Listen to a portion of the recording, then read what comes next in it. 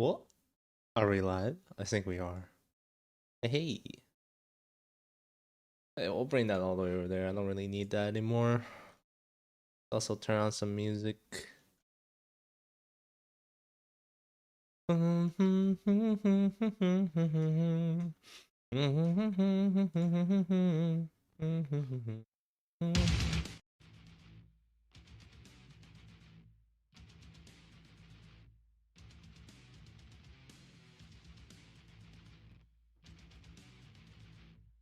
Okay.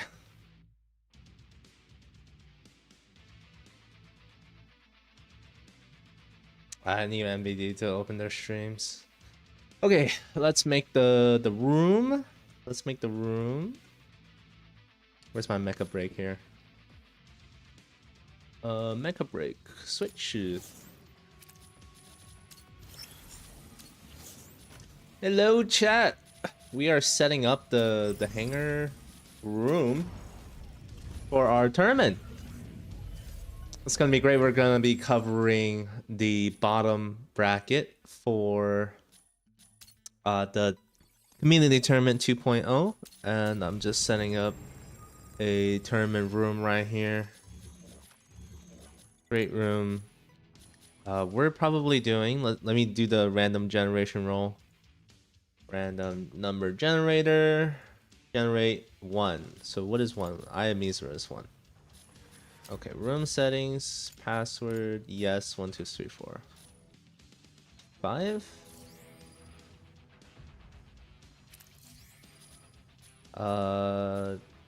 Modify squad, nope. Dupa strikers, no strikers, duplicated. Okay. Room is up. We're inviting the captains in, and everything's gonna be good, I think. Everything's gonna be fun and good and all that stuff. Where is this where you view all the tournament matches? Well, kinda. We have a bunch of great refs. Like I said, I don't think they're gonna do every Oh my god, where's that noise coming from? Oh, it's their one of the team streams. So I am going to be covering a very specific branch of the tournament. So if you can look, see here, let me go back to it. Brackets. If you look at the brackets, I'm going to be covering F and G all the way into the finals. And we have a bunch of great referees who are going to be covering each of the lines. And I really should have their streams in the ready.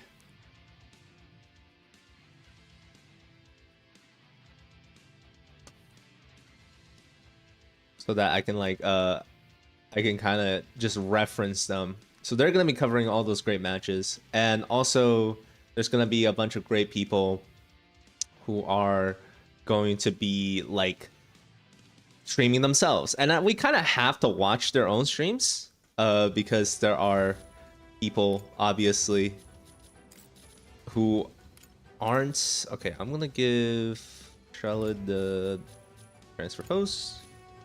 Exit room.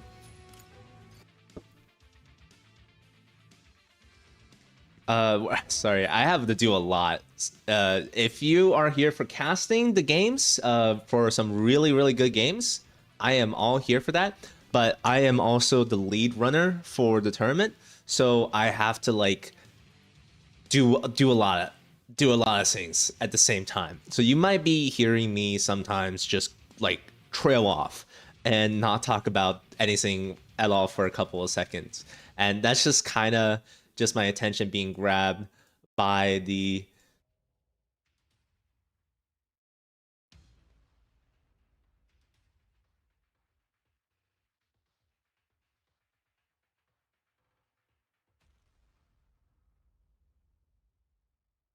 okay, sorry, I just had to I'm gonna be doing that a lot, and I just had to tell this team to turn on their streams. So maybe I should get better at talking and also commentating at the same time.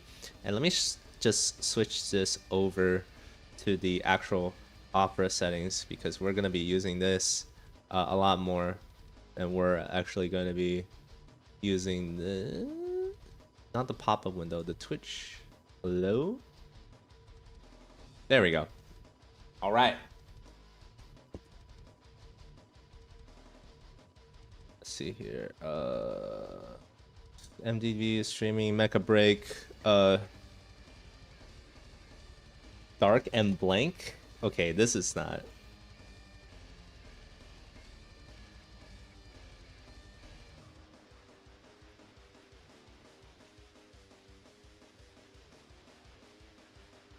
Okay, it's good. Twitch ads. I freaking hate Twitch ads. This is gonna be a thing. Alright, so we're gonna be viewing again the F bracket right now. We are bottom bracket. So we are going to be starting. I don't know how to start it really. But we're gonna be starting pretty soon here on the F brackets. We are doing Orca versus Sleeping Forest. It's gonna be a hell of a match. I know that they are quite good players, and they have a lot of experience in the game. Know that I gotta tell this guy that stream is extremely like small, so I gotta tell him they gotta size it up a little bit.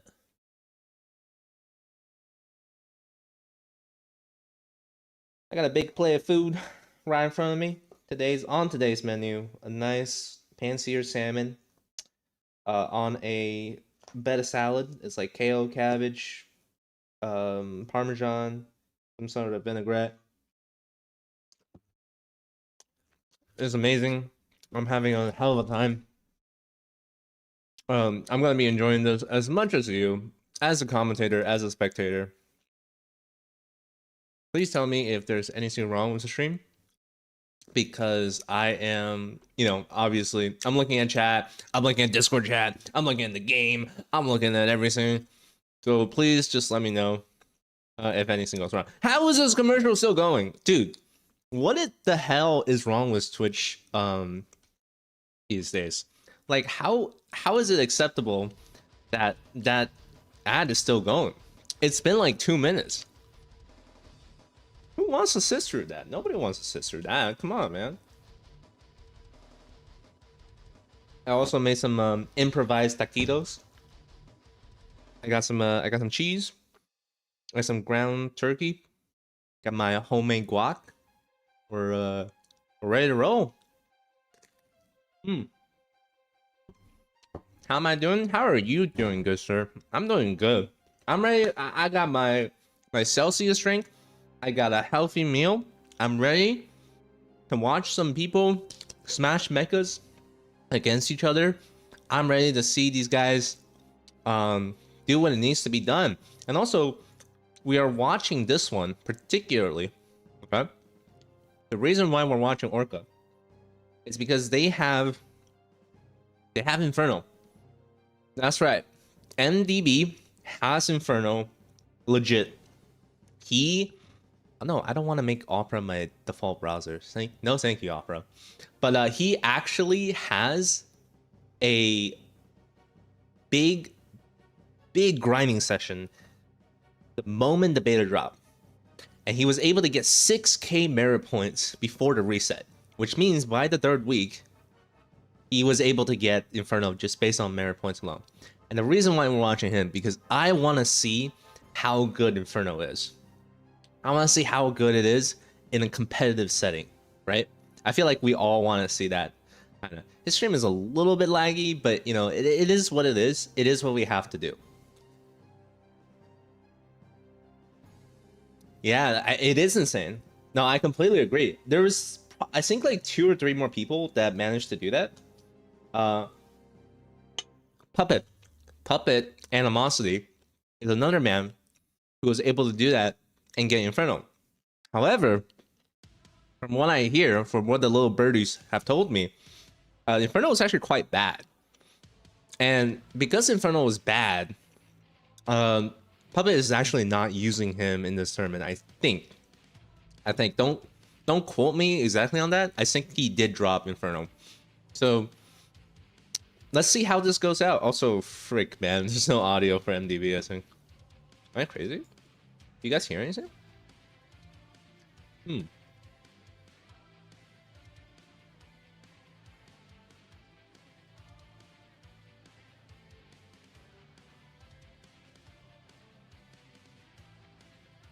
Oh my god, people are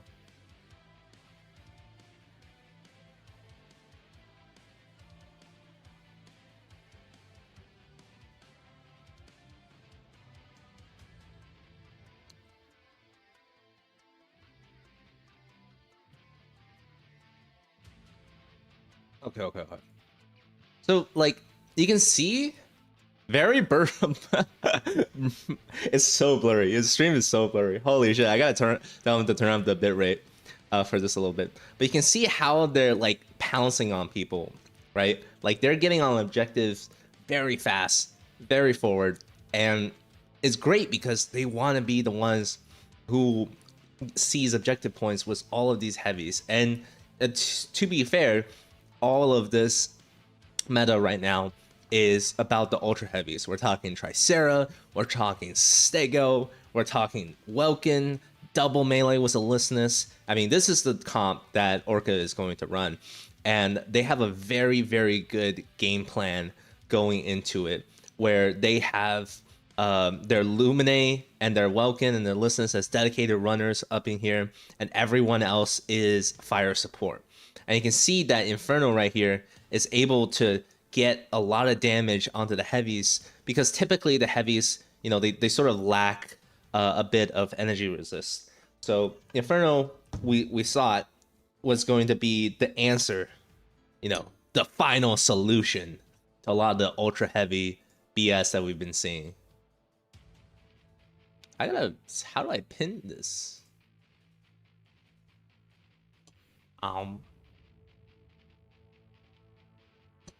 Damn, this guy's freaking stream is lagging so much.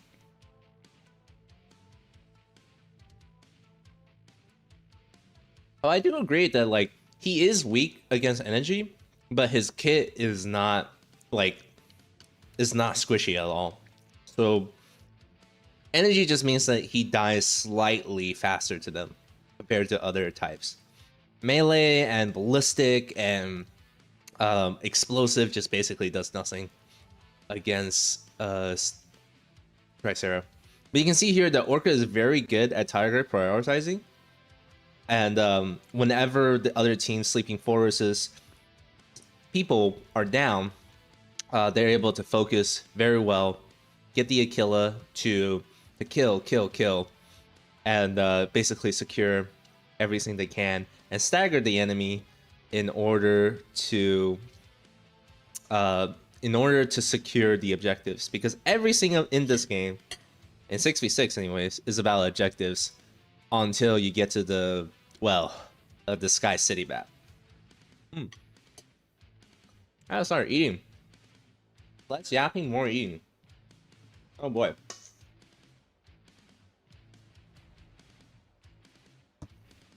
I know it's PSC time for some of y'all. It's dinner time.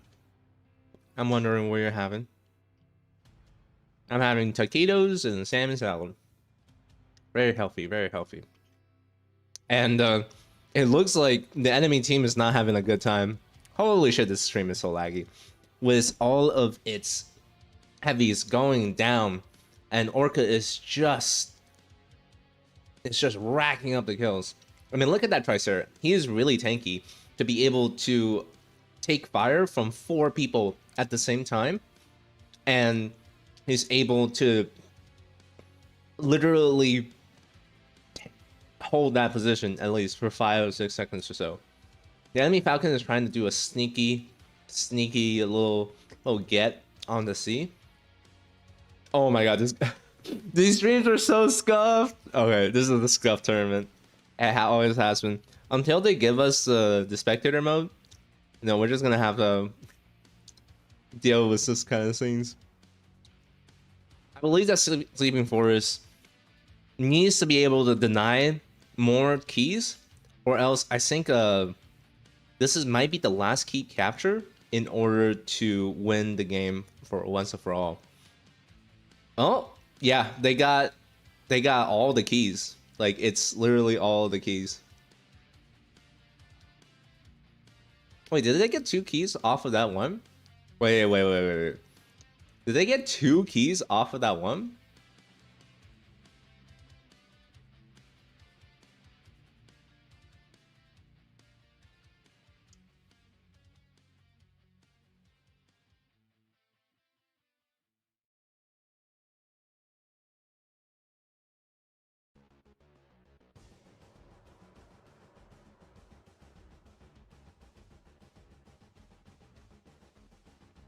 Okay, so what they experienced was a bug. The bug is sometimes on Eye of Misra, you can get a double cap of the key. And if you are, playing a normal match, people will definitely take advantage of that. Next match is probably going to be... Okay, let me see what... 1, 2, 3, 4, 5. Next time is...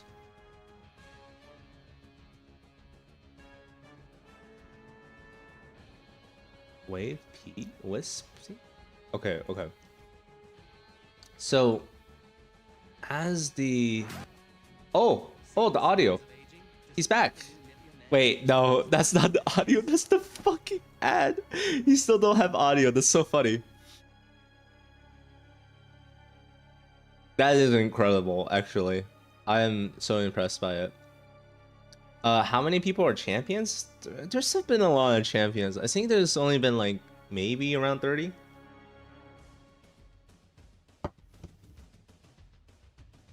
Still a lot of people. No, it's not just you. It's definitely not just you. Their streams are incredibly scuffed because we don't have a spectator mode right now. Spectator mode is not on the table right now.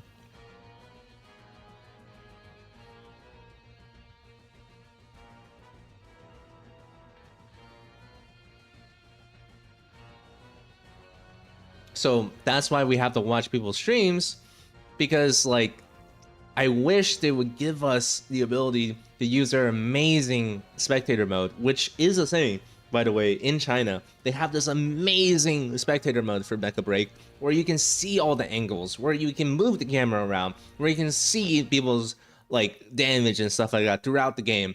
But right now, we really don't have anything of the sorts and have to result to freaking watching Twitch ads for 20 minutes. Kind of sucks. Let's check the teams. Asking for subs. You got subs, obviously for free. People are DMing me.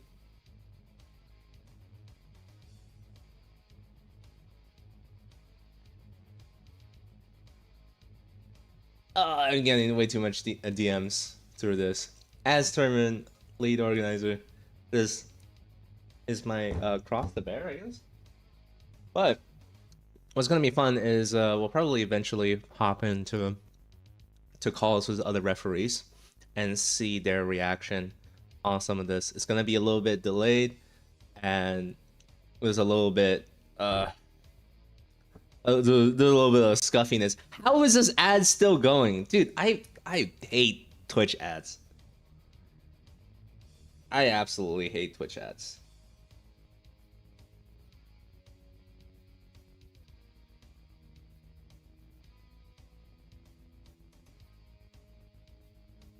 Okay, and my mother, dearest, also just tried to call me.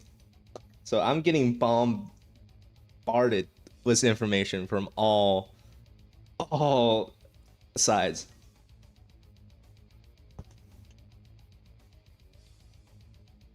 Man, I feel so bad. But it is what it is.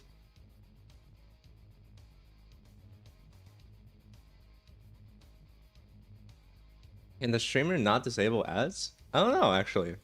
I think you can't for some people.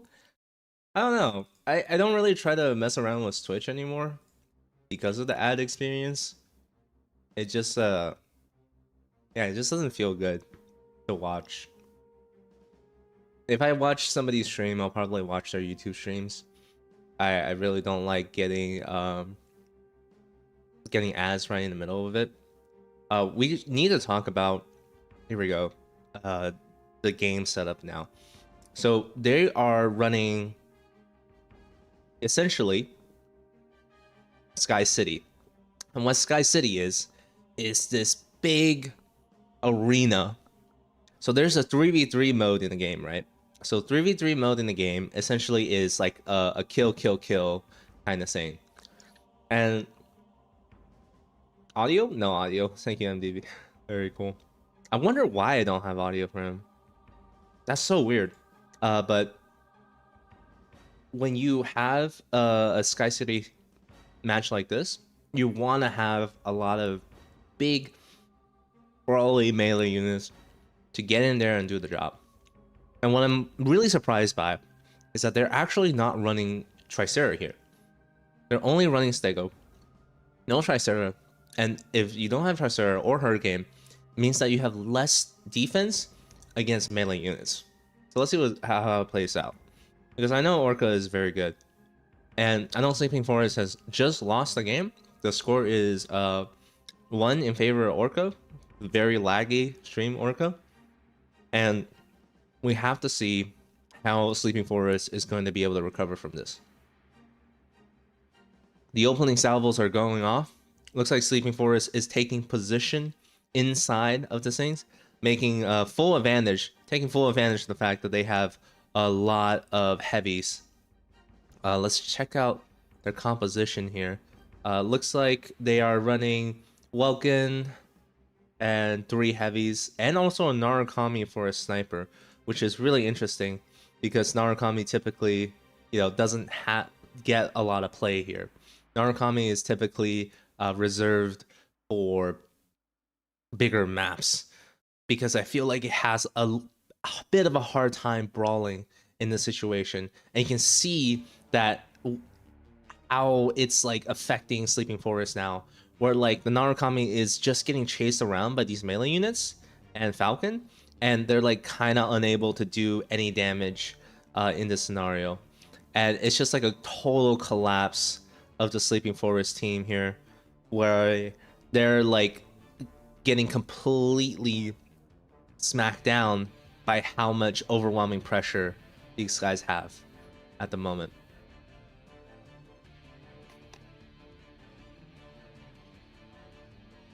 And the way to come back from this is you need to play an more open situation, right? So if you know that your opponent has this sort of composition where they have like double melee, they have Inferno and Sego, but no Tricera, it's like you probably want to play high ground a little bit, and you probably want to be able to use your Narukami strengths and help her out when the Falcon goes and dives her. Wow, this is laggy. Super scuffed. I am going to is the other stream lagging? Okay, is it me? It can't be me because this guy is not lagging, right? Like you see that, right? It's not me, right? Okay, I don't think it's me. The timeline is jumping a little bit though, because this was only 2 kills in, and we are only 1 kill in for this, so there seems to be more of a delay for MVB stream, but it's like bigger. Well, this guy's is like smaller, but like it's more consistent. So like, where do we go? Where do we go, lads? What rank do you have to be to enter this? There's not really a rank that we've set. Essentially, we have signups open for everybody, and you only need to be level 15 in order to join. That's essentially it. There's some high-level teams here, and there's some more casual players here. Everybody is just, in the community signing up on this. There is no rank requirement. However, it is a tournament, so we do not, you know, cut corners when it comes to competitive strength. Like we're not gonna seed you just because you're like a lower rank than other people. We're actually had the seeding done based on the previous tournament results. Okay, yeah, okay.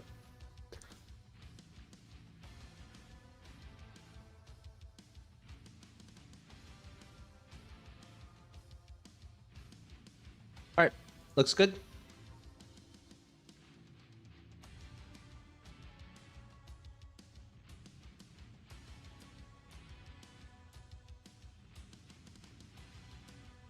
It's time to invite the next round of people over.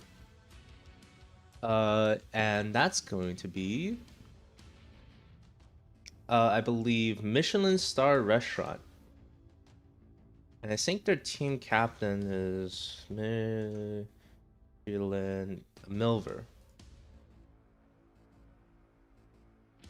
Milver versus who else? The Honey Badgers.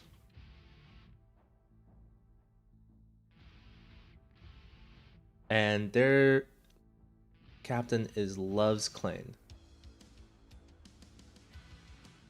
Loves Klein.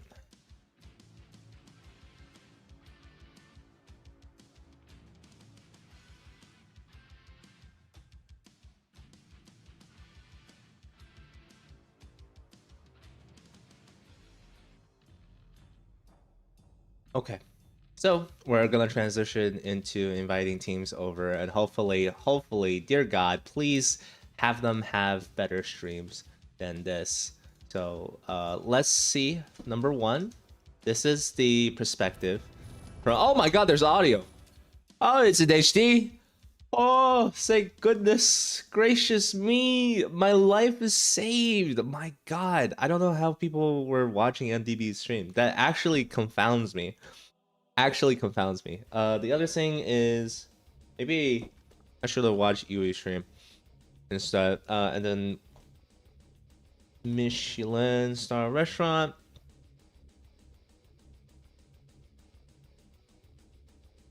Where's their team captain? Milver 2. Okay, and this is their stream. Alright, time to make the room. Random generator. A go. Looks like we're running with 3. Okay. Very cool, very cool. Looks like it's Harvard then. Room settings, password. Yes. Duplicate strikers. No striker duplicates.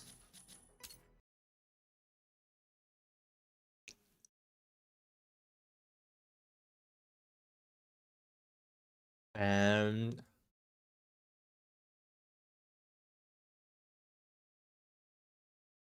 okay. And while they're joining, I gotta do a little updating of the brackets. I sort of am really looking forward to the match between Orca and probably Michelin star restaurant.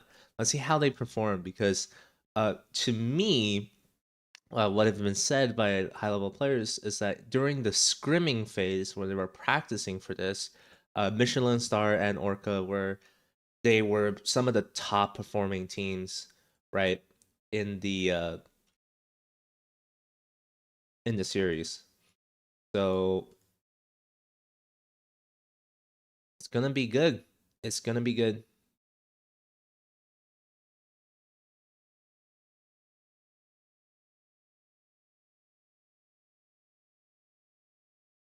Orca is advancing on to K, and Michelin Star is gonna start with the Honey Badgers soon.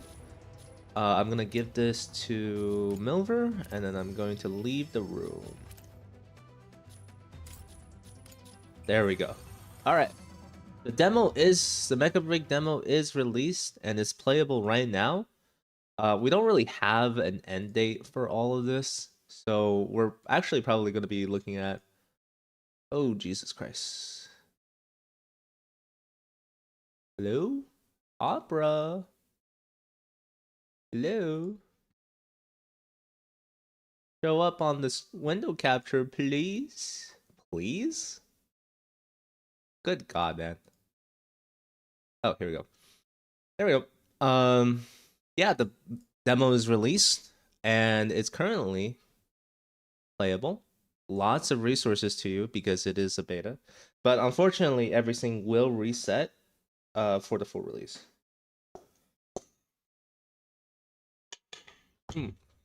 More DMs.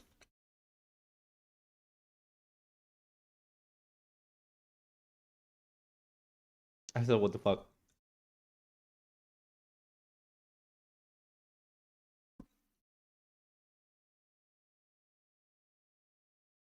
All right. I told them to just go, start it up. And whenever they are ready, we will be seeing the game go. He axolotl a lot, so it's not. There's a little bit of a delay, so they're still getting people in there. Let's talk about the predictions, right? Honey Badger. To me, Honey Badger is an unknown. I have no idea how good these people are, and I hope they are very good. They have a sick ass name, the Honey Badgers, known to be one of the most ferocious animals in the wild. And that's gotta be counting for something, right? Hope they work on the storyline. Yeah, me too. I hope they really work on the storyline. It needs better voice acting for sure. This is obviously just a beta, so we can't really tell the full specs of it. But it does need a little bit of something. A little pizzazz. A little jazz, you know?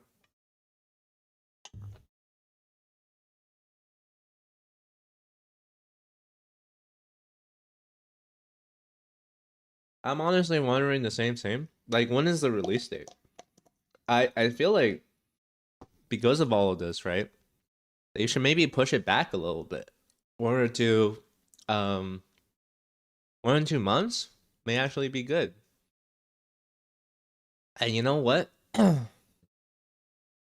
I really think that we need a good soundtrack. Because like a soundtrack, oh dude, soundtracks for mecha breaks or mecha games are like the soul.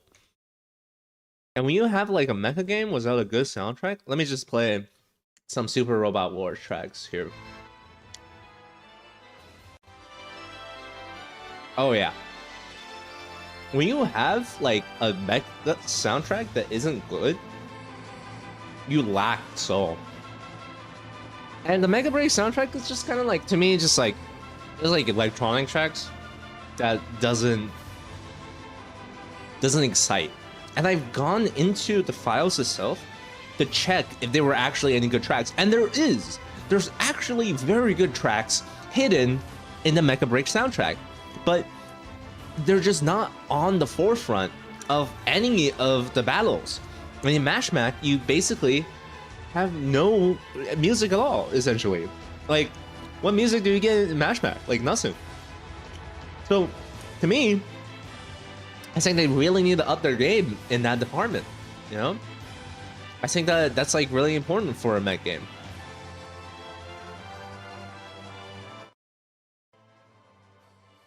The story, the world, you know, the gameplay, obviously, and obviously the monetization is going to have to change like a bit. Like the merit point system is just it's good for everything except for like the Infernal Striker along. This game doesn't feel like it has a soul. I kind of disagree. I think there's a lot of effort being put here, but it needs a focus, because you have so many mechs from so many different tropes, and the story is just kind of like oh, the world is ending, I'm like, yeah, but you kind of need some characters and some, some motivation to go along with it. The gameplay is awesome though, because we're going to see here, finally we have some audio, finally we have a good stream going where it's going to be Team Michelin Star versus Team Honey Badger. Right now, I believe we are looking at the Honey Badger perspective as they are running a, predictable, safe, and standard. I shouldn't have said predictable, that sounds negative, but a safe and standard loadout of 4 heavies, and then, or 2 super heavies, Welkin, Lumine, Aquila, and obviously Falcon right here in the forefront. But they are not doing very good against Team Michelin Star, who have not only secured the middle objective on the payload map, but also have basically killed their entire team of Honey Badger once. Let's switch over to here to see what's going on here. The fantastic Good target. display of skill, Tricera. Amazing. And one of the most important things to do in this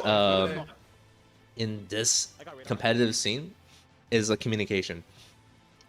Teams basically live or die by their communication, and they need to be able to like call out picks and cooldowns and positionings and all that stuff, because there's no ultimates in this game, right?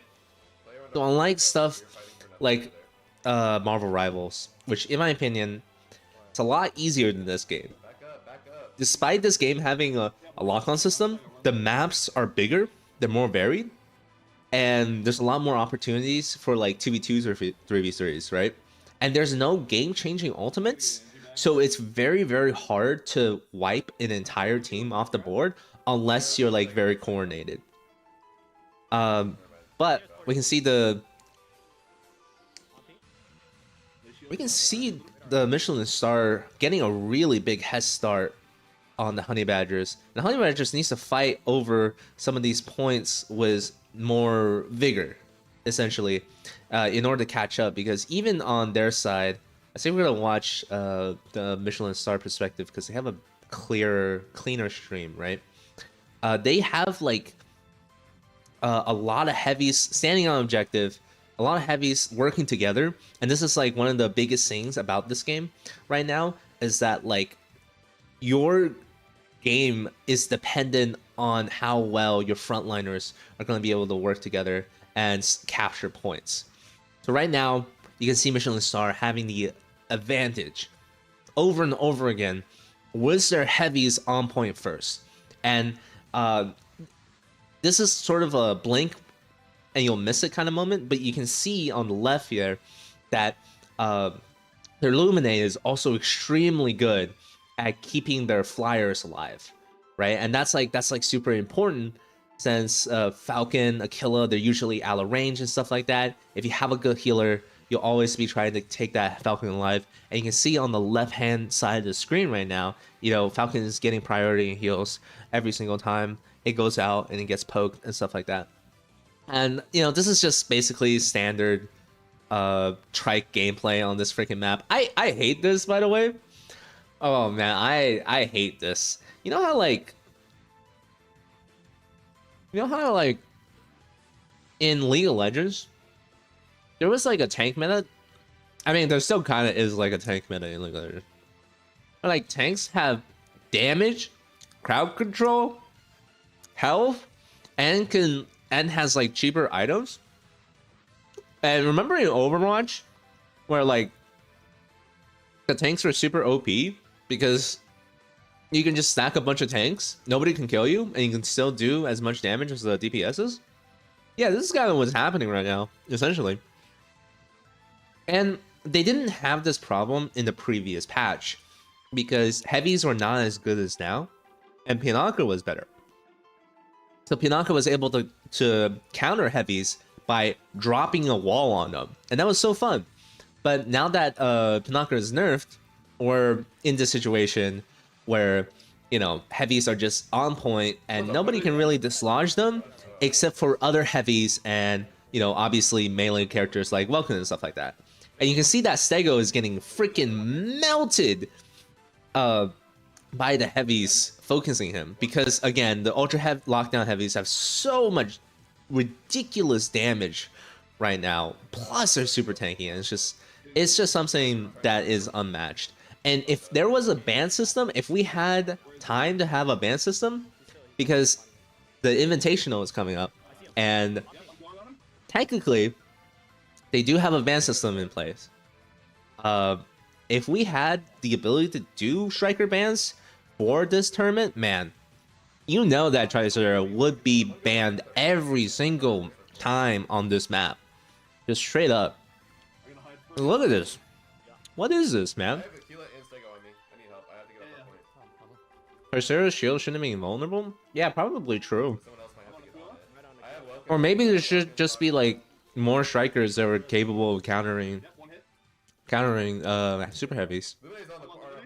That's like a big point. Is this a hero shooter X arena fighter? Yeah, it's basically that. It's like a combination of, you know, like a bunch of mech games like Armor Core, Gundam Extreme Versus, and then shooter elements from like, you know, Overwatch and stuff like that.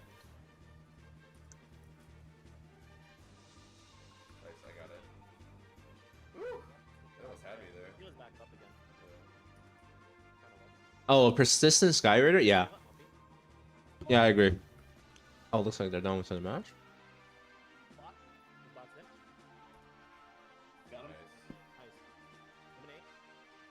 Let me do the random generator here. 4. What is 4? Sinkhole. Karab Sinkhole.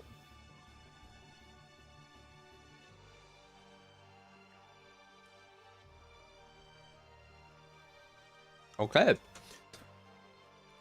That actually got a little bit close. I think if Honey Badger was able to contest the third launch point a little bit more, it might have been a much closer match, and they probably would have been able to, you know, edge it out a little bit more. But the problem was they lost the first point so badly to the other team, and you know, Michelin Star, they got like a massive like 20 something% lead on the enemy team, and it's just, you know, that's just kind of how this map is. But the point capture are the equalizers on this payload map.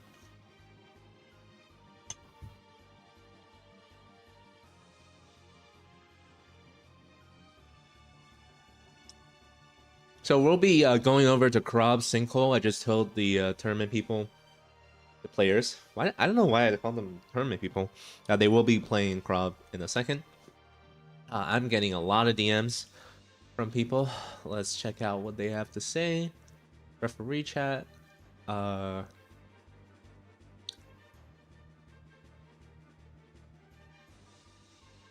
Yes. Just wait. Okay. So then they are starting the semifinals, I think, up on A. Let's see here. So let's take a look at the bracket for a second. See how the other teams are doing. Uh-oh. What happened? Uh-oh. There we go. Like, what the heck happened here? Looks like GSS won against Glarple Panda, and they're gonna be able to play Falcon Punch right now. Sink and Swim won against Solo Q, and they're gonna be moving on to there. Welcome Shipping Company and Nocturnal are playing at this moment. Knockout, which was last tournament's Gun Bunnies, they were second place essentially. They won as expected by me. And moving on to J, Circuit Breakers and Strikers are playing. Orca, if you didn't catch the previous part, did win the F round or F match. Moving on to the quarterfinals, and we are right here, right now, with Michelin Star and Honey Badger on their second game, best of 3. Michelin Star is up 1, and they're going to be playing Karov Sinkhole in just a few moments here. Dude, I gotta tell you, some of these teams have like really, really cool icons. And let me just bring it over. So one of our good people, Sleeping Forest, they are unfortunately not locked down in the tournaments, but I love their icon. It's so colorful, and like it has a lot of good things going for it. I can't really tell what that is though. I see, oh, it's like a wolf. That's kind of neat. Yeah, I love that. It's like a wolf with its forest inside of there. That's really cool. I like that a lot. And then we also have right now we're looking at the honey badgers, obviously, and then we also have Orca, and Orca's logo is two orcas, swimming around in kind of like a Tai Chi, not Tai Chi, yin yang symbol kind of way. That's very cool. Gorple Panda, dude, look at that little guy. That's such a good one. That's such a good one. Oh, I think the match has started. And Michelin Star Restaurant, I'll show it to you later. Dude, they have such a funny little icon. But here we go. We are with Rob Sinkhole. Second match of Michelin Star versus Honey Badgers. Aggressive Tricera pushing up here with Stego following up shortly afterwards. They are really gunning to capture this A point with their heavies in the front line, destroying Optimus Tricera. Panzer is trying to do something here, but as we all know, Panzer is not very, very good in this meta right now, and he is going to be unable to dislodge the super heavies.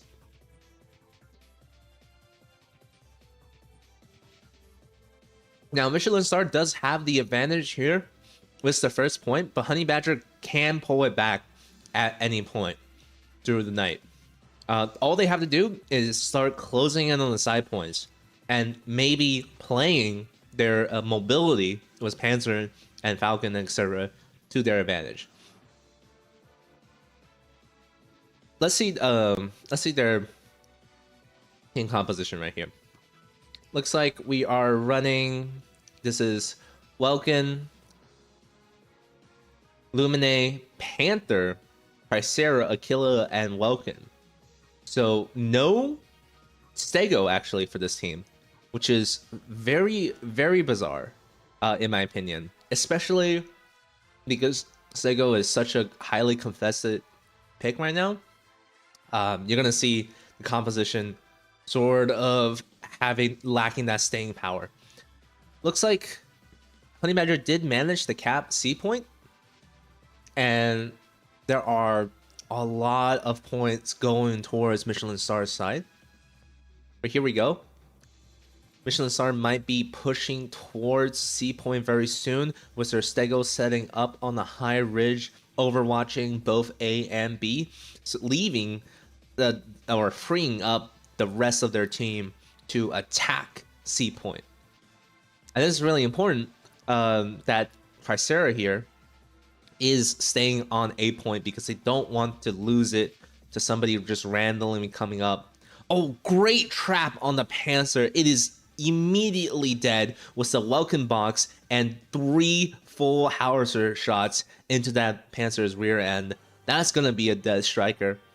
And that's the power of Welcome box right there. Just Panzer's mobility is just absolutely limited to just a very small space within that Welcome box. Now, it looks like Michelin Star is just going to be able to hold all their points here with extreme efficiency. It looks like they very much know what their setup is, what their game plan is, right? And we saw that with Orca as well in the previous round, where Orca knew exactly when to move on it, and everybody was like coordinating super well. So these are like the two teams to watch, and they're going to be, well, by how this game is going, I think we will be watching the Orca versus Michelin Star Restaurant match in a few moments here. We are going to be going towards the quarterfinals soon.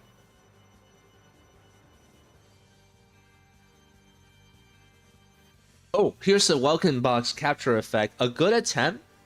Needs a little bit more distraction, perhaps from the team. Welcome does go down and suffer for their attempt here. You know, it was really risky with the Tricera on point, and Tricera got inside the welcome box. And honestly, there's not really, I mean, welcome is a good unit, right? But it doesn't block bullets very well. The box is extremely tanky, sure, but its energy cloud doesn't really disrupt the bullets or the explosive howitzer from Trike. And yeah, they're gonna be collapsing on the. They have triple cap. I think this game is over. I think this is very much going to be going towards Michelin star.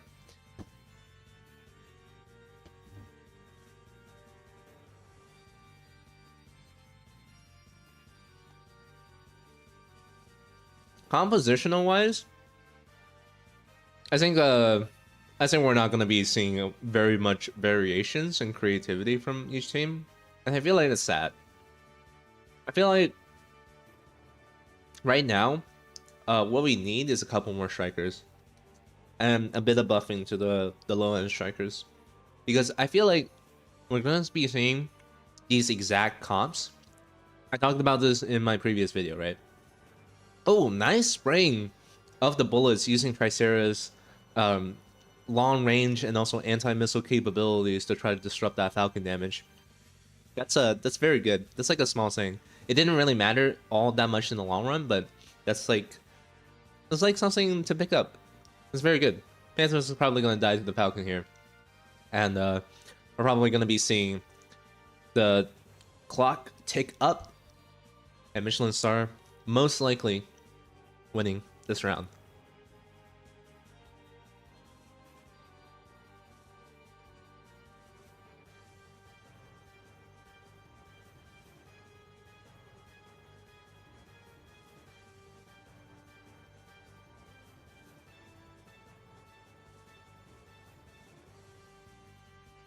All right, time to update.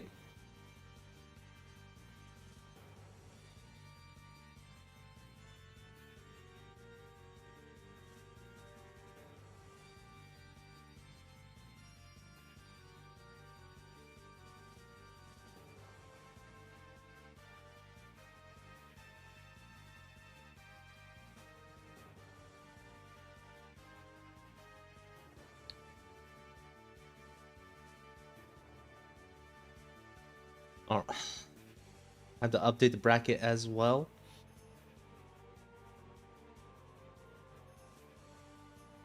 And we're going to be going to the semifinals. And this is going to be one to watch, I think. I'm actually very excited for this one.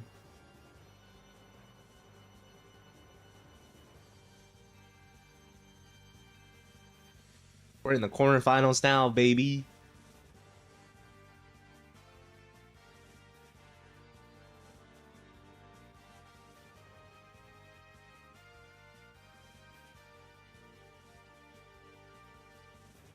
Let me do a little random roll.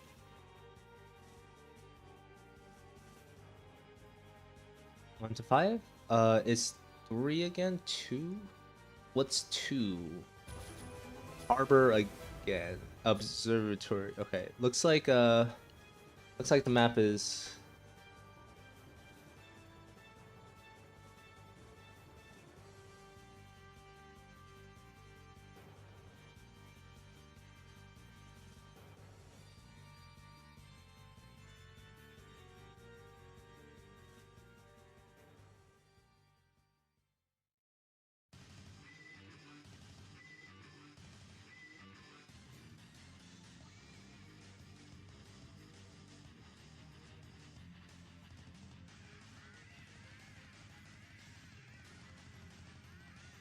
Vanishing Trooper? Well, turn that shit up. I love the soundtrack.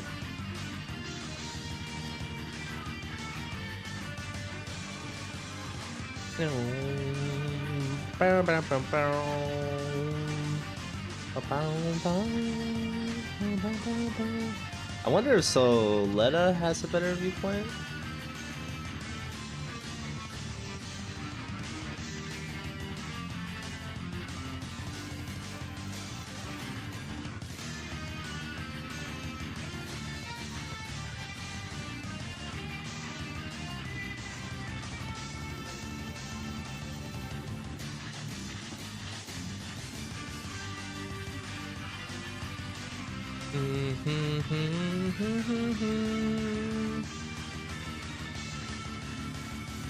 Yeah, I was also expecting more strikers to be in the demo. Like we just needed like 2 more. Just 2 more and this meta would be so fucking interesting, man. Just a little bit more.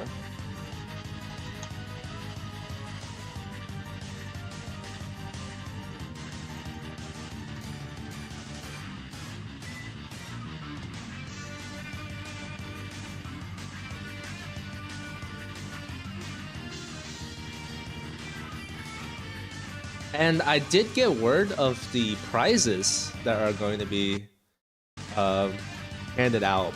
Apparently there used to be standees, I believe, but apparently there is stuff like shopping bags and stickers and what is this? Yeah, it's like shopping bags, badges, stickers, and stuff like that for the top scoring team, and etc. So that is going to be super interesting. I wonder how they're going to like what the shopping bag is going to look like.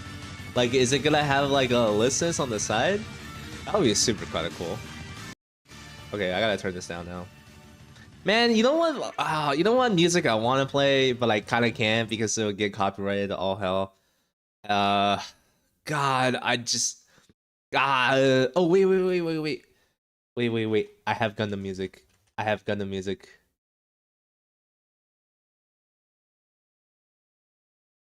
I have Gundam Extreme Boost music. You can't stop me. Yura! This is copyright free because it's in the game. Rah! Okay, back to the actual game.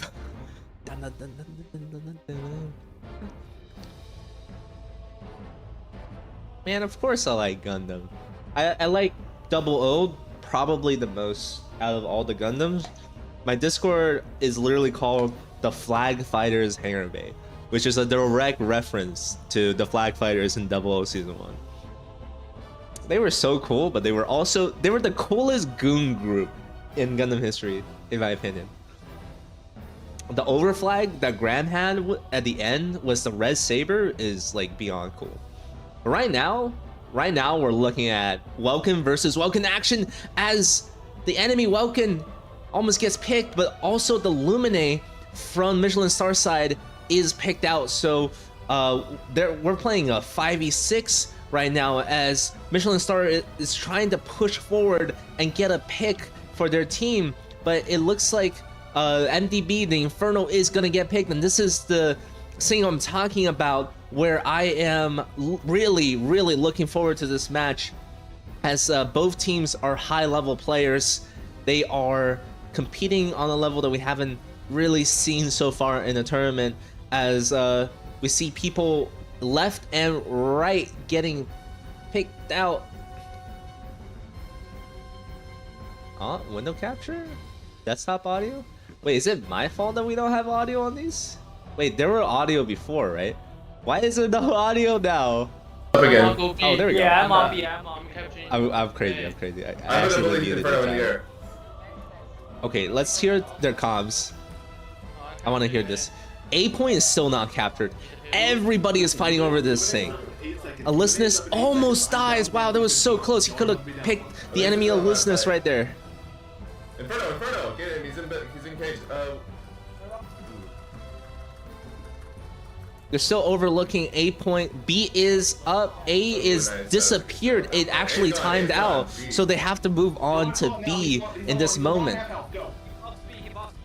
He boxed B, and they actually got it with no firepower capable of punching through right there. Targeting me right now.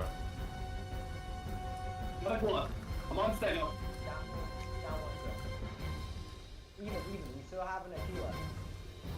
They have Inferno though. Be careful, he's still in the air. I'm looking at Inferno. Elias is almost dead. He's at his last life. There, we did. He's good. Go A. Okay, Target Inferno. Alyssa's is down. It's a 5v6 right now. They're going to be waiting for the respawn to go through. The Inferno is getting targeted down with all 3 howitzer shots.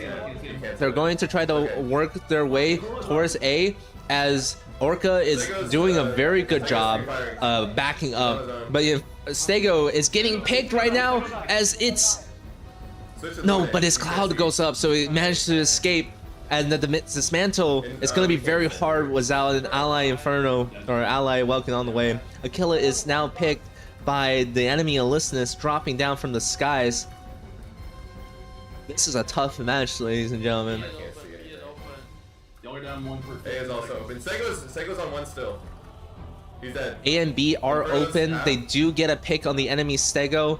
You need the Welkin to be on point right now to be capturing A, but looks like the Welkins are locked in a forever duel, unable to really get anything out of this. Nice, go A. B is capped by Michelin star, but looks like the Tricera is getting absolutely destroyed by the Aquila damage from the sky. The energy damage does do more damage to Tricera. It has an infamously lower energy She says she's resistance. But it's been 2 minutes, I think. Man. Request Gundam Thunderbolts music? I want to, but I don't know. unfortunately, Axolotl, can you, we have... Can you... Yeah. I say we keep playing until Axolotl says something. I'll check my DMs when I'm up and down. Stego's dead. Hey. A is gonna go down soon. Try not to hard focus on it. We just focus on B is almost open. B, go back B, go back B. Go for kills, but still, yeah, make your way to B if you can. I'm coming, help you, Mom.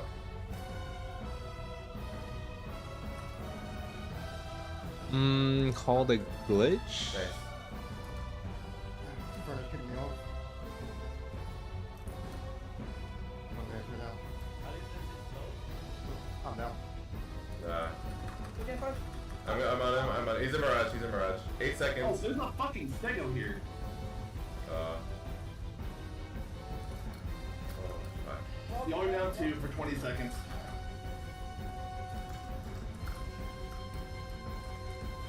Oh, they got me. That's good. I say we reset. Walking low. I'm dead. We need to reset. Back off. Hold spawns. Just back off. I don't think okay, so apparently Orca's Luminate player Charlotte got stuck in a hole somewhere, and they kind of like messaged to me, but like I don't think that's grounds for a restart.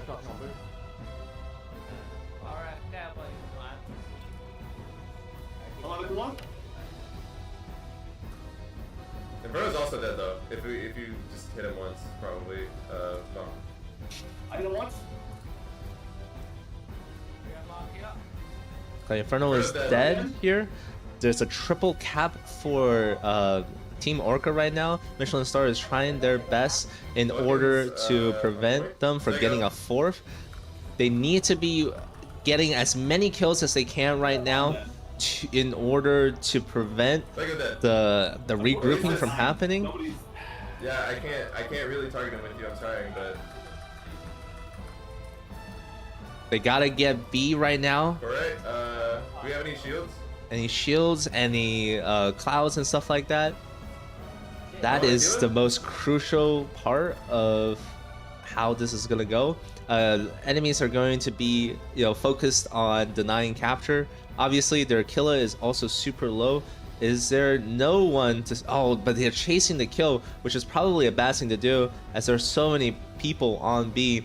The enemy Aquila is ducking down, and this Tricera needs to be on point in order to deny the capture. It's a very close game right now, and the dismantles have got to come from someone somehow. They're very focused on A, and it looks like they're gonna be able to get A. Was Lumine maybe, perhaps? No, not really, but they do pick Welkin. Stegos in the behind. Nobody is getting any points as the amount of disruptor from both teams is reaching critical levels. I mean, it's been 2 minutes and nobody's capped a single point so far, and this is very, very exciting to see. But it does look like finally Michelin Star gets the A objective, and B might be at a critical point where it will despawn in time. But on the kill feed, you can see that Michelin is pulling forward with it, just barely able to deny the B point against Orca capture, and net positive for Michelin for sure here. Aquila trapped in the box, and everybody's focusing him. He might be going down. He's actually won. He's won. He's dead. Go And ahead. Go ahead. Mr. Aquila down, Orca is in a very bad position here. One for 6 seconds. Inferno coming up in 6. Okay, I'll be 3, Lumina's shields are down. 1. Inferno's up. Target I'm up is He's gonna be. target We know focus is exactly where, amazing we know exactly where here. Inferno's gonna be. He's gonna be in the sky. Look at Vulcan. And they are calling enemy spawn times, which I haven't really heard any other team do before thus far in the tournament. Very, very nice teamwork going on for these guys. They have to capture one of these points to equalize by the end of the 3rd minute. Inferno is going to be chunked so hard. How is Orca going to contain their lead when their Inferno and their Aquillas are all getting picked over and over again? Oh my goodness. This is such a hard game for both sides, and looks like the point just equalized for both teams. Ladies and gentlemen, we're in a very, very close match right now, as both teams are 3-3. That's the goal here. We need help on B still. Wait, can he get it? Can he get it? Oh, he almost got it. It was very close. I'm keeping Lumi out of the fight. She's just focused on healing herself at this point. Y'all are up 1. Y'all are up 1. Y'all are up 1. Nice. Got the point, got the point. Okay, 4-3 for Michelin Star. Orca is losing their lead from the earlier. Maybe it's because of the staggering, maybe Inferno is getting picked too much. There's a lot of things happening around the map, and it looks like Michelin Star's focus on Inferno is paying off, as they are destroying MDB every single time he comes down, and they are also able to deny the point at the same time. This is a wonderful teamwork we're seeing from Michelin Star, but bad news for Orca, as A is being contested heavily with, you know. Look at Sego. I'm getting pelted by Aquila. I need help. Oh, Aquila is getting a strike. If Happy can get this pick on one of the two, they're gonna be able to get point, but oh man, Michelin Star gets 5. Orca is Sego made me The ball is alone by himself. He dies. oh my goodness. Make sure we're watching B. Someone's up there still, I think. Nice, good kills. Can't see him. I see him. I'm just gonna let them play it out a little bit here. And I'm once. Look at this. A 5-3 lead, and there's only 30 seconds on the match, which means Michelin Star is going to pull ahead. I'm trying to stop it. If they can hold this point for 23 seconds, they will have the win. Orca needs to come back right. Actually, Orca's out of time. Even if they cap this point, they will not be able to equalize the thing. The match is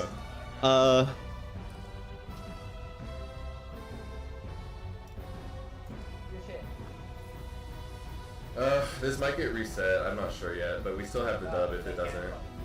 I haven't. Well, Yeah, hold I haven't on, seen hold it. on. I'm looking They did after for. the first fucking Well, that's hold on. Hey, calm down, calm down.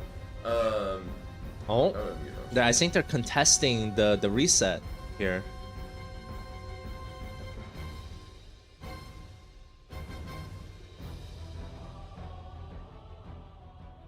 Okay, so Orca is calling a reset because their Illuminate was stuck for around 30 seconds in the beginning or so.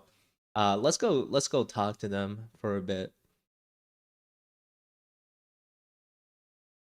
and see if we can't work something out. Yeah.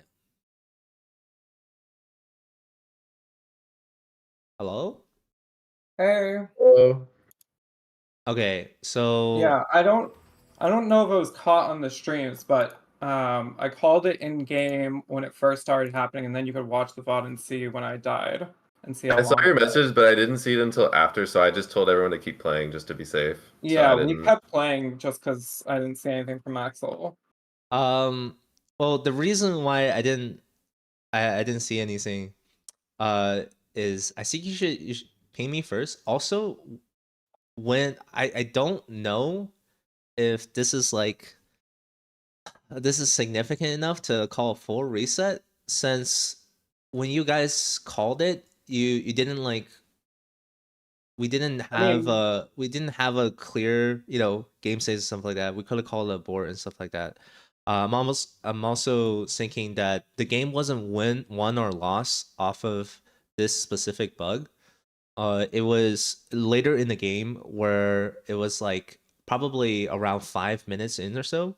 But by that time was going, that wasn't won or lost because of this one bug. And I feel so like just to know, it happened between 3 minutes and 30 seconds and 4 minutes in because it's a 12-minute match, and the screen was 8:30 to like 8 o'clock 8. Um, we had 3 deaths because of it, because I was stuck in there and couldn't heal anyone. And so we weren't able to get a cap, mm, which is why I was calling it. it would be, that's hard. Because then we just got staggered out, and we also could have potentially got that cap too. Like,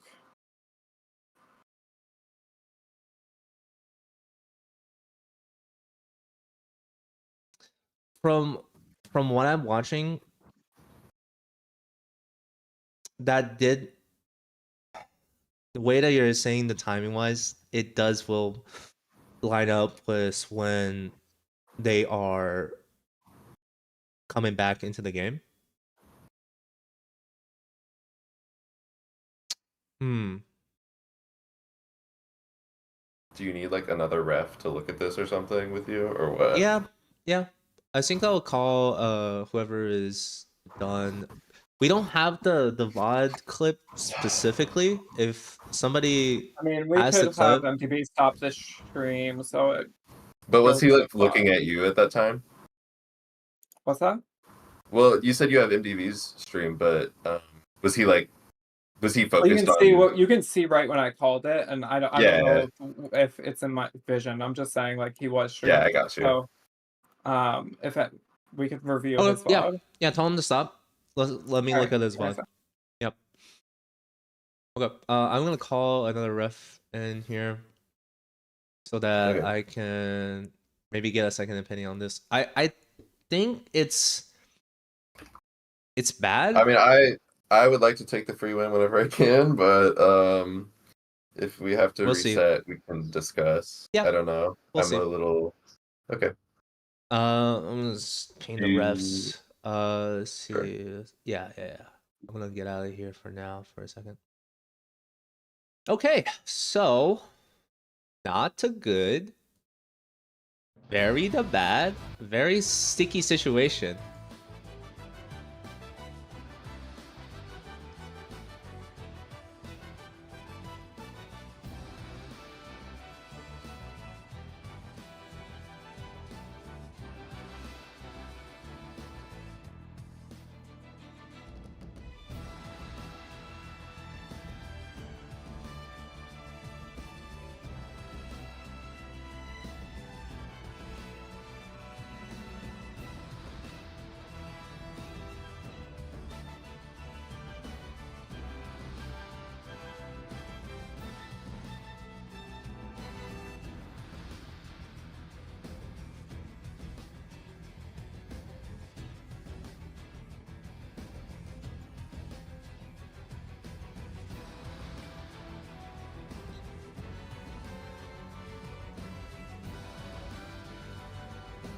All right, let's take a look at this. Okay, everybody, it's called. We do a little refereeing. Yeah, I don't think it was close at the end. And it's like it's difficult. All right, let's see. There's no audio here. Wait, is that just me? There's no audio.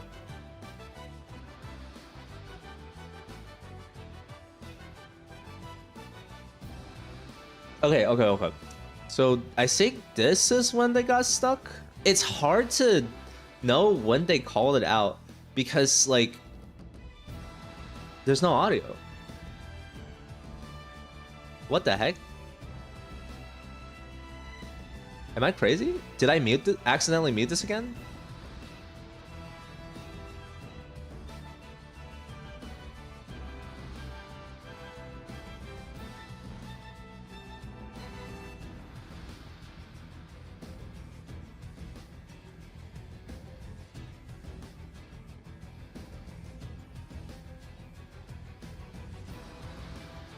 Oh, come. All right.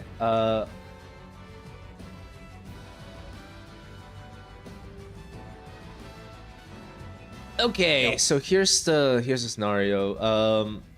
A player got stuck on observatory for they claim is around 10 or 30 seconds, which caused them the match because they weren't able to maneuver and heal.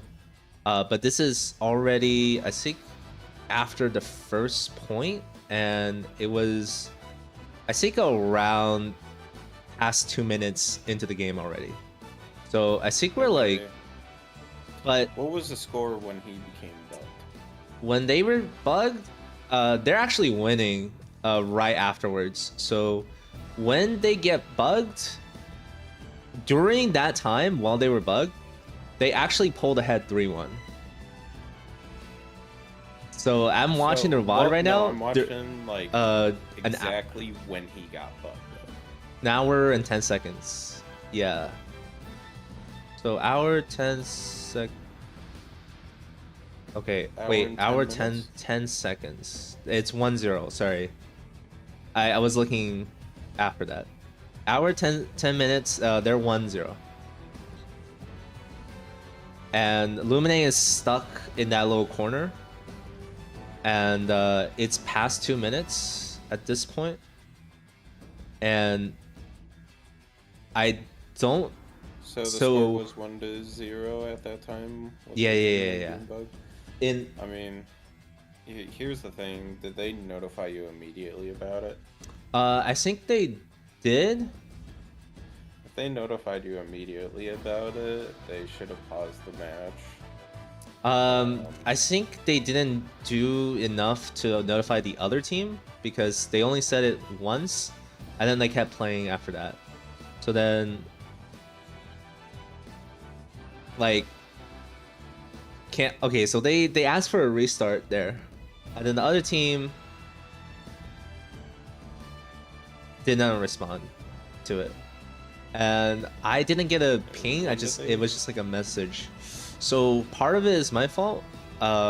Orca and when did they put it in chat to do a match restart? I don't know. It seems like they put it in at 7:33 p.m., which I think is when the glitch started. And I responded 2 minutes afterwards because we couldn't immediately stop the match. But the game state is like, did that snowball hard enough for them to lose the entire 8 minutes match? If it's the healer, then yes, it very much could have. But they started to, they actually won the next 2 points. Right. So like they were winning up until 5 minutes. I mean, well, this is what, okay, so this is my argument, right?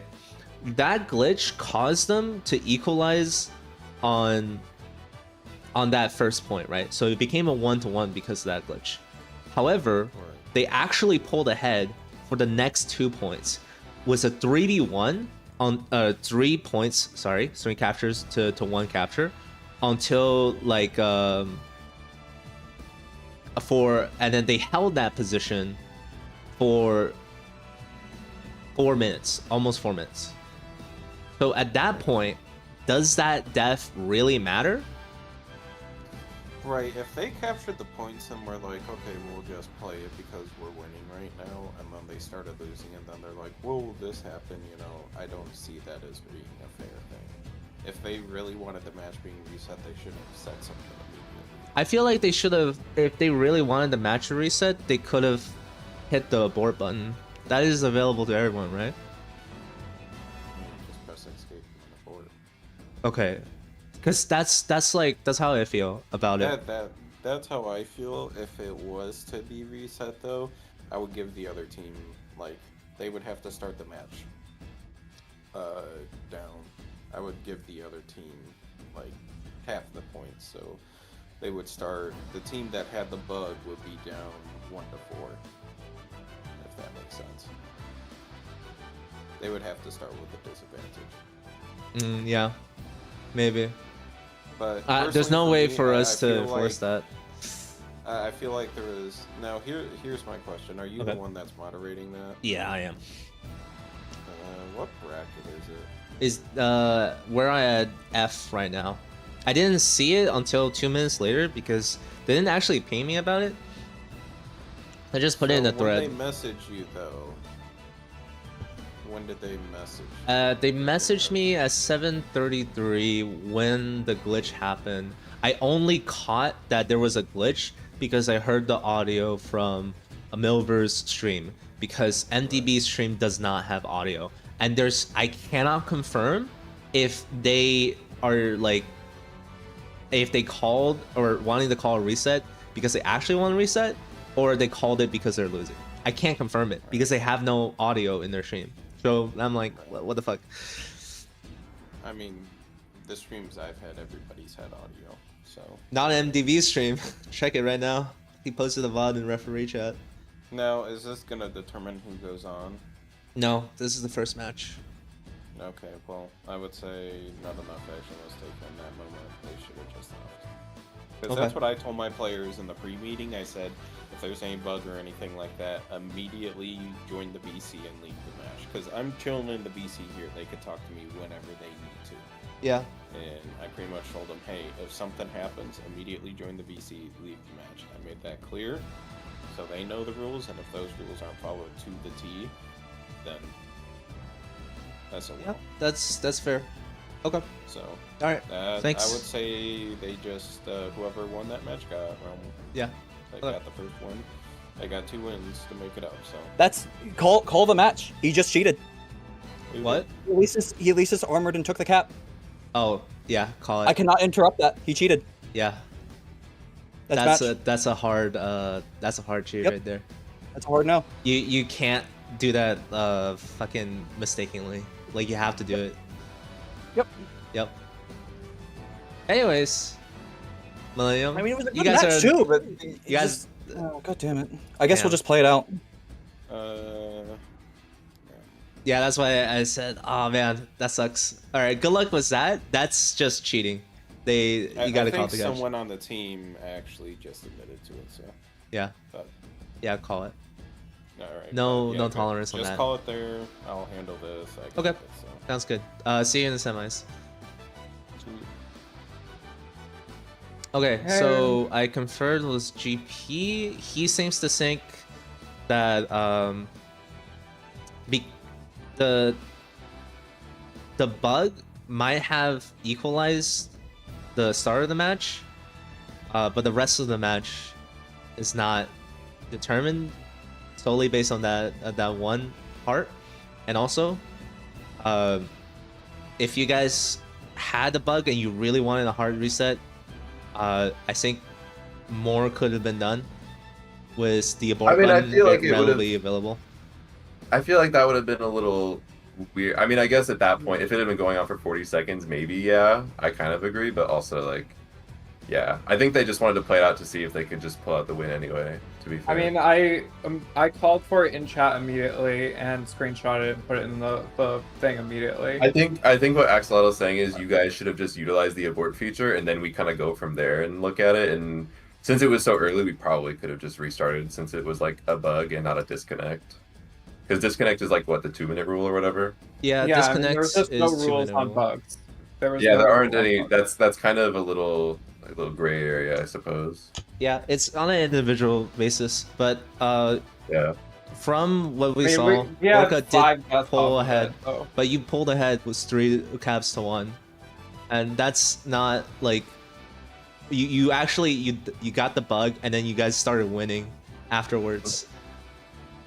So I don't know if the bug was significant enough to lose you the other points. Like it's too far into the match, and I think GP would agree with me on that. I think he did agree with me on that. It's the other points were too far into the match for that first bug to dictate everything, which really sucks. I'm gonna have to call it for MSR, I think. Okay. Yeah.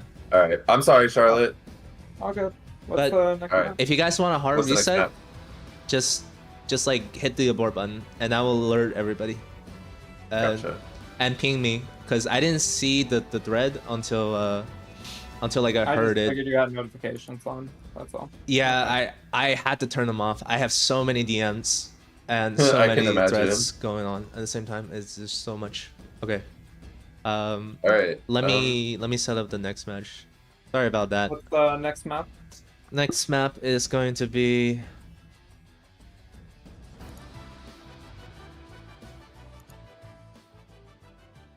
Harbor. Okay. All right. All right. Well, good luck, Charlotte. Good luck. Oh boy, calling stuff is hard, man. Calling stuff is hard. Oh yeah, the Alyssa thing. Yeah, we banned that. We hard banned that. That is not something. That is like a bug. I mean, it's in the game, but like we decided not to do it. So they either have to force a restart or they have to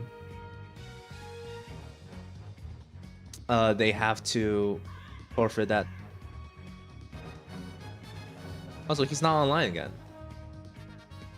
Bro, where are these streams? MTV, please.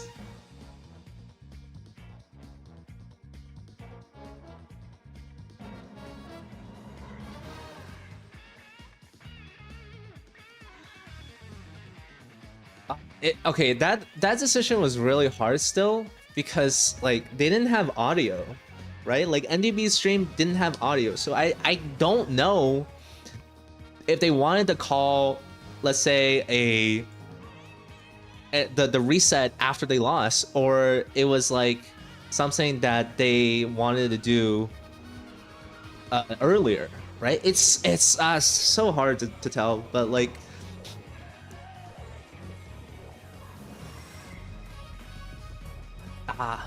I feel bad, actually. That was a hard choice. But GP, like... I think GP was right. If they wanted a hard restart, they could have done it. Yeah. Yeah. Does he have audio? Can we watch it?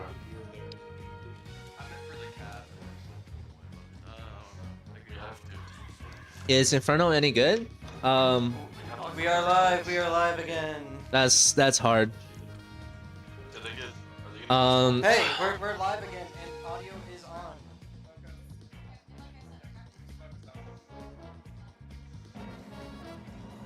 Play all 5 out? That's so much. What game is that? That's insane. Dude, okay, honestly, for bugs and stuff like that, I feel like if you notice it in the start, you can't, like, you have to point that out. And you have to, like, hard stop it, right?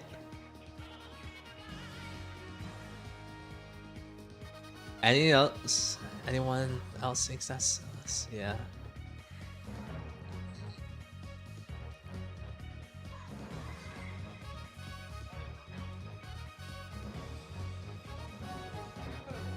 Ali's on us. You made it out.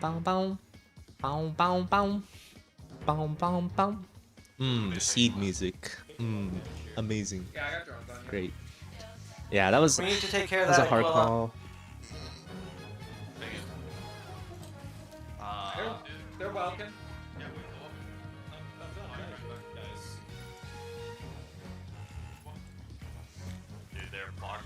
They're all on us. What are we doing? Everyone, pull back. Pull back towards this side. Ali's on me. Just give it peg. They're all on top. Ali's on me. I need help. MDB, you need to play. Running up. All right. Looks like Orca has to claw back from the other match. Welcome to box. Dude, I'm getting They're in a bad position as Aquila getting picked off there. And Focus her, Ali. it looks like they're sticking with the Infernal pick here. Their killer is down. They're playing a 5v6. How are they going to pull it back? Well, they got to pull it back by Ali's on dislodging me. the enemy heavies off.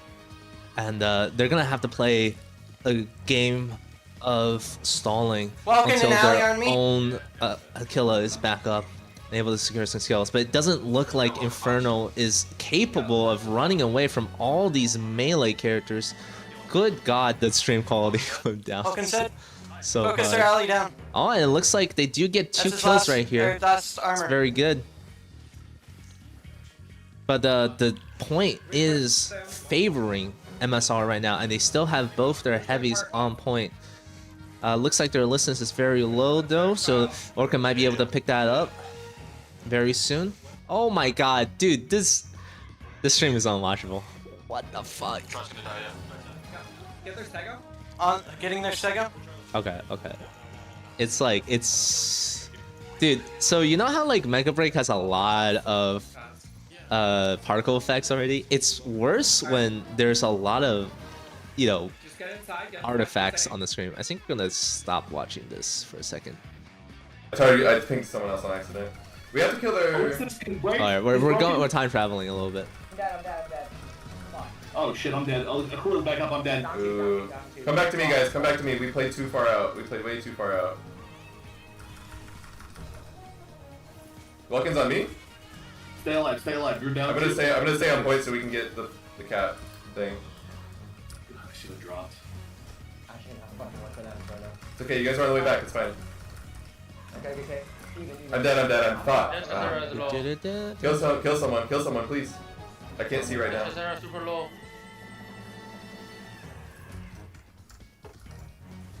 Kill somebody. Come on, guys. Yeah, I'm trying. I don't think. Don't target Tricera. He's gonna be getting healed by Lumine. Kill Lumine first. If you want to kill Tricera, you have to kill Lumine. I'm on the way back. Nice, good resistance kill. Vulcan. Akila's out in the middle, just doing a shit ton of damage. Somebody was like, I'm coming to point.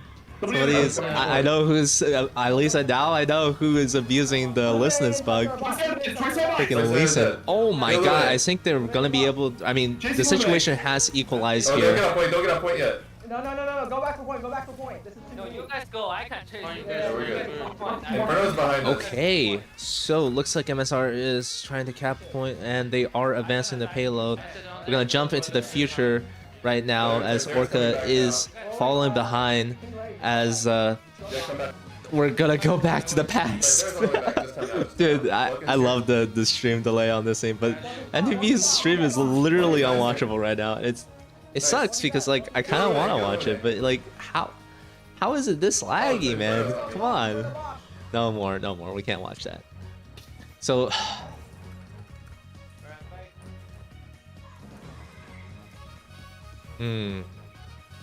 yeah, typical trike gameplay. Too many people shot calling?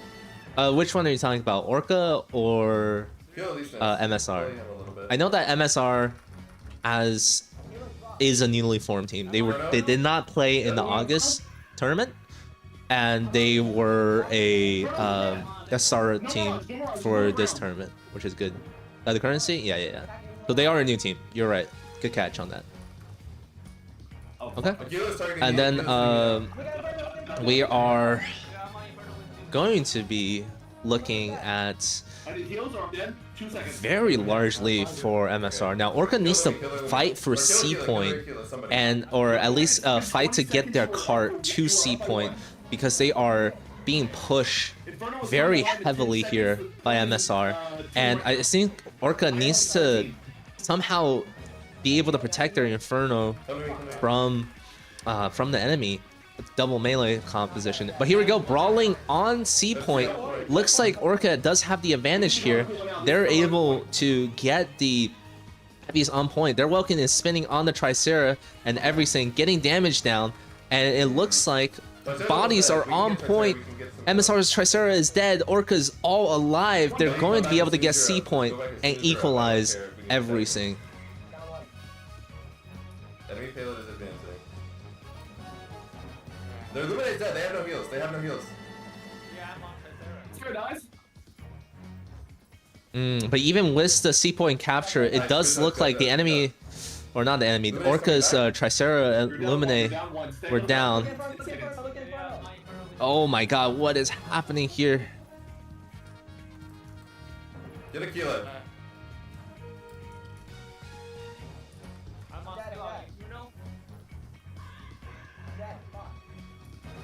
The boxes. Welkin is down. He wasn't focusing it. Inferno is coming back up. It is a Omega brawl as everybody is desperate to push their card. It is neck to neck right now as Orca just lost their Inferno. And as people are spawning in, the only thing Melver can do right now as Tricera is push the cart. But the enemy Tricera is also on the cart. So it becomes a race of the turtles. A race to erase the other Tricera off of the map. And it looks like Aquila is getting chased down by melee carries. Alyssness is on scene. Aquila's on the other side is getting a lot of good shots onto Miller, and it's neck and neck right now. But it looks like actually they were able to push Orca's Tricera off the point. It's 89 to 78 right now. 90 to 78. Inferno was blasting these heavies, was heavy energy damage, but is it enough to push them off the point? Is it enough to dislodge Stego and Tricera? It is! They kill Tricera! 84 to 80! Just keep them on their point. Keep them on their point. We win. Walking dice. Stay on our point. Can't Orca stop Stego from pushing the cart? It's 96 to 82! Good kills, boys! Oh my god. Stay on point. 97 to 83! Keep them off the point. Just keep them off the point.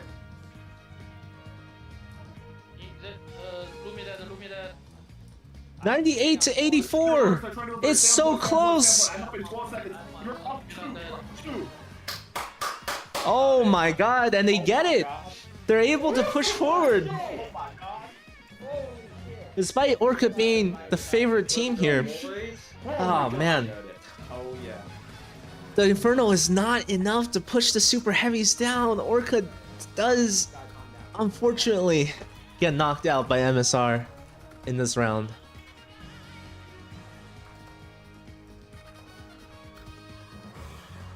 MVP, baby! Let's go. Come on, man. This guy. Don't discredit him. That was crazy.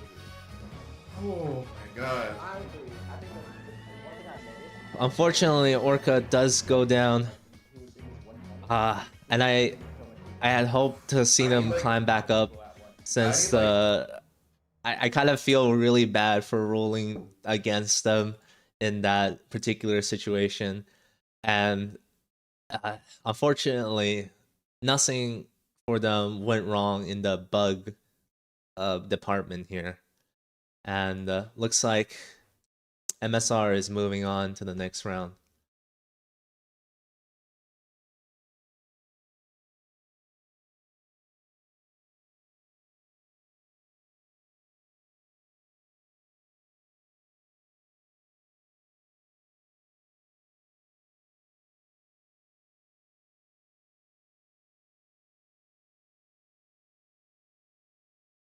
Okay. Wow, I knew that this was gonna be intense. I just didn't know how intense it was gonna be, especially with the was on the bug happening. I don't know, chat. I don't know. I mean, what would you guys have decided for that situation? I felt like that was an incredibly hard call. Sure doesn't make me feel good. That's for sure. Makes me think that like I caused them to lose a little bit. I feel like, you think I called it right? I don't know. I think I have a lot of reasons that I can back up my claim, but it just it doesn't feel right, you know? It doesn't feel right. Or maybe if I'd ruled it the other way, it also wouldn't have felt right. But yeah.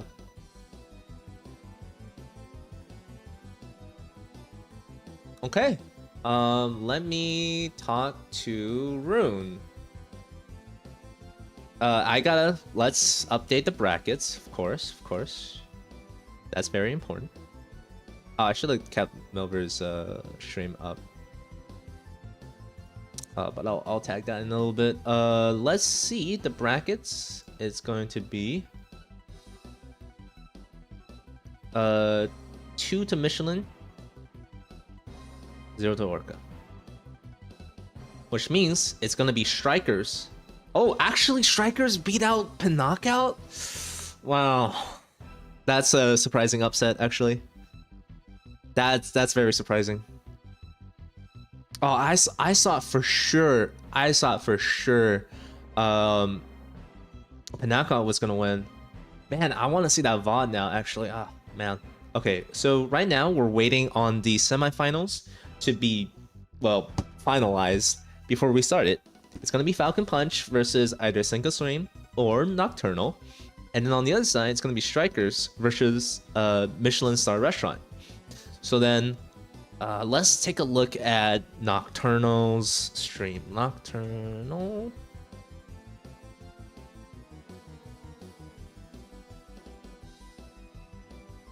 Plasma is streaming this. Okay.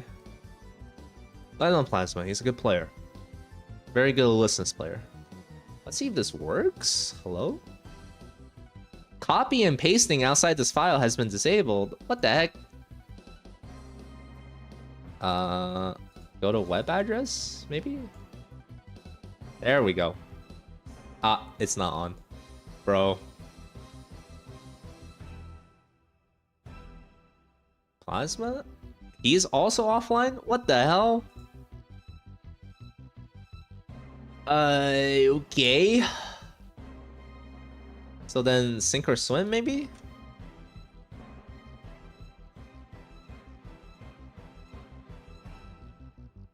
Oh, I know Puppet. Oh, they're playing Falcon right now. So they're still fighting.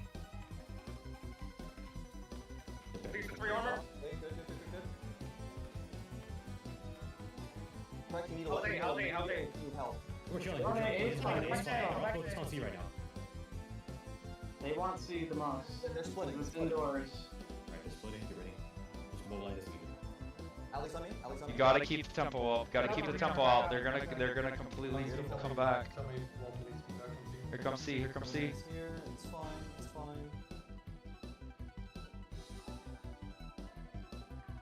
You're in a position where you will not look away from A, Retro, sir.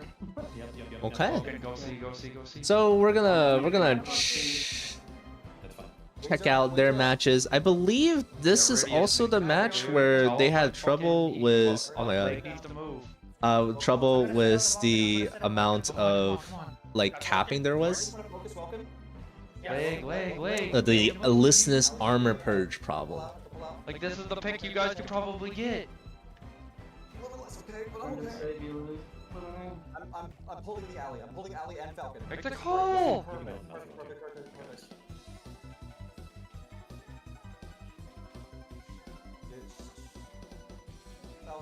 So I'm curious on how GP handled that. Oh my god. Okay. Can I increase the stream quality? I'm trying, bro. Oh wait, I can. Wait. I'm dumb. I'm stupid. You're true. You're right. You're so Oh, right. It's like slightly better. It's still a little bit blurry, but it's definitely watchable. Okay, no, they're all converging on A right now. Yeah, they're all on A. There you go. Leeson fucking called it good. They're all converging on A right now. Cancel. Okay, good interrupt, good interrupt. Very good. Kill that one for that. Punish his hubris. Don't let it rip. Panther's also nearly dead. Yes, I did forget the dash in Plasma, but it worked anyways.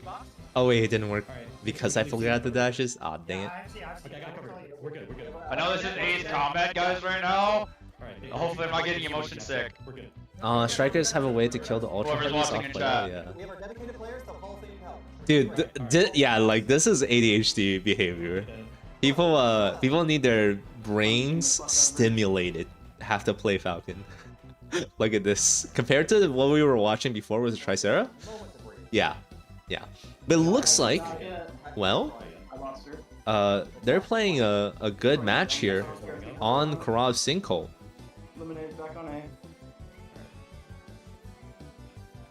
I mean, they're holding the 2 points. Falcon is dipping in and out, harassing the enemy, being very oppressive to enemy fluid shields. Hold up the pressure. Hold up the pressure. It's 8-12 to 3-4-3, 8-18 to 3-4-3, and the clock keeps ticking. Unless the other team is capable of grabbing a point, it doesn't look very good for them. I think this is SOS, right? I think Nocturne is very much down, and if they don't get this point, I mean, even if they push this point at this point, it does seem like just how by the points are accumulating, it does mean that they are able to push out a win here for SOS. I mean, this is apparently game 3 on their counter, which means we'll be moving into the semifinals extremely soon. And this is gonna be great. This is gonna be great. It's very Jover for the enemy team. And it seems like we got some good matchups in the semis then. It's fucking G, guys. Let's fucking go. Let's go. Let's fucking go. What did I tell you about the triple melee, bro? I told you Let's it's just gonna run. fucking go. Let's chaos. We embrace the chaos. Go. Also, this isn't Orca lost. It's MSR. Wait, Orca lost? Orca lost! Oh my god. Fuck, I want to watch that. Oh, later. Jesus Christ. Holy shit. They're praying for their downfall? That's rough, buddy. That's rough. I haven't seen too much Narus here. Yeah, the Narus are rough. Because Narus are in a weird state where they're really good in Japan, but they're not very good in NA. NA just doesn't like Naru. And I can see why. Naru is really hard to play on some maps. But the JP Narukamis that I've seen from VOD revealing are crazy. They play close range. They play like how you would play like Spy in freaking Team Fortress 2. Like they are up in your face. They will full charge up in your face and like weave in and out. It's just so cool. Okay, so we are moving on to the semifinals. And it looks like all semifinals are ready. GP and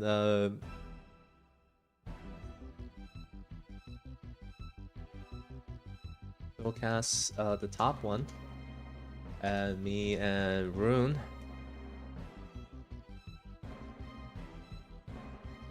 Okay, well, looks like we're going to semis. Let's hop into a call. Semis, match M casting. Hello. Hey, what's up? What's going on, buddy? I hope your brackets were less stressful than mine.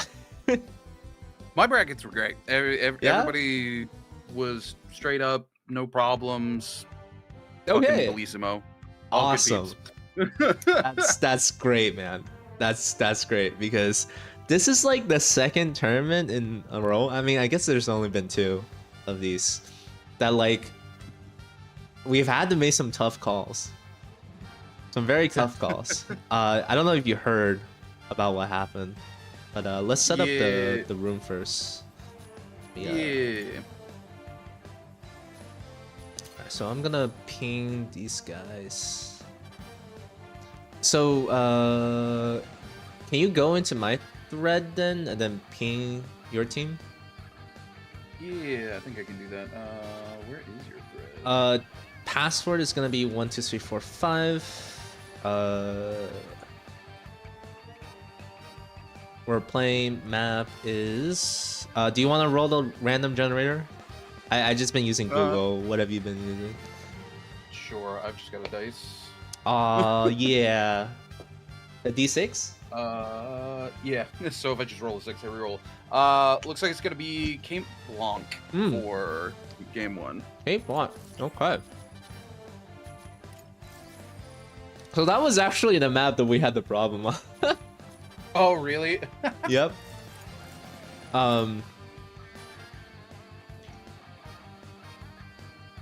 So we had this problem where like Orca, their Luminate got stuck, right? And like that's awful.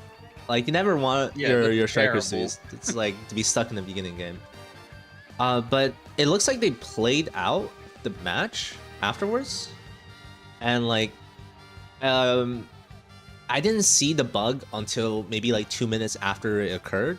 But they also didn't call for like a full restart in the game, or at least they tried to communicate it. The other team didn't go for it, so they played it out. And so it was like a really messy situation where both teams are at fault, kind of.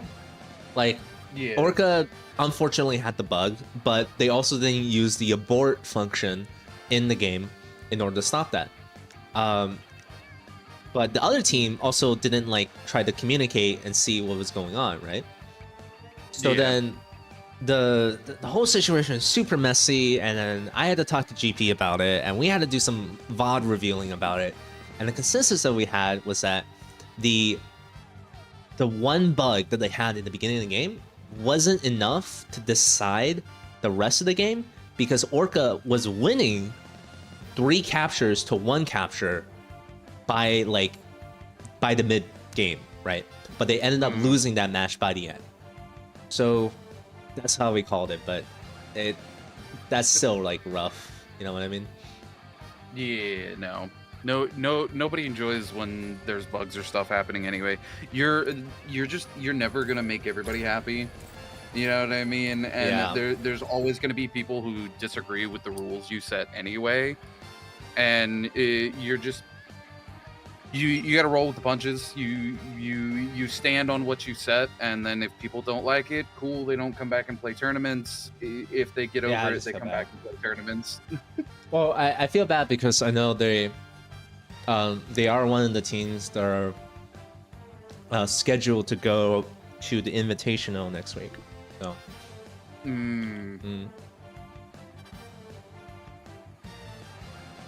But it is what it is. We made the call. Gotta stick to our guns. I tagged them in the wrong room there. I see your bracket now. Okay. Hopefully they are going in. It's like Miller's team has already joined. How about you though? I don't know too much about you. How did you get into Mecha Pick? So I'm a huge Gundam nut. What's your in-game name so they know which name to look for on the lobby? Excellent. But it was it's Milver's lobby now. Yeah, you got it. So I'm just a huge mecha nut in general. I was actually supposed to commentate for Gundam Evolution until Bandai ceremoniously took it out back and Old Yellered it. Yeah, I was also a big Gundam Evolution fan. Like I played it, I made a lot of videos for it and stuff like that too. Dude, you know what I miss? Okay, have you been playing Marvel Rivals? And have you ever played Dynamis in Gundam Evolution? I did play Dynamis. I loved playing Dynamis. I He was my miss secondary. I miss Dynamis so much. His kit is so well designed. It really was. So I was a filthy gun tank main, but Dynamis was my sub. Wow, that's like two completely different playstyles. So I think that's the thing though, right? Is like I think if you're gonna be good and balanced, you have to be able to play the different play styles so you can cover gaps in the team. I agree on that. Yo, where's your team? Are they there? They're in lobby. Oh, they are in lobby. Okay, nice. Yeah, like I totally agree. I think it's more interesting to learn every mech in the game, and like I love team building stuff. And I saw G-Evo had like really interesting compositions that you can make, especially by the end of his termination cycle. Was like Zeta Gunnaman, was like Kenferin, was died. Oh my god, it was so good at the end. I didn't get enough time with Camfrio. It's one of my favorite units in all of Gundam. It was so cool. And the gameplay was amazing. Like it really was. I mean, so I blame 50-50 the community and 50-50 Bandai because Bandai's monetization was fucking gross. Don't 100%, and that drew a ton of players away. But the 50% I put on the community, there's an asterisk on Bandai for that as well. Because the problem is players, for whatever reason, were like, oh, hey, 2 minutes is too long of a queue time. We'll just go to the Japan servers and play over there. So then the queue times in NA and EU just kept skyrocketing higher and higher. Oh yeah, I definitely know that. Players were just like, nah, we'll go to Japan because we can get queues there. And I'm like, y'all do realize you're like helping kill the game. Yeah, you're killing the game in NA. I actually, okay, here's my problem, because I kind of see some of that in this game starting to, because they're trying to like cut down on smurfing in this game, right? Or at least like at least the leveling system sort of suggests that. But the thing is, I think like the Gundam Evolution's community problem was like way deeper than you expect. Do you know about the drama behind all the pro play teams? Like that was crazy. Yeah. Unfortunately, so one of my co-casters on Naraka is a big Overwatch caster. Yeah. So she knew a lot of the Overwatch players who were coming over and making pro teams for Evo. So I got to hear all the drama and tea from her all of the fucking time, and it just really, God, dude, yeah. Wait, who's your co-caster's name? Got Moxie. Okay. Okay, never mind. She's one of the few female casters for Overwatch. She does she did the OWL, and then before all the crap with Overwatch 2 and them selling it over to India and stuff, she moved up to the league just above that too. That's cool, man. Do you have Milver's stream link? I don't see it, I by the do way. have Milver's stream link. I can link it to you here. Yeah. I'll put it in referee chat. Sweet. Do you have the other guy's stream? Because I don't. Yes, I do. Here, we'll trade. Yeah, we'll do a little quid quo pro. Okay.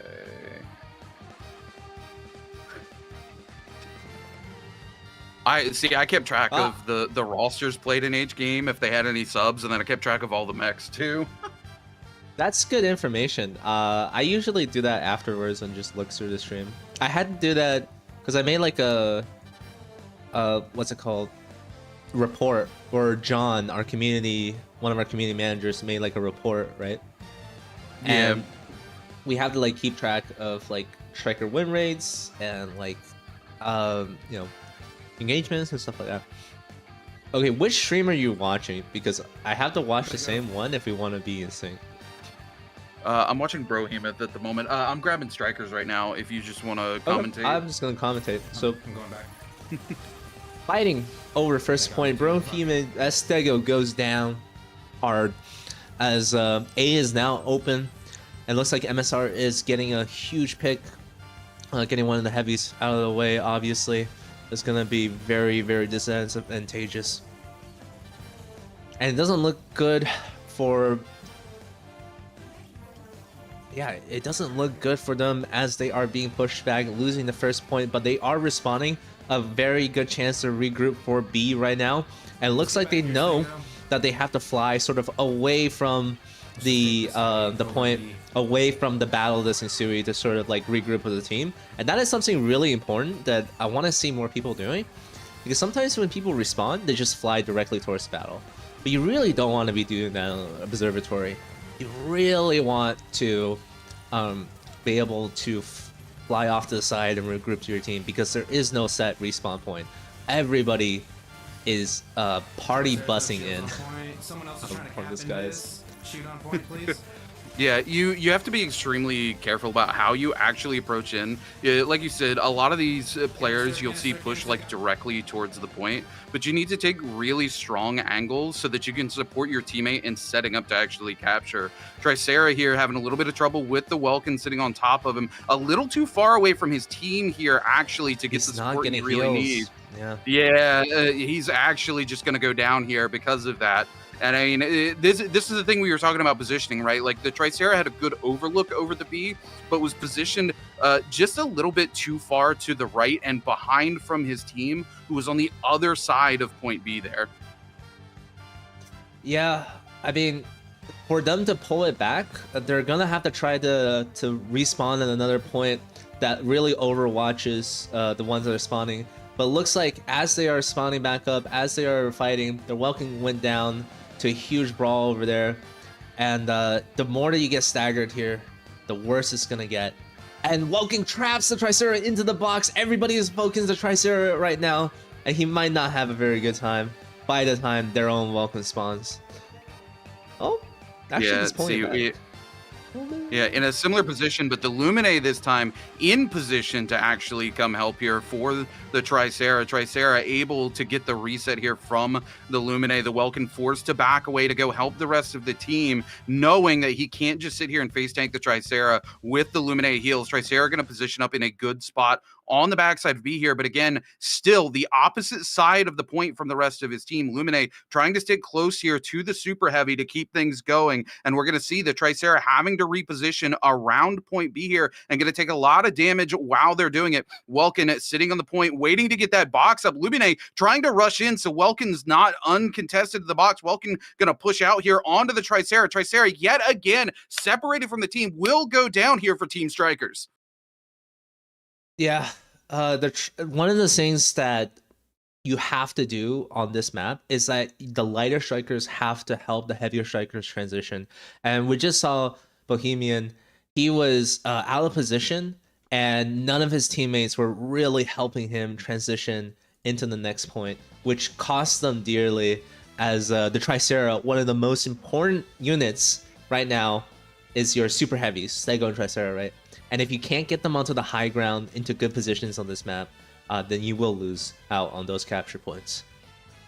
Yeah, absolutely. And exactly like you said, out of position where he was at, and the Lumine forced to stick to him as well, meaning that the rest of the team on the backside of the point there was not able to get any healing, which meant it was even harder for those super light units to try to push to reposition there. The Lumine probably should have looked to reposition towards the rest of the team to help them push in and allow the Tricera to better position, but it just doesn't work out for them here, and they are down 2 here. The Welkin get a box up yet again on top of the Tricera. Tricera still not able to regroup with the rest of the team here. Going to take a lot of damage. Lumine doing their best to keep the Tricera into the game, as we're going to see the Falcon completely split from the team here. No place for Tricera to go again, and this team continues to take advantage of the misposition from Team Strikers Tricera. So what I noticed from MSR is that they play Cape Blanc very well. I think this is maybe their strongest map from what I've seen. The harbor map was not as strong. They were playing very well against Orca, even from a position of or sorry, from a weaker position as they were down a couple of objective points. And one of the things that they do really well is that their Aquila, their Aquila is extremely good at driving out these super heavies. And we saw from the last kill that Trike was essentially sniped out by their by MSR's amazing Aquila. Yeah. Again, it's really difficult for this Tricera to make that position. As we see here, we talked about the positioning there. You see MSR's Tricera actually getting pushed into a bad position here. This is going to be where Team Strikers needs to capitalize on this, and they need to put attention on that Tricera if they want to have hope of capturing this point here. And we see that's what's happening here. You can see Strikers here trying to lock it down. They're going to move over with their Tricera onto the point. Enemy Tricera super low, going to move away to secure the kill here. This could be the opening they need to try to take this game back as they push in, but the Welkin down on the box, but the box not going to be able to secure the point here. Now, Tricera here for Team Strikers needs to make something happen. They're going to get boxed up by the Welkin. The Luminate going to keep the heals up here. Welkin really not able to capitalize on that box. They're getting only picked. getting a little bit of chip damage there, but now the Tricera forced away yet again. We need these ultralights. We need the Falcon to come in and help support the Tricera here as they back away the Aquila. Like you said, going to use that sniper power to apply some huge pressure here to the Tricera. He does! Let's go! Huge cleanup. Even though they are going to go down, they take 3 for 1. Unfortunately, they lose the point. Yeah, you can see like from that last point, they didn't actually have to kill the Tricera in order to win point. They drove him into focusing a target that he's unable to kill alone, such as the Welcome beam pressuring Tricera to move, and then they ended up sweeping the rest of Striker's team. And that's what's going to get them the point every single time. And it looks like MSR does take the first round in this best of 3 semifinals. All right.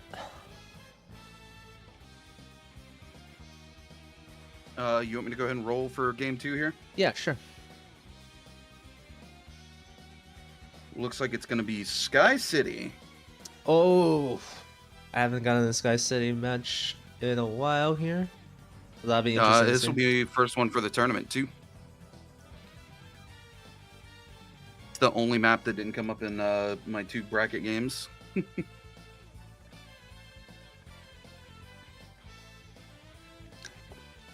I think Sky City is an interesting map. It keeps getting reworked. Do you know about the previous iteration of this map? I do not. I unfortunately didn't get into the other beta. Oh, the August open beta was had a completely different Sky City. Let's watch Milver's POV now. We switch it up a little. Let's pop on over. So, in the last beta, Sky City was kind of like search and destroy, right? They had a spawn point, they had a heal point, and every kill was game ending. If you're not trading enough damage, if somebody on your team gets picked, they are not coming back unless you secure the respawn beacon, which is super interesting and competitive. Super bad in casuals. It was probably the most hated map in casual matchmaking back then. Just like, imagine if you're just playing casual and you're like, oh, I want to play this cool mecha game. You get into a Sky City map, you die because you're like new, and then you don't do anything for the rest of the round. It's awful. It's an awful feeling. Yeah, no, I completely understand them wanting to make the change up there. Because again, like you said, for casual players, it's a terrible experience, right? Because like you're trying to go in to learn by getting experience, actually playing the game. But if you just get blown out of the water by somebody who's got more experience than you immediately, you're just watching. Yeah, and you came here to the current fight giant robots.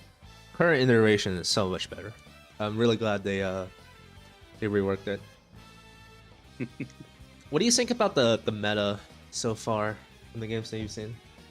I think the meta is really interesting. I think Tricera's in a little bit of, like, I don't want to say he's super overtuned. I think he's slightly overtuned with how hard he is to kill for some of the other units, like having to really bunch up on him.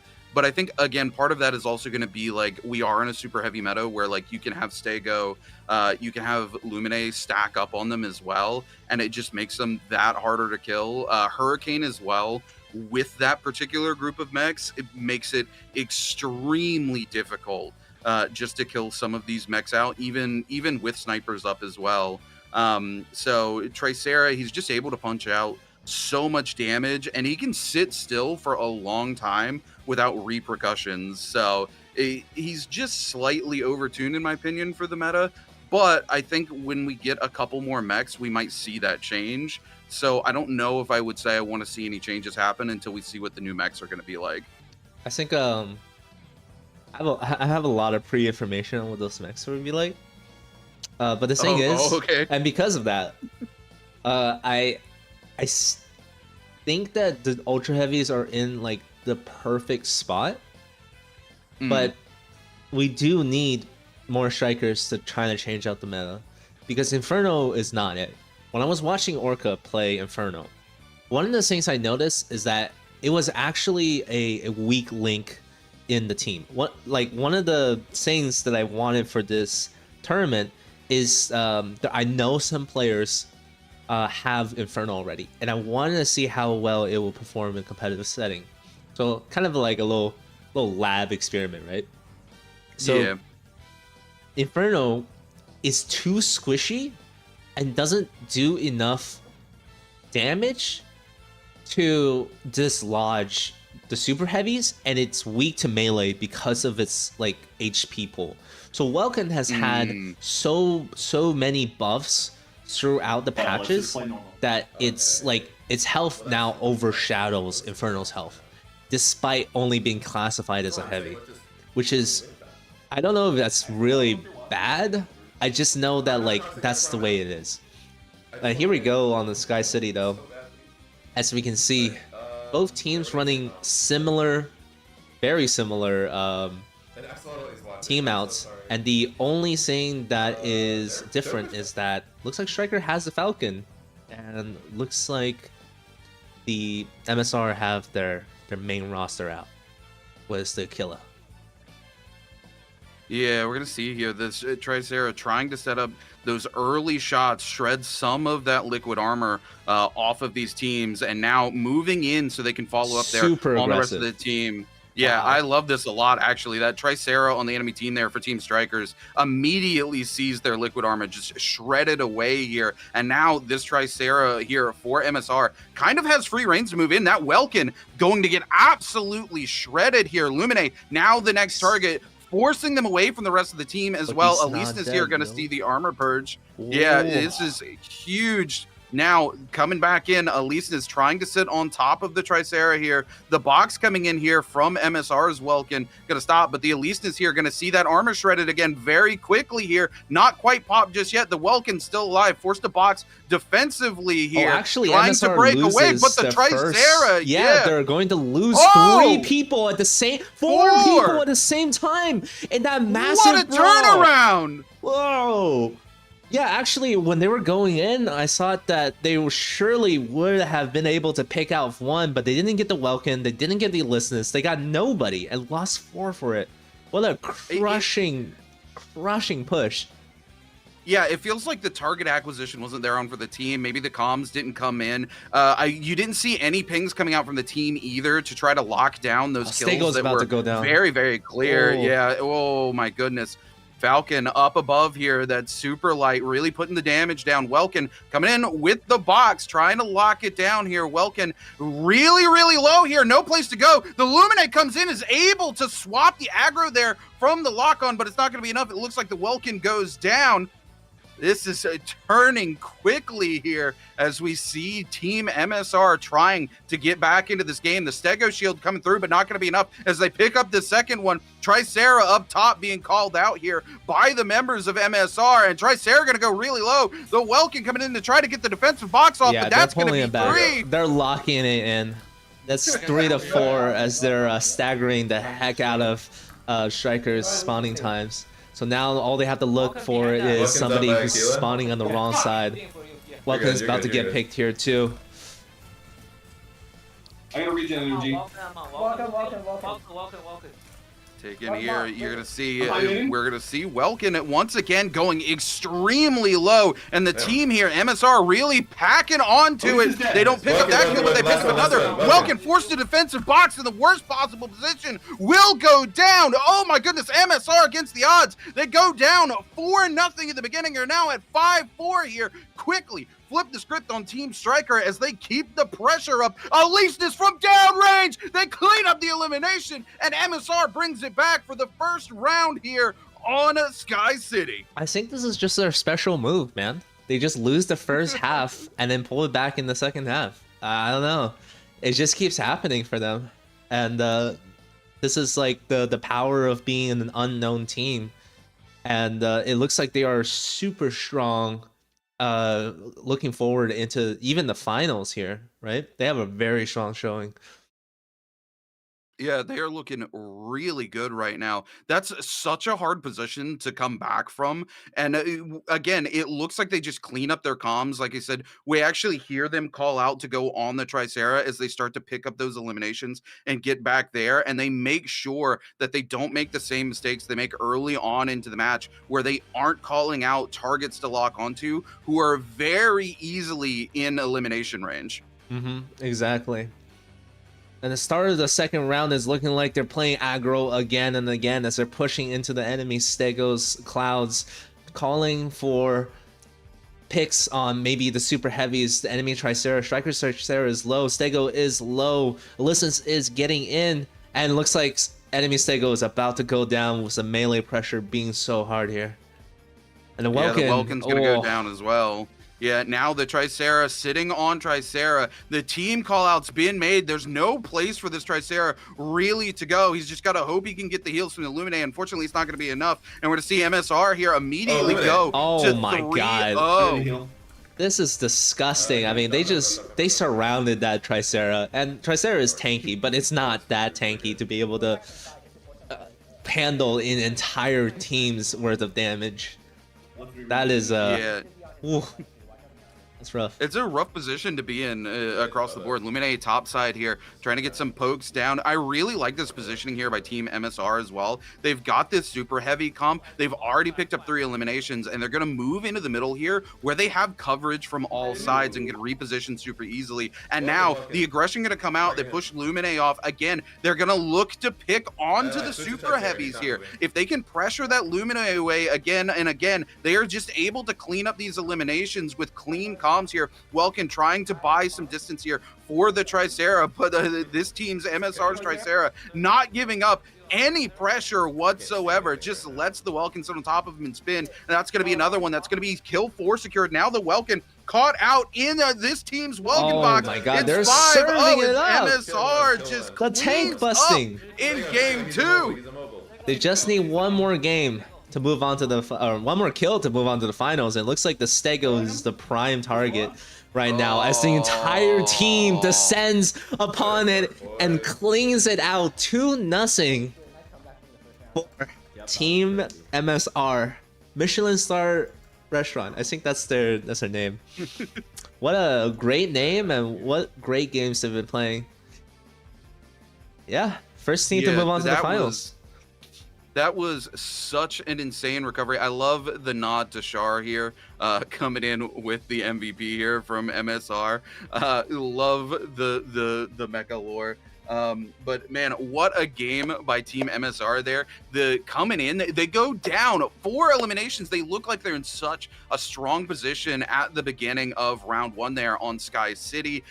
They keep pressuring. Unfortunately, the comms aren't strong. They aren't able to actually secure any of those kills. And then all of a sudden, you realize one after another, they start falling like dominoes, but they are very quickly able to recover. They get their comms and their callouts back on point, and they're able to stagger those respawns coming back in such a way that the 2 members remaining up on the team don't just immediately get pressured out and eliminated because of how much damage they did put down range with that aggressive start to the match. After that, they just start being able to pick the enemy team off one by one, starting with the super heavies on the Tricera. The follow-ups that come in allow them to tie things up 4-4, but after that, things just fall apart for Team Strikers as they slowly get picked off one at a time, and they collapse. The start of the second match there on Sky City does not follow the same pattern, as MSR is fully locked in at this point,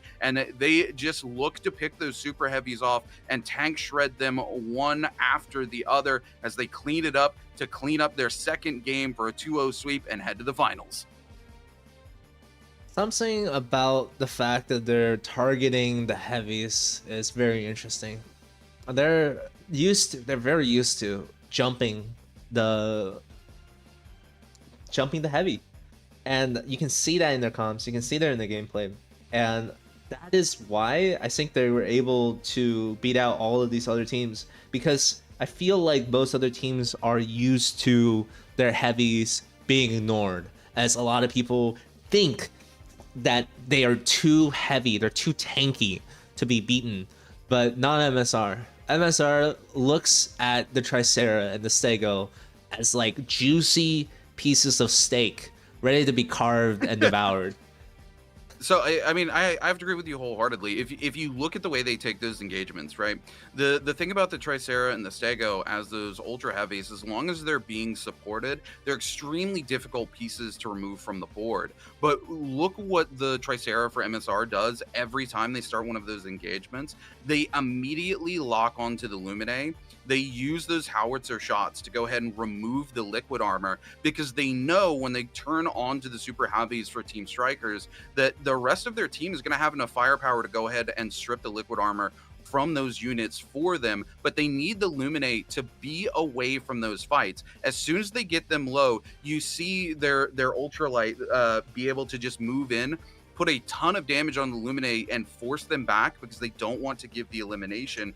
Because it is Sky City, it's not like another map where if you lose a unit, they can just respawn and your team can try to survive through the fight till that respawn pops. On this match, every elimination counts. So the Lumine is actually forced to back away on this map rather than stay in the fight as a full as a full support who's ready to give their life for the team, because they can't afford to give the elim. And it's really smart. I think the strategy specifically works on Sky City, and they did a really good job identifying it after their slip up at the beginning of game one. And once they recovered, they followed that same strategy into game two on Sky City and absolutely obliterated Strikers in that match. Yeah, no, absolutely. Their target focus is prime. I actually, we don't see too many other perspectives, but Milver plays a very good Tricera. He's always pushing into people's faces. He's always holding the cannon, the howitzer, until it is absolutely necessary on prime targets. A lot of Triceras I see from other streams, other teams and stuff like that, they would like try to burn their howitzer on like people just like putting down damage down range and stuff like that. But Milver always saves it for like the Welkin. When the Welkin comes in, he saves it for that. He saves it to maybe one shot some of the squishies. And that's knowledge, that's skill. To be able to just like know how to hold that and where to prioritize that. Absolutely. The other thing you see him doing over the other super heavies as well, and I don't see enough players doing this, at least in my lobbies, is getting above the enemy Tricera or enemy Stego, where those shields have no effect for them whatsoever. And you would think, okay, you just kind of want to, you're a Tricera, you want to shield up, you want to sit on the ground. But if you can get above the enemy Tricera, you can just completely negate their shields and then allow your melees to get in on top of them, and it forces them to make the decision to either sit steady and just take all of that damage and hope they can heal through it, or forces them to move. And moving, in the case of super heavies in this, can easily lead to a mistake where you get CC'd out and just completely caught off guard. Yeah, they're brawling hard. Well, I'm excited to go see what's happening on the other side. You want to join the other chat and just see what's going on there? Yeah, absolutely. All right, let's hop over. Not going to be making any sort of progress on the nodes. Heyo. Yeah, but one thing I kind of understand going through. What up, guys? Welcome to We're watching this. One thing that kind of makes it interesting is that with the staggered spawns, right, they're dropping from the sky. Depending on which unit kind of comes out, that could make a huge role of a difference by showing up late to the party from a drop down just when the other team unsuspectedly sees it. But the group up, you can see it right here. Stego, Tricera, both ultra heavies on one spot, nearly untouchable, and the haze conceals them while the Aquila gets free pocket shots onto Bucket. We do see Puppet going down to roughly about half HP, though. That Aquila from Chaldean is going to be focusing on him. They do have the benefit of having 3 people up there, kind of being a giant unit altogether.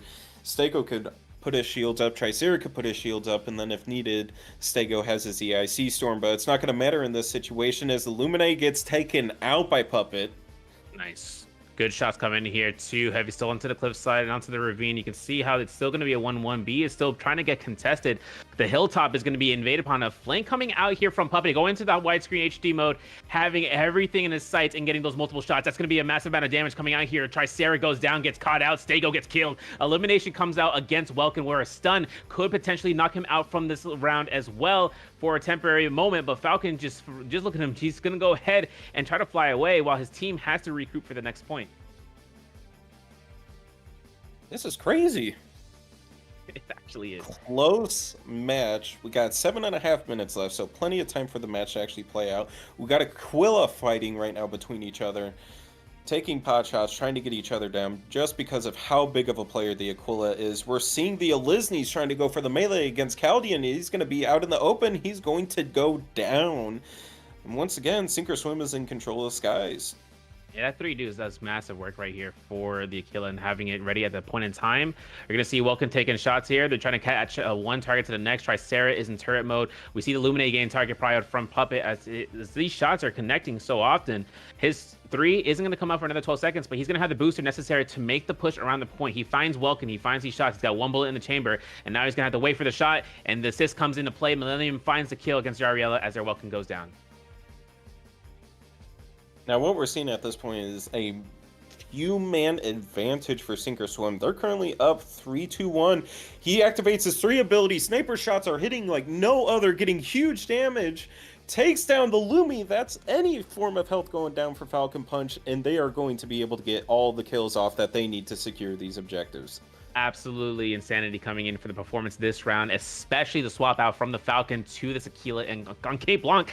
This is where Puppet shines out, and you're seeing it right now. He is still putting Chaldean in the works of having to avoid. No fluid shield is available for him. He's just going to lock this one down 3-4 seconds until his 3's back up in case his shots don't connect, but he hits those, and they lose their Aquila again. The switch up for Falcon Punch this round, 4-1, and we're looking at whether or not A can be captured after they get more and more eliminations like this Welkin right here. Second triple kill coming out by Puppet this match alone. Puppet is only at 15% HP, probably even less, more like 10%, so he possibly could be taken out here soon. If they're able to take down Puppet and then control his respawns where he dies every single time going on out, doesn't matter, Lumi's down, he sacrificed his life for the Lumi kill, but he does not care. He got the healer down, it allows his teammates to push in and not have to worry about them getting full HP back. Yeah, man's at 9 kills, 1 death so far on Aquila. 4-1 currently. Keeping eyes on his teammates, looking towards the Falcon, looking towards his Tricera, and whether or not Firewolf can hold this point out for A. Firewolf going for 3-1 right now. We're respawning right now for Puppet. The teams are having great work. Valkyrian on the Falcon in this team for Sink or Swim is just going ahead and just making sure you can poke and poke and poke. And then with the kill confirmations, that's where Puppet drops in to make sure they can happen. And once again, we see Puppet respawn immediately going for that Aquila, understanding just how important control of this guy on this map is. Snipers are so strong due to the wide open space and having full reign of the map. They're just absolutely able to rain down any sort of fire that's needed. We're going to be seeing the Welkin end up going down here because there's nothing they could do. Aquila's just able to attack from any angle needed. They're up 5-2. I don't know how Falcon Punch is going to be coming back from this at this point. It's crazy because, you know, ultra heavy defenders, if they see towards having a backline flank towards this Aquila and try to make work against them, that's where you know, the opponents with Valkyrian denies that, right? Seeing towards force pressure against their Falcon to deny that. And you can see it coming through. Like, look, the Lumine is going to be focused on here by Aquila, but Falcon's right there in case he needs to go for the killing blow. The enemy Falcon being chased out, they're going to try to haze through B as it comes out from Stego, but as long as there's some sort of tick damage, nothing's going to confirm that clear, as B is still going to be contested out for a potential 6-2. At this point, they're going to be fighting over this. Lumine on both sides are completely dead. That means both teams have no healing capabilities other than the Triceras on their team. This is just now going to be a fight of who can output the most damage in the least amount of time to try to get the advantage. Aquila is down once again, but we do have the Tricera on Sink or Swim going down. We're going to be seeing Stego on Falcon Punch about to be going down. There it goes. Now we're having pretty much full team wipes on both sides, and the respawns are going to be trickling in. So it really matters in these moments how they're going to organize their teams as they're trickling in, not to be picked off one by one. And another thing too is that we see the markers to be able to shoot through, just keeping eyes in terms of the terrain and then having to use it to your advantage. You can see it being used here by Puppet to make sure you can try to confirm it. Welkin on the point from this side. Falcon Punch really can't do much about this. They're about to lose their Tricera in a moment's notice. There is a Listeners getting the elimination, and now Falcon try to fly out here, almost getting dilapidated by the second. You can see it, even with his Welkin shield showing up, the cube is down almost instantaneously. Welkin gets caught around the corner. The shields are still coming through the haze to try to keep themselves hidden among the masses, and Welkin just puts himself around the corners left and right for another cube. Puppet putting in out to the sidelines. He's going to go ahead and just back off, try to get his energy back up, and slowly reapproach the scene. Now we're having Chaldean shooting, and we're going to be having another Aquila one-on-one fight, but we do see the Lumine, or the Falcon pushing after Chaldean here. This is going to be a 2v1 against Chaldean between the Aquila and the Falcon, and he's probably going to be taken out as a result. Yeah, it's going to be like a 2-shot to the 3-shot. We're going to look towards whether he uses 3. He catches it. Blank hip fire shot with the aim. Tricera floating around here. 5-2 still. We lost that point, but this is going to be a 2-pointer showing up. Woo! It's confirmed. We're 7-2, folks. We are closing in for the lead to just get one last point in order to make this a 1-1 round into semifinals. I mean, here's the thing. I think this is a pretty set and done. We only have a minute 55 left. To come back and get 5 points, they would have to capture every single one from here on out, which is not impossible, but it is a dream. Lumine going down. Falcon Punch no longer has any heals. Welkin's going for the melee against Aquila in midair. Oh, burns all his energy too. I don't even know he's gonna be able to kill him now, since Illumine is keeping the pocket heals. Shout out to Millennium going ahead and doing so. He's just still at alive. The nick of time, bro. That's crazy. That's insane, bro. What are we doing here? Absolutely insane. We only got 1:15 left in the match. If anything's gonna happen for Falcon Punch, it needs to happen right now. Slowly but surely. B is coming up right now. The core extractor has been deployed. The team players that are on the ground level are going ahead and being disturbed on Falcon Punch's end. Why? Because Puppet is making it happen. That's the point. GG's. The players are excited, and we're going to be able to see this matchup go to the next round. We're going to game 3 here. We are going to game 3. Sink or Swim, 1 match. Falcon Punch, 1 match. Probably. Okay. I don't know if this is as good as Nocturnal's match against them, but man, this has been a pretty good match. Damn. That Aquila was basically just like free. It was free. It was. The biggest thing I think difference between what we saw from Falcon Punch and Sink or Swim is Sink or Swim, they made it a priority to take out that Aquila. They pretty much said, hey, we are not going to allow that Aquila to live. And they focused not only their Falcon, but also the Aquila. So we have 2 different mechs focusing on the Aquila at once, while with Falcon Punch, Chaldean was the only one firing at the Aquila. The Falcon was focusing on the objective. And I think that's really what turned the tide, and the difference is if Aquila is focusing on one versus the other. Sorry, I didn't makes it very difficult. No, that's my job. The winning team gets it. It just takes a bit. My internet's really bad. Sorry. Alrighty. Let me pull up the dice roll here. I died the most. Stop bullying me. Damn. Can you He's guys going? tell Puppet to stop shooting me? That, Please? oh man. That Oh was man. crazy. Oh man. GP, remember to Oh. roll 3 times. Forgot last time. Random. Generator. 3. Go. Bird up. Bird up. All right, since Cape Blanc was done and Crop was done, this puts us on Sky City. No shot. Oh, No shot. No shot. No shot. Wow, Sky I'm City. taking a sip. Honestly, out of all the matches, the only map I have not gotten yet is Palm Bay Harbor. Oh yeah, I we want didn't. it to be Palm Bay. Put it on Palm Bay. XDD. The dice decided that one. I ain't changing what the dice says. Come on. Bro, Right, I ain't gonna have any accusations of me rigging the system. I am DNA Hurricane, and you're not Like- letting me play it. Like, the GP is actually having a little bit of a difficulty being a ref. Can we get a replacement? Like, what the? What's going on here? He's rigging the matches. He's rigging I'm matches. gonna go talk comps. The Is that- only am I thing, good to- real quick. Yep. Our Yep. rule for Sky City: 1 1 minute. 1 minute, not 2 minutes. Yep. For the match Disconnection. reset. So just have that be aware that it is 1 minute, just because Sky City notoriously is less time. But from what we've seen with previous Sky City matches, is it has been going to time, not based off of kills. So. Okay. Yep. Sounds good. Man, Sky City, out of all the maps it could have been, the one map that tends to be the most intense.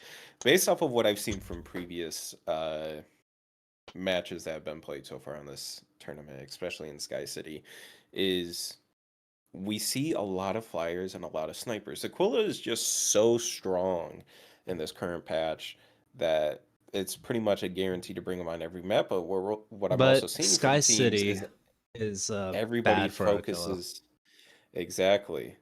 So Aquila is really strong, but what happens on Sky City is the teams are like, "Yo, let's focus Aquila," and there was times where Puppet in previous matches they just focused them, and Puppet literally had to matrix the whole entire time, just dodging constantly. I mean, in previous matches, he had 4 people on him at once, and he was dodging them all. Yeah. And then as it I gets, want to watch that VOD, bro. That Oh, the Zephyr like, pick? Actually, Zephyr pick? Wow. and Yeah, then, They're bringing in the subs. That's yeah, crazy. they are. No, I mean Zephyr on I went up against Zephyr with Keela like on Sky City, and it's a menace to work against. Like going up against that, because like one thing is like one person gets stunned and then Zephyr's somewhere on the bridge of one of the sections for Sky City and just triple shots you in the head, and you're like, what did I do? Okay, what stream are you guys watching? Let's sync up. Currently on Puppet's Animosity, because they're the okay. ones without they're the ones without a delay. So yeah, we're currently getting that. Sounds good. yeah. Puppet's giving away our But, secrets. I will True. say, once it gets down to that time, I've seen a lot of these Sky City matches start going down to time. And that's the biggest thing is people are not watching that enough. And once it gets down to 45, 30 seconds, they say, yo, we just got to send it. We got to start making risky plays. And that's when you see the kill trading start coming out. When it was SOS versus Nocturnal, in that final match, Nocturnal was up 4-0, I think, at one point. SOS came back to get 5 kills, and then Nocturnal ambushed at the last second, got the last 2 kills to win 6-5 on the final round. So it went to round 3, winning only by 1 kill. It was just absolute insanity on this map. Yeah, it really pushed the threshold in terms of the catch up, but also how they tenaciously kind of group themselves and space each other apart. Because usually you see these guys, like in terms of when I was watching Falcon Punch against GSS, they punished that and seen towards when GSS was grouped up with Estego or with Estego and a Tricera at one point, all of a sudden they just start falling apart because who did they focus out? They made sure that Panaka couldn't have any sort of room to breathe on the team. No, Panaka obviously doesn't have as much prevalence as Illuminate that will show up here as often as they do. Yeah. But the point of being able to cut through the barriers of 2 tanks, 2 ultra heavy defenders, means that's, Falcon Punch has that lockdown in terms of the target prio selection that puts him at the head of what they want to do. We even saw it in the first round, seeing up against with Sink or Swim, they knew what their mistake was and they made it back. They made that comeback, for this round especially. So, guys from the other side, how did Michelin Star do? Was it a clean? I see the It's a 2-0 sweep, man. scoreline. Yeah. Just a obliteration. Sky City was pretty crazy. It was the final map they played. We saw MSR open up with a really aggressive push, and they had a lot of opportunities to actually clean up some eliminations, but there just wasn't really good comms in the beginning, and they actually end up going 0-4 in the beginning of that match. They're actually able to recover and take it to 6-4, winning the first match in Sky City, and then they just come back, and they were so locked in, they just clean it up. And they just focus down the super heavies, and immediately it's just 1, 2, 3, 4, 5, 6, and they take it all. Incredible. Especially on Sky City, one particular kill, especially the supports, as soon as you get that kill, you make those pushes, you get that damage out, and it is just a domino effect. That respawn timer is such a huge deal, especially on this map. So getting that Lumine or that Panaka taken out, then taking, whatever light people you have, medium or whether light. it's Falcon or, an Aquila, and then just snowballing it from there is the best option you have. Yeah, even finding out with like Welkins, because Welkins like to be prevalent here and to try to snag somebody in the cube. But once that support line is down, right, the only thing that's saving him is his own haze or his own front line shield. And after that, there's nothing left for him to kind of cordial off on. Now, Tricera, right, has the best benefit of going up against Falcon just because of the anti-missiles, aspect between the heavy Gatling and the like with the drones, like the 40, proc for the drone. But that only comes down until the melee striker shows up. And then even with Tricera's rebound turret form and he's getting those parries, like as long as there's no one to follow up with that, there's nothing that really comes off of that end, especially when you're having to wait 15 seconds for your support line to come right back up. Sky City is basically a map to determine how good are you at picking people and at playing well down. That's kind of every map, but especially this map.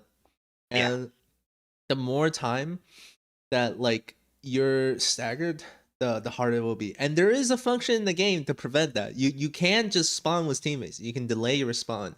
But I actually don't see enough people using that, and I would encourage people to use that more as a tech on Sky City, on like Cape Observatory and stuff like that, so that you can sync spawn and then try to gank somebody together.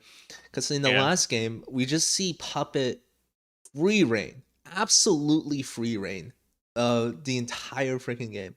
He was only harassed maybe a handful of times, and even then, his fluid shields were majorly up most of the time too. But I think it would be different this game. I know Caldian is not a sniper player. They had to switch Caldian to a killer play for just to fill in. But Zephyr is an infamous Naru player. Zephyr is actually the reason why Falcon Punch won, or partly the reason why Falcon Punch won the last community tournament, was their Naru was very, very oppressive on maps like Harbor, on maps like Observatory. But I haven't seen too much of that on Sky City. And I'm very, very interested to see how this is going to play out between Puppet on Aquila and Zephyr on Naru. Like this is it. What I could definitely see is they probably held Zephyr off until later on to be like, hey, time to pull you out of the pocket, your secret weapon as a part of our team. Because here's the thing, these VODs are publicly available for anyone to see, right? So I'm sure people were watching other streams and trying to get as much information they can to try to build their team comps to be better for these maps, especially since SOS has played, I think, Sky City twice so far already this tournament, so they've pretty much played it every single time. But it's gonna be an interesting matchup. I know let's see it. The teams showed up here in just a moment as they're loading in. Super excited for this matchup. It's gonna be So great. what we got? Falcon, Tricera, Luminae, Elisni, Stego, Aquila. In So an we're Inferno seeing... surprise? I'll stop. Nah, stop. So we're Inferno's seeing the bad. Tricera, Stego, not surprised. We got Welkin, Stego, Tricera, Naru, Falcon, and I think that was Luminae at the end there. Yeah. So very similar setups. We're seeing the Naru get swapped out for the Aquila. Otherwise, Tricera, Stego, Luminae, normal picks there. Trying to shoot to the walls though here. I mean, that's going to be a huge disc that they can try to plateau on and try to hold their point, because you can see Falcon Punch is already setting up shop there. Sink or swim. You can see how Puppet is just keeping his space to reveal whether that Narakami is looking at. I saw the shot from the top. Falcon is about to go down on sink or swim here. Getting absolutely lit up when they try to push in a little bit, get some information. Elisni's pushing in currently on Falcon Punch, being an oppressor over there, causing issues, probably trying to find that Naru. Oh, their listeners is caught. Yeah, but nobody focuses. That's tough. Yeah, that's tough. And I don't even know. Falcon is looking to try to go for the meter dump in the distance. Welkin sees Puppet as he's trying to snipe, but Falcon's now back in the flight module. He's looking towards the opponent and just looking for just someone to target, but goes ahead, repositions back towards his teammates. And Sink or Swim is just in the spotlight of just whether or not they should be the ones pushing or they on the other side to take the aggressiveness. Right now, we're seeing very different play styles come out because it is the first team to 6 kills, or whoever has the most kills by the end of this round coming out, they'll actually take the round. We're seeing a very, very passive play style compared to these other matches. It's not so much about pushing, it's getting that single elimination, that single person out of position. We're going to be seeing the Aquila come up, put the Claw, try to get the Welkin so they can focus the Welkin down. The Claw does not hit, so he's going back up. Oh, that was one of the first Naru shots. To strike. Yep. I was about to mention that too. I was like, that's the Narakami's after revealing his spotlight. Once that push was being made, you could see how Puppet used his 2 to push. Oh, and then he got sniped. huge There's hit, a second actually. shot coming out. Oh, so Narakami just using the time and patience as the key component in this engagement. Really just trying to get the Aquila down right now. That is the whole point of bringing the Naru, is to be the counter to Puppet. Puppet's having to play very passive. As soon as he steps out, he's going to be 3-shot by that Naru no matter what happens. He's going to stay low and push up, he's activate pushing, his 3 ability. He's going to be closing that gap so the Naru can't get shots on him. Naru's going to be actually have to fall off due to being hit so much. We're going to be probably seeing a push coming out from SOS here. See what happens. Yeah, but they're holding Yeah. that tower super well, playing that cover, getting that team smoke going, always falling back to a position where Puppet can't reach them. And now Puppet is forced to be in absolute melee range for just to try to get some shots in. And that is a risky position for him, but his whole team is collapsing. Oh, the Vulcan box! But he's dodging. He's dodging. Be missing his melee. No, but he still goes down to the Falcon. Yeah, Ramen picks him. But it was an even trade. So what we see is who went down on the. We saw other team. Narakami. Zephyr went down earlier. So even trade 1-1 at this point on the score line. Both teams are going to be falling back here, trying to reposition, get to a better position for themselves to wait for their teammates to be respawning. Otherwise, it's an even fight as it currently stands. Yeah, it's kind of a difficult position right now. Aquila now having high ground position, regroups with the team. Obviously, the Falcon tried to make a push against the Narakami, but lost all his energy as a result. Now, Luminae taking a lot of pot shots into the haze, having to see whether he can see the outline of them. You're going to see how Puppet is just going to flank around this building and hopefully not taking a shot to the head from the opponent's sniper. Yeah, he's getting chased by Falcon. But honestly, a great play by the Luminae on the Falcon Punch, realizing that Aquila was shooting at him, went into Stego's EIC in order to become invisible and actually drop the tracking. Yeah, Puppet is maybe edging the borders of the map a little bit too much. We see him getting interrupted by the lock-on warnings very, very much. And I don't think he's had as much value as obviously the previous one. I think Falcon Punch has really, really started to find ways to be able to counter this Aquila pressure. Mm-hmm. Yeah, whether or not you can. Is Zephyr doing a really good job of 15 seconds. 15 seconds on the clock. No picks. Oh, it's 2. The Zephyr was the Naru shot on the Aquila. It's just 7 seconds on the clock. There's nobody else is dying. Bro, I can't believe it. Oh my god, that pick at the end was the Naru shot. This is what I was talking about. I knew that it was going to be a great Naru moment. Yeah, you can hear the team, the comp, like, you gotta stay back. That's an unfortunate circumstance from that shot, but it works in the favor of FP. Now, obviously, sink or swim, they gotta start swimming, because otherwise, I don't need to say the next part. They're gonna be sinking. Oh, jeez. But that was such good timing from Falcon Punch, whereas the Welkin going in, and then also Naru sync killing on that Aquila. They knew that Puppet was the most isolated in that moment, and they put the trigger on it. That was... Wait, is he shooting through the walls? What the heck? Yeah, he can. Yeah, he can. With the snipers, you're able to get that done if you can just mark them and you know exactly where they are. Oh, right, yeah. That is a particular scene in the game where, like, lock on sometimes just ignore walls. It's true.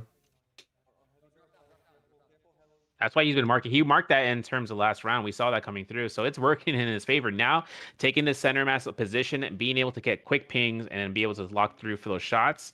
All that matters right now is whether or not Falcon Punch has any sort of position for the Narukami if one outlier comes in from sink or swim. Yeah, but that's tough because especially on this map, out of Sky City, it's if they're playing inside, what can they do, right? Narukami is not very good at finding the inside point, but great literally everywhere else here. But we'll have to see how that plays out. Once again, we're seeing Falcon Punch go, and everybody's just being very passive. Sink or swim's holding the center point, which obviously gives them the advantage in this situation, especially if time does run out and it is a tie. That capture point does open up. Ooh, crazy shot on the Naru. But what we're going to probably see from Falcon Punch is a coordinated push at some point. Let's say they see too many people spread out one way or another. They're going to immediately start trying to rotate to capture different ground to allow them for a better position when the capture point does come up down the line. Do you guys feel like Puppet is wasting his ammo, kind of? Like, he's doing a lot of poking damage, but it looks like Falcon Punch is able to recover very quickly from that damage. It feels more like just divergent, right? So that way the other side thinks that the Aquila is just busy with one side. But here's the thing. We've been seeing Puppet not use any of his booster packs, and he has his module to be ready once that push happens. But now it's down for the next 13 seconds. If he decides to burn all of his sniper shots, he still has the hip fire shots to make it happen. Yeah. Only by the position, though. Trying to take out that Naru is proving probably the most difficult challenge for Sink or Swim. And they're pushing. Look at the rotations coming out. So now they're going to be both fighting on the outside. Sink or Swim is going to have a few people inside the main building, but otherwise they are pretty much going in an all-out fight. Naru is going to be taking a lot of shots from the Aquila, goes invis, and is trying to escape with her life. But now, Sink or Swim is now where Falcon Punch is at. Yeah. That rotation has completely changed, and probably what we're going to see is Falcon Punch is going to take the building and play inside the building now. They're going to have to retreat some way. This is a really bad spot for them. They're getting fired upon from high ground. Oh, well. But the Naru, still no kill for either side. Naru is getting weak, but they are huddling extremely well now. Now, in scrims, I know that Falcon Punch was actually losing out on some of these scrims. I know that they scrimmed MSR last time and lost heavily to them, but it actually seems like they're pulling it back a lot, and they're putting up a fight. They're putting up a fight now. And if they get those here's Zephyr gets sick. Oh my god. There's a minute left. This changes the tides. 1 minute left, up 1-0. As we see Sink or Swim, they're immediately backing up and huddling up together on the side of the map. There's one person out of position right now, but now they're all together. They're going to be playing together, trying to keep it from Falcon Punch from getting that one singular kill to win this round 1-0. Yeah. And Yarlia is weak on the Welkin as well, so they're just backing up. I don't know if there's any time for Falcon Punch to get a pick here. And it looks like Welkin is getting picked out maybe. Oh no, 27, 25 seconds on the clock. Well, this is gonna Oh, come we down see to the wire. Falcon on Sink or Swim is at 10 HP right now. Oh my gosh. Oh my god. 15 seconds left on the clock here. Might be looking for a stun. Otherwise, 10, it's seeming that Falcon, he 9, needs, if he doesn't 8, get shot by a sniper, he 7, might be good. 6, Valkyria's moving. 5. He can't get out of No, here, the bro. ramen gets One picked kill, as that's well. it. Oh, there's another Oh, pick. they got it going. They got it. Oh my goodness. We are going on to a round 3 Sky City. Wow. This is insane. What a match. This is the semifinals here. This determines who's going on to the finals to compete in the finals. This is probably the best showing that we've seen so far. These are top-notch teams fighting a very high-level game. We'll just have to see how this plays out as people are brawling now. They're opening Absolute salvos. attrition right now. Absolute attrition. Naru, no shields. Absolutely getting beamed down by the Aquila.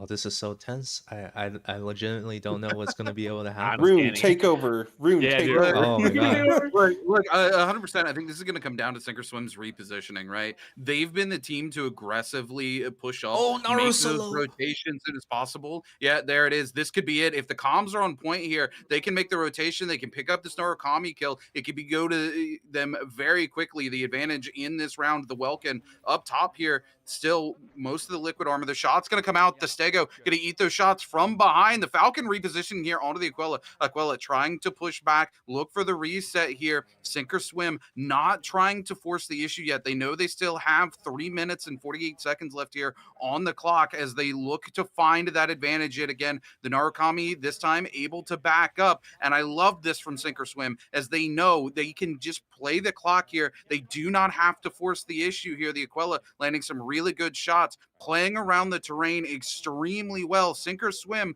looking to find that opening so they can push in. I know that Falcon Punch is really reeling it in here. That Narukami being low was not something on their agenda, especially having to reposition her.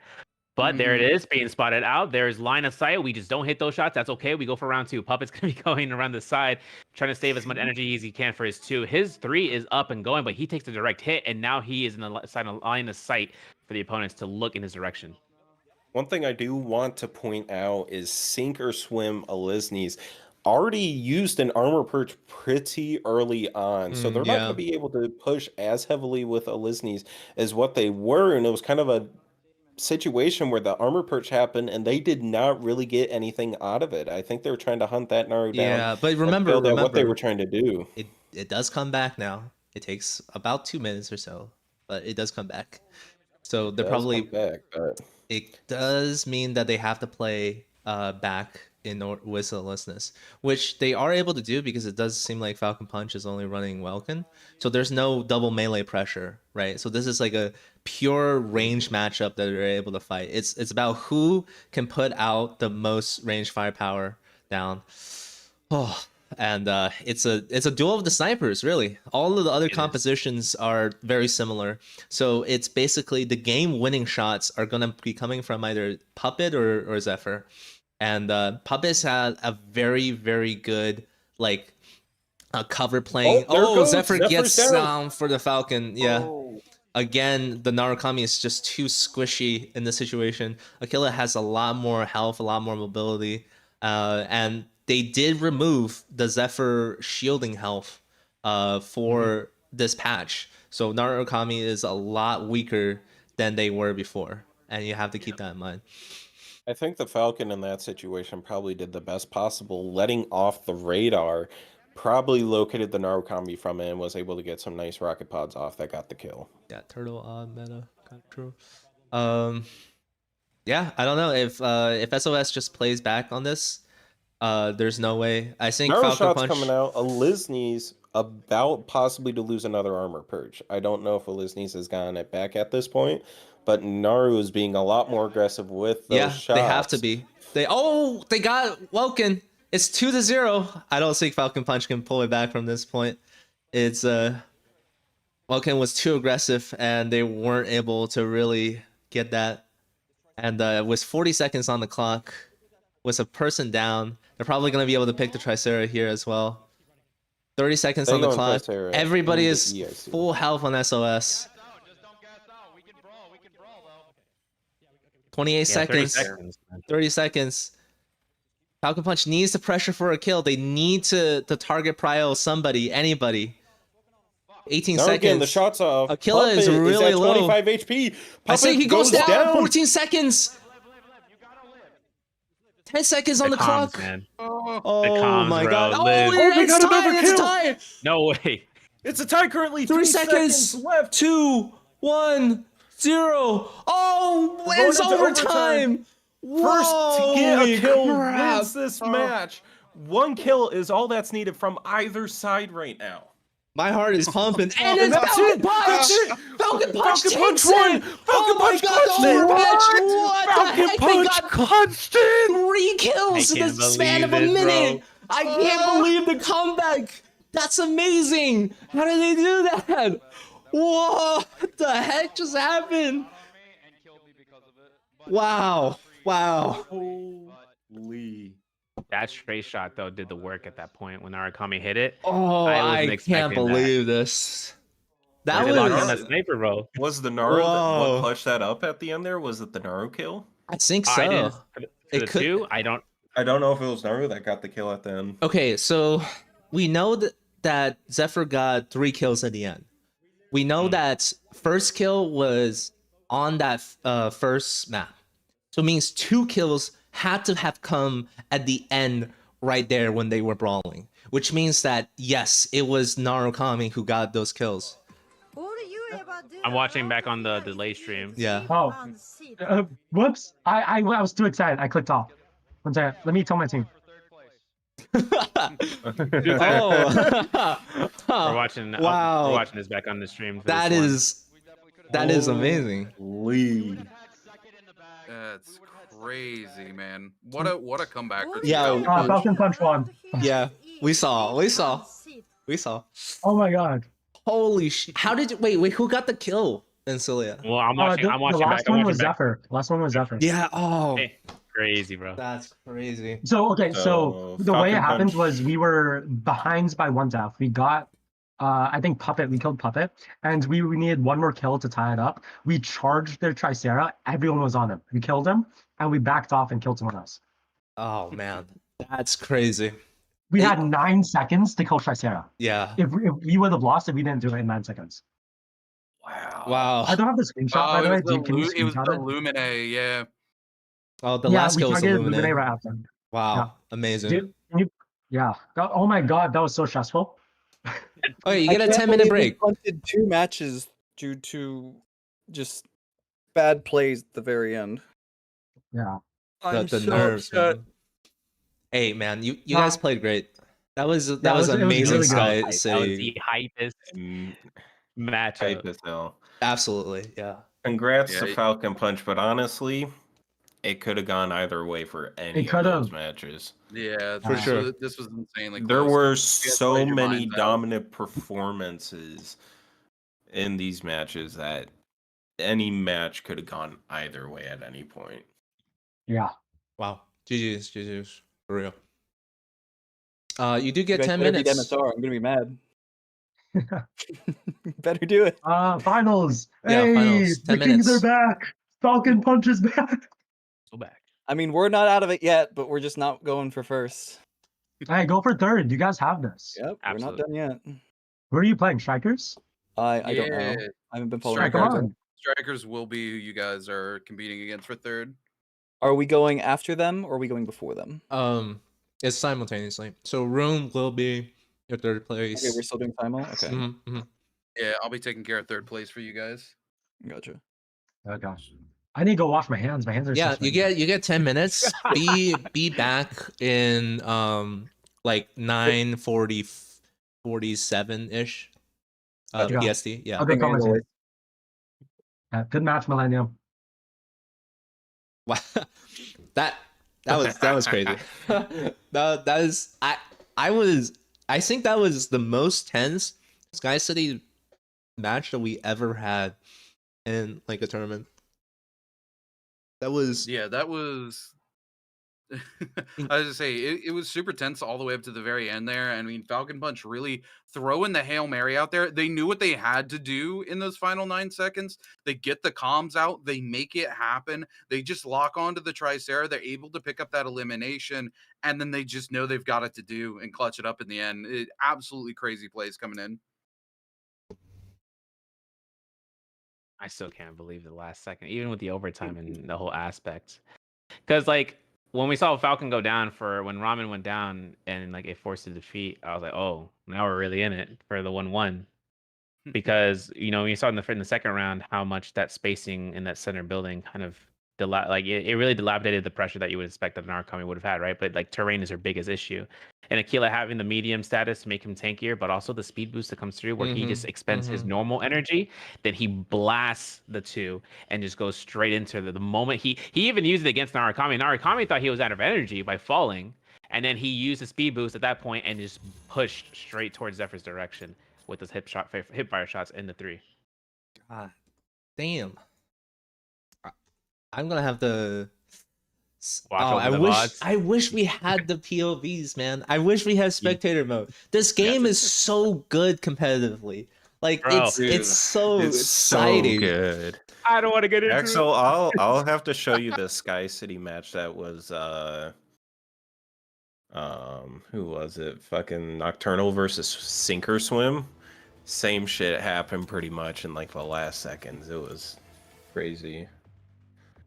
I still can't get over MSR's fucking flipping the script on Sky City. I mean, being down 0-4 Yeah, 0-4 is insane, and then immediately flipping it and going 6-4 is just crazy. Yeah. Same thing happened with Sink or Swim versus Nocturnal. Nocturnal was up 4-0. Sink or Swim came back, got 5 kills, and then Nocturnal came back and got 2 kills, if I'm not mistaken. They literally flipped the script back and forth for the whole entire time. It was absolutely insane. It was so difficult to even determine who was going to win, who was going to lose. Yeah, so Nocturnal was up 4-0. Oh no, it's not Strikers. Yeah, it's Strikers versus Michelin's going to final. Yeah, Michelin's finals. Imagine pulling up the bot from Loveless's point of view and see in terms of Nocturnal versus give us Falcon. spectators mode, man. Give round us 3 was mode. probably the best out of all. Round 3 give us was spectator absolute. Spectators need to happen so bad. Like in a Chinese spectator mode, I see it on Bilibili. They have the overflight, they have the player POV, they have the map, like pop up. They have the you can bring up the scoreboard whenever. It's so good. It's like I don't want to think about it. I don't think about it's so good. We just don't have it yet. I'm really mad. But hopefully when it full releases, I can we can play around with it. Yeah, absolutely. I'm excited. It's nice to know that it's already in the works though, like that we're going to have it. It's gonna solve a lot of problems with TOing tournaments in the future.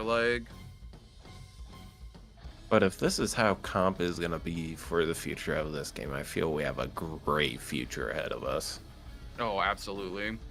If we get more strikers in, it will create better metas as well, right? And then we'll be able to see people really stand out as mains and stuff like that.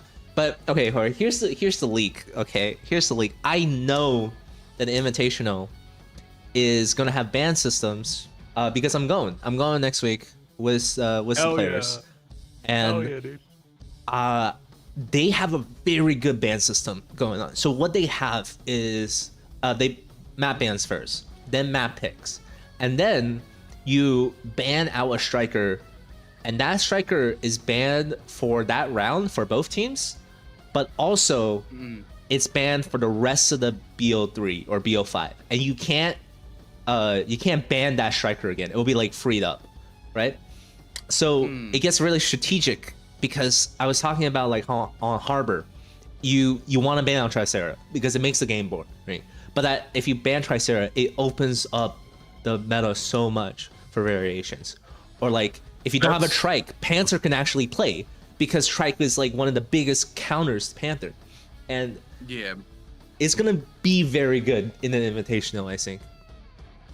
That's one of the things that I was talking about is like if we didn't have the current map pick system, you know, it's team 1 picks a map, team 2 picks a map, team 2 bans a map, team 1 bans a map, and then the last map is the last map you would play in a best of 3 if it goes to 3 maps. But once we start getting these picks and bans, this is going to be a whole nother level of playing. I mean, what we're going to be seeing is these strong characters. Imagine these matches without a Lumine inside of it, or Aquila, yeah. Right. Yeah. Imagine just how different these matches would play out, but also how much stronger, you know, Tricera or Stego would be. It's just throwing these completely on a different path. When the game releases, we're stealing their system. By the way, GP, we're taking their tournament rules and running with that, because I think it's like the best basis for rules for this game. It's super interesting. Well, yeah, I agree. I mean, I was thinking the same way. Like the way they the blueprints. The way they have their rules currently is like how I wanted them to be. So I'm happy either way. I'm gonna create in the Discord a permanent bracket for the finals, like a thread for the finals. Yeah. So we have Ancilia as a part of Falcon Punch. Who is the person, the team captain from MSR? Milver. I pinged them already. Room is up. They should be piling in whenever. Okay. Wow. I'm just good. You know, honestly, Milver was very scared of what's gonna happen in the tournament this morning, but looks like they're really pulling through as MSR. So these are like two great teams for the finals, I think. Super strong showings from both of them so far. Falcon Punch is the last tournament winner as well. So it's the old guard versus the new up-and-comers. Yeah. I love that. I have the Ariella stream. What other streams do we have that we're able to bring in? I have Milver 2 here. This is the main stream for that. I'll put it in ref chat. And then Yarliala and Ramen Rook is also streaming.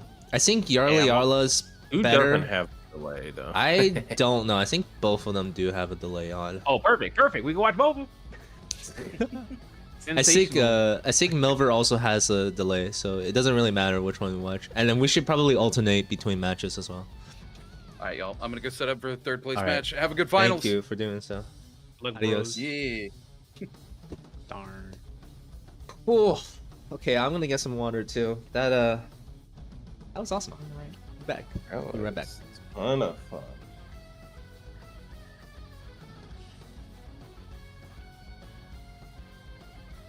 I can't believe MSR went 2-0 everywhere.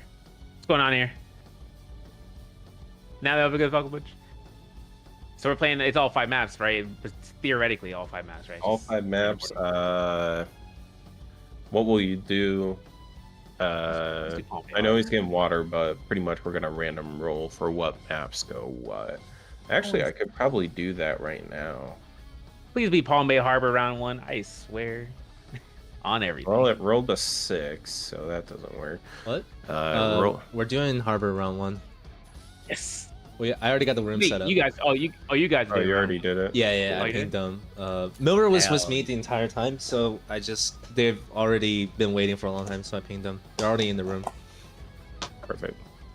Ooh. I did create that red under tournament bracket just in case anything needs to be put in there. Any predictions? Predictions? I didn't see MSR. I haven't seen MSR the whole time. I haven't seen MSR, but the way Falcon Punch was playing last match against Sink or Swim, if Michelin's MSR is living up to the name that they are, I could see MSR taking it. That part. I'm voting for MSR. They haven't lost. They haven't lost. But Falcon Punch is the previous tournament winner, and Single Swim was an extremely strong team, in my opinion. Puppet was Leeson. They're all long time players, and I know them from like from the beta days. So I think MSR right now has a very good chance in winning, but I cannot discount that Falcon Punch did give us a hell of a show so far. That part. Mm-hmm. So I gotta stick with my guns though. I gotta side with Falcon Punch because yeah. For the finals here, I'm gonna record all of it from my end. Yeah. And I'm gonna do Milver and Yariella stream. Hopefully it's somewhat lined up. Yeah, let me pull up yours. I'm probably gonna watch Milver's point. Actually, we'll watch Yariella. I gotta stick to my guns because last time they were playing the finals, I was also watching Yuri. Bro is such a good Panzer, but born to Panzer, forced to Welkin, I guess. Feels bad, man. Okay. I'm curious, does MSR use Aquilo a lot? Do we know anything about Aquilo usage? Okay, let me give you the MSR rundown, okay? Since you guys haven't seen them play. They're very aggressive. And they run the same comp every match, basically without fail. But their Aquila is strong. Really? Oh, really? Maybe even better than Puppet, actually. Oh, it's Renegade, That's insane. Yeah. Their it's Renegade? Oh, yeah. Renegade Man is very strong. And he is one of the key reasons of why they win so many matches. Their DPS is insane. And their teamwork between their Tricera and Stego is like unmatched by any other team that's around. So that's actually insane. That's why they sweep every single match, because they're able to brawl very heavily and they're super aggressive. When somebody called out the communications, Rune would tell you the one they saw, the communications between Milver, the team captain, and everybody else on their team is clean. They keep that chatter clean. There's nothing that besides like calls to kill or like calls to group. They know what they're doing and they're really strong. And I'm really excited to see what's going on here. What I'm excited to see, because following Falcon Punch as much as we have, I don't know about their first match that they played against GSS, but they still got a decent amount of people in reserves. I mean, we saw Falcon Punch bring out Zephyr, obviously, as an alternative pick, but I haven't seen Leap, I haven't seen YNK, and I haven't seen Steparu play yet. So I'm interested to see if they're going to start bringing those people out in order to provide kind of some sort of randomness to kind of catch MSR off guard. Yo, where are they? Hello? Okay, 10 minutes is up. I gotta. Oh yeah. You gotta get on them. Yeah, I'm getting on their ass to join the lobby. Does anybody have Yarlia's stream? I'm like... I do. I have it. Okay, can you ping it? Of course. I'll send it in a free chat. Yeah. Lamo.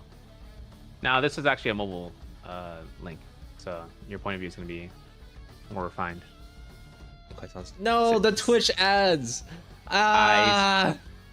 You know, it's crazy. I got a Twitch Turbo free 7-day trial today. I was like, perfect. Your mom, they said. That's crazy.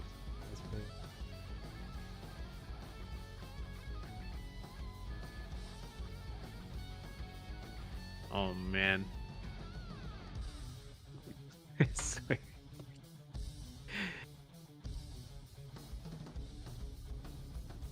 I can't wait to go back and forth.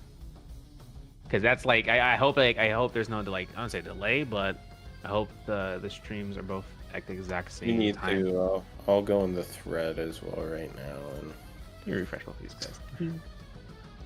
Or are we waiting on Falcon Punch? Yeah, I'm giving them a 5-minute warning. They're not joining the room for some reason. Cool. If you did it, I won't bother. I don't know why they're not joining. Bro, Zakev, the U block doesn't work on Twitch. What do you mean? Also, they did get they got rid of U block on. Oh, real? On Chrome, yeah. It's over. You have to use U block Lite or something else. Okay. Where the hell are they? Oh, they're joining. They're running. Okay.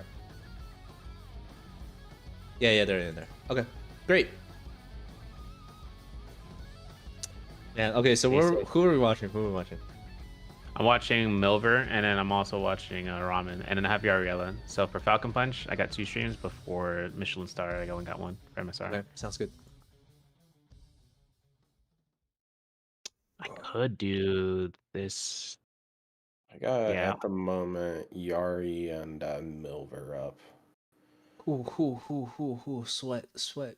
Oh man, like I'm gonna go grab a drink real quick, and I'll be right back. Go for it. I'm trying to organize these windows. YNK is playing this time. That's what JP was talking about. Someone said something about they're gonna bring a Falcon. I don't know the reserves in terms of key pocket picks.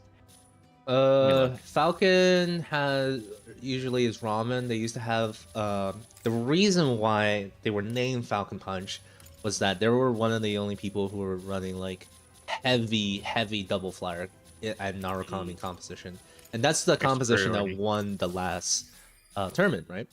So then for this, they were really focused on Brother Frank did not return, but they also got another great like Falcon player, Ramen Rook, and he was playing for a majority of the matches. But it looks like they actually subbed him out in favor of playing YNK and Zephyr now, which is an interesting switch up because that means Ramen is out. They are no longer playing Falcon in Falcon Punch, which has happened before. I'm putting him away.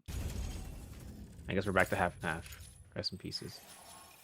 Yeah, because Ramen was the key streamer from Falcon Punch. Wait, but Yarlia is out? Wait, what? Wait, what? No! I need point of views. Oh wait, no, they're back. Okay, I was like, what the heck? He'll be streaming my point of view, but I believe. God bless him. What are they doing? They're like switching it out or something? Wait, he's streaming your point of view, Yoshi? Oh, they needed to buy strikers because they didn't have it up. He's like, I'm a Stego main now, baby. I'm like, what the? Whoa, bro. We're trolling. We're not trolling. We're semi-trolling. We're doing a little. It's fun to do a little trolling. We're playing a little sneaky. You never thought this pocket pick was gonna be made because we are on Paul Bay Harbor. I knew. Hey, wait a second. Buying all the strikers? Now that's what we call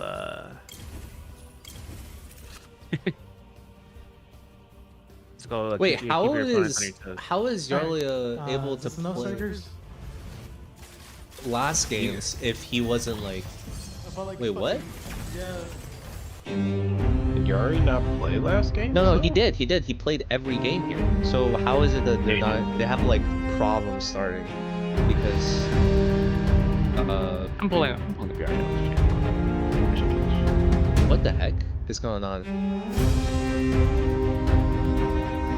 I mean, we gotta tell him to start up the game at some point because I feel like they're delaying time at this No. They're it's Milver trying to start the game, but Yarlia they said that Yarlia didn't have enough strikers, but it doesn't make any sense. Oh, the default striker thing, maybe. No, it wouldn't because it was like they can't start. Okay, we remake the lobby. Yeah. Okay. Because they were the ones who made the lobby. I did. I made the lobby, but I don't know why. It says Y and K doesn't have it. Oh no, they got it. They just got it. Y and K did not have enough strikers. Oh yeah, Y and K does. Did that happen in the CBT? Like we had the issue about that. Well, didn't I just say YNK hasn't been playing? Yeah. He's one of the few people that were part of that roster that hasn't been playing. And then 2,000 credits to his name. Listen, everybody got 1,000 from that one. 1,000 for it? Yeah. Yeah, you can buy all the baby strikers. And here we go. The final match has been started. It's time. Well, it's the first out of the final matches, okay? It's So Melbourne has a pretty big delay. Is there anyone else on MSR that has? Slightly less. Slightly less. I don't know. I'm just gonna watch y'all in the stream for now. Yeah, I realize it's gonna be the only one. It's over. That's fine. From point of view. Alright, music's off. Palm Bay Harbor, round 1, finals. We're in finals, baby. Okay, MSR versus Falcon Punch. This is it. Whew. Here we go. The finals for the Mecha Break Community Tournament. Number 12. Yeah. Here we go. So what we're seeing: Stego, Welkin, Hurricane, Tricera, Lumine, Naru. Hurricane and Naru. Kind of expected on this map. Yeah. Honestly. You set the Naru on top of the building, you're gonna have a good time just pecking over a distance. This is triple heavy, by the way. Triple heavy. Stego, Tricera, and Hurricane. They are looking to brawl for the point. Oh, Lumi got boxed immediately off the bat. Is he going to be able to get the melee damage off in order to actually get the kill? Does not look like it. The enemy Welkin comes in. We got a Beyblade duel going on. Yeah. Yeah, hopefully see whether or not the Howitzer is going to do as much damage as they hope to just peel them away from them. Otherwise, we're looking at a low health. The Hurricane is getting pelted in the distance. So is Tricera, and Tricera goes down right now. No, I gotta add. No. Seems like Falcon Punch might be putting a little bit despair, the grief, everything going down. 2-1 down. Alyssa is the next target, and you know, it looks like Yariel just isn't going to stop this out. The objective is in the center for the players to get this. Currently 1-2.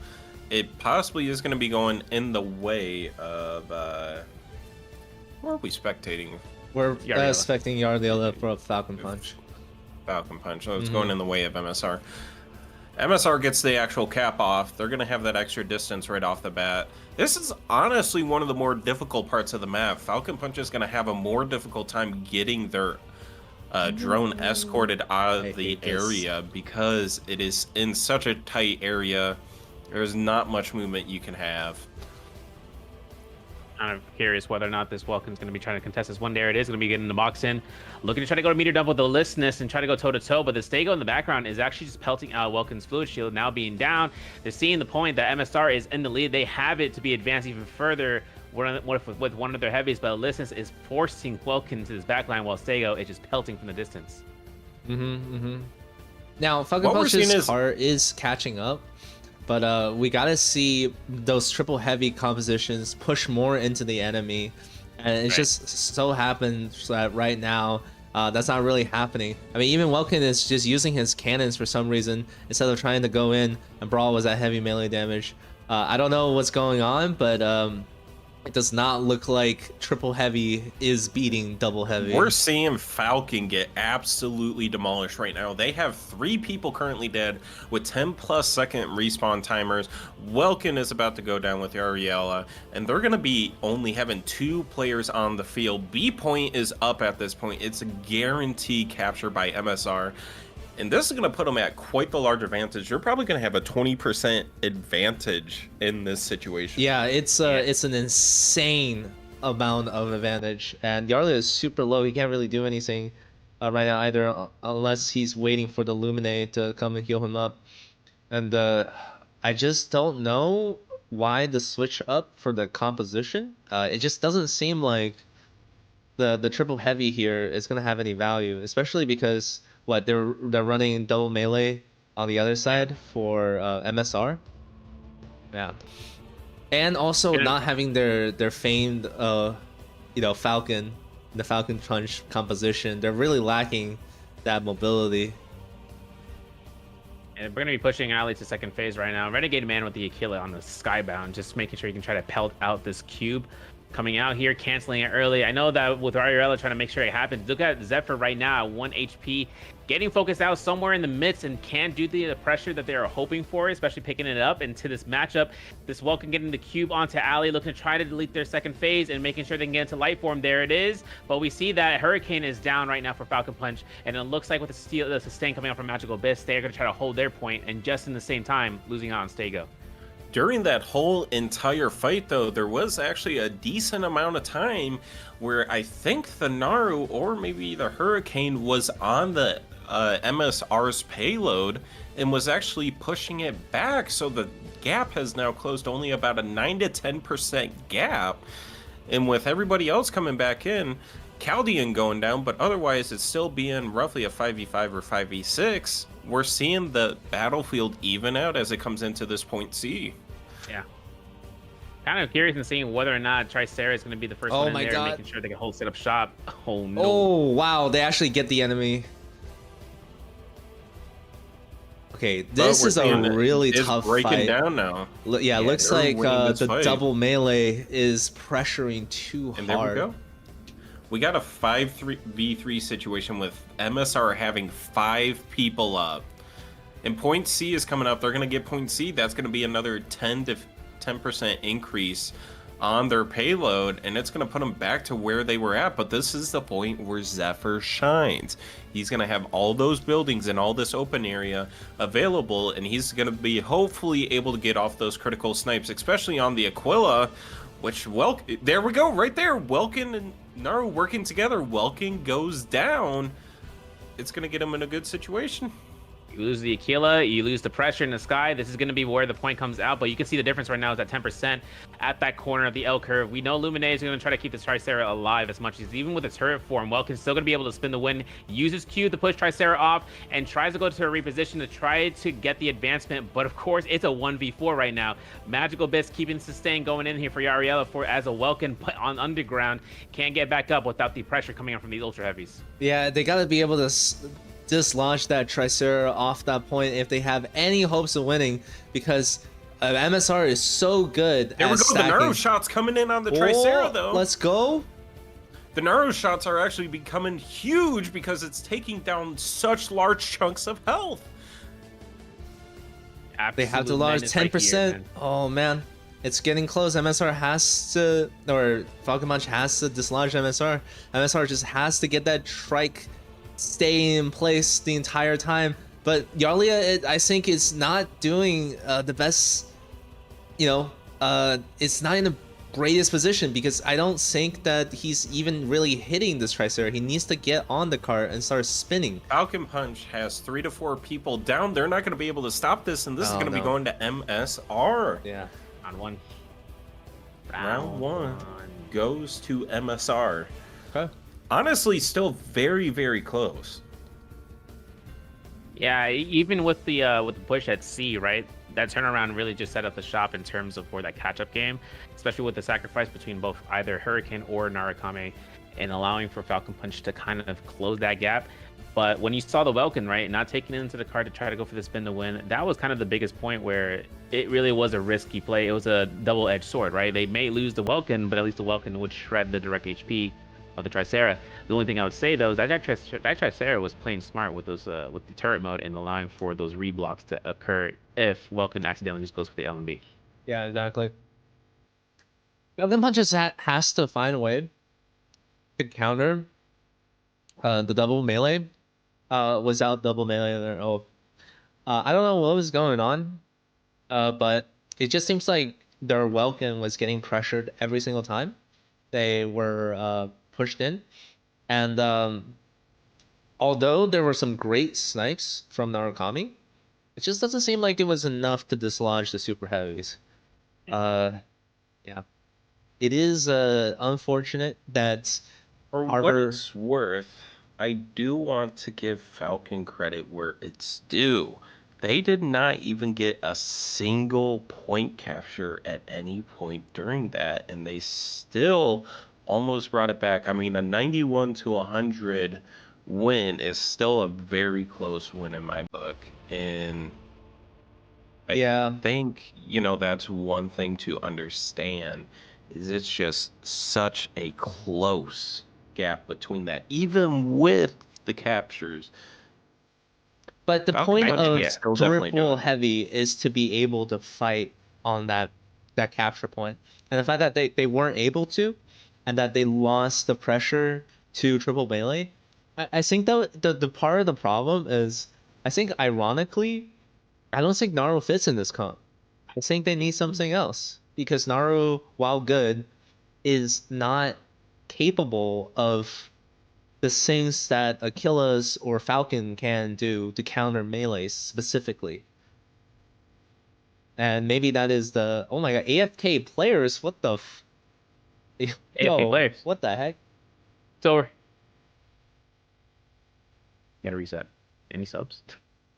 So let me check something going through it, because one thing too is that fact, right? Like the Narukami onto Palm Bay kind of gives you at least one half of the rounds to your favor in terms of a certain position. Then again, if you have the mobility aspect, such as the killer to be brought in, or maybe even more of those, on the ground type of units to kind of hold it down, with the 3 heavy defenders and having the mobility of a rock, they still can just brawl out until there's sustainers such as Illuminate come in, or even in the rare case instances, even the Tricera, right, with the heal module that allows for him to kind of keep keep its toes every so few minutes. But point in being is also taking advantage of the haze. I mean, this denying anything from the future of using the EIC just to break line of sight is where Narukami, right? It's just free range shots, but at the cost of whether or not it will connect or not. At the end of the day, there's no spam fire, no pelt shots. Exactly. Coming out there. The biggest downside to Naru is just, I'm gonna be honest, I absolutely love the claw that Aquila has. Even though, yes, you could dodge it now, if that hits, it's practically a guaranteed kill if your team is focusing the person. And it's very Naru good has against the melees. capability. Yeah. It is a lifesaver. If I see a melee person coming right after me, I just throw that out, and 9 times out of 10 it's gonna stick them, and I'm alive by the end of it, right? So Aquila's utility is just more team friendly, while Naru's utility is going to be more selfish. Yeah. And even then, if the other team has a Falcon, 1 radar and you're screwed. Especially because now Naru doesn't have the shielding for his team anymore, which is, I feel like a huge nerf to it. It's like team play potential. Now that it's like super selfish, now that it can't really support its team the way that like Aquila can, I think that's why people really, in NA at least, do not value Narukami as much. But I think JP loves Naru. I think it's like a prime pick. And really, yeah, there's a lot of different. I mean, everybody's running the same 4 core units, right? Welcome, Tricera, Stego, and Lumi. But there are a lot of variations on what people prioritize as the flex picks. In JP, we see Aquila is actually voted very heavily down. Like, it's like D rank in some JP tier lists. And they put Sky Raider and Narukami really high up on the list. And I feel like on that map specifically, I think a Sky Raider would be really good in the last match for either teams. I don't know. I feel like Sky Raider value is still really good despite all the nerfs. And JP seems to think so too. But we haven't really seen a lot of... Yeah, go ahead. The biggest thing I could see from a Sky Raider is just the ability to lock out others' abilities. Getting that AoE damage off. Think about it this way, right? You got Stego with its EIC Storm. You have the cannon on Tricera. You probably have the Lumine sitting with you that can no longer do AoE heals. So you think about it, you take that away from them for a few seconds, that's going to provide a lot of utility to your team to try and get that kill. Yeah. So also, I can see why Sky Raider is heavily underutilized, but I also understand why something like Falcon is heavily utilized, is because these, especially these flyers, I think are probably in one of the strongest states they've ever been. This is just me personally, but all the new movement tech allows them to get shots off, make stuff happen, and then kind of get out of it scot-free if the other person can't aim. This is true.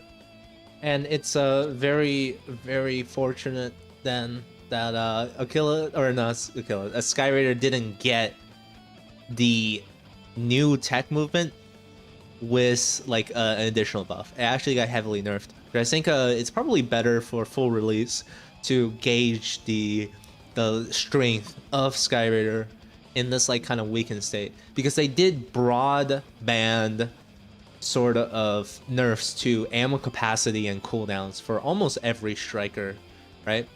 So I think they're like really trying to test how that feels to have like cooldowns that are like pretty darn important. I mean, some of these cooldowns are more than death timers even. For Inferno especially, its full reload is like 54 seconds, which is ridiculous. It's a full minute, and you can die to reload faster on Inferno if you are spamming his primary weapon. But I think it's like hilarious, but probably not very good. Like, it feels really bad. Oh, it looks like the game is starting. Time. It's time. What map are we on right now? Misra? Misra. I am Misra. Eye of Misra. Now, the biggest thing we're gonna see about this team comp is, because of the storm, who are they gonna choose not to run and who are they gonna run? Because there are some mechs that are absolutely useless when the storm comes out. Oh, they have Leet now. Oh, Leet is subbing in. Yep. That's their primary Alistus player, and he hasn't been playing until now. Well, that's what I was saying, is they're having all these backup players in their pockets just ready to go whenever they need them. Oh, Leet is actually on Welkin instead. Saw that. Wow. Wow. That's Saw that. I was like, wait a crazy. Lee is most typically on the listeners whenever we see him. So this switch up to Yarlia. Yarlia, I think, is the better melee player, though. I do have to say. When Yarlia gets going on Panther, there's no stopping him. And I think maybe Welkin, forced to play Welkin, is holding him back from his true potential. So let's see him on Alyssness now. I think one thing to recognize, especially during this match, is they're changing these things up in their team and giving the opportunity to play these different play styles. We saw last match that it did not run well with Yari being on the Welkin, so this is possibly an opportunity for Yari to actually try something different out, because, you know, we always have our bad games every once in a while where it's just not great with one, and you just got to change it up a little bit. But we're going to see an immediately team dash on the Alyssnes. We have the Alyssnes and the Welkin focusing the enemy Alyssnes, trying to get the MSR Alyssnes down. Already got one armor purge done within 30 seconds. Sarah, yeah. He's taking all the point here for listeners' attention. I like this move. You draw the attention, you move away, because you can't kill the Tricera. It's going to take too long. So then, second armor purge from the Alyssnes MSR out, with the first armor purge from Falcon Punch. But they do get 2 kills onto Falcon Punch there from MSR. Abort. Disconnect. They're gonna abort. I had a disconnect. Yeah. They had this. Yeah. Call it. Hey, we had a disconnect. Yeah. With You get. Minecraft. Yeah. Restart. Just call. Yeah, we already clicked abort. Okay. Yeah, just stop. Yep. They have to abort. Yeah, there you go. Okay. Restart. Thank you. Sorry about that. No problem. It's not your fault. This is what the rules are for. Wow, a clean restart was no drama. That's crazy. Hold on. What's up? Falcon Punch just said they possibly were gonna swap someone. They can't swap anyone. No, they cannot. They can't swap anyone. But strikers. Nope. They're swapping people right now. Whoa. Wait. Wait, they had a disconnect, right? Okay, They had to disconnect. You can't they just swap. swap someone out, though. You can't swap.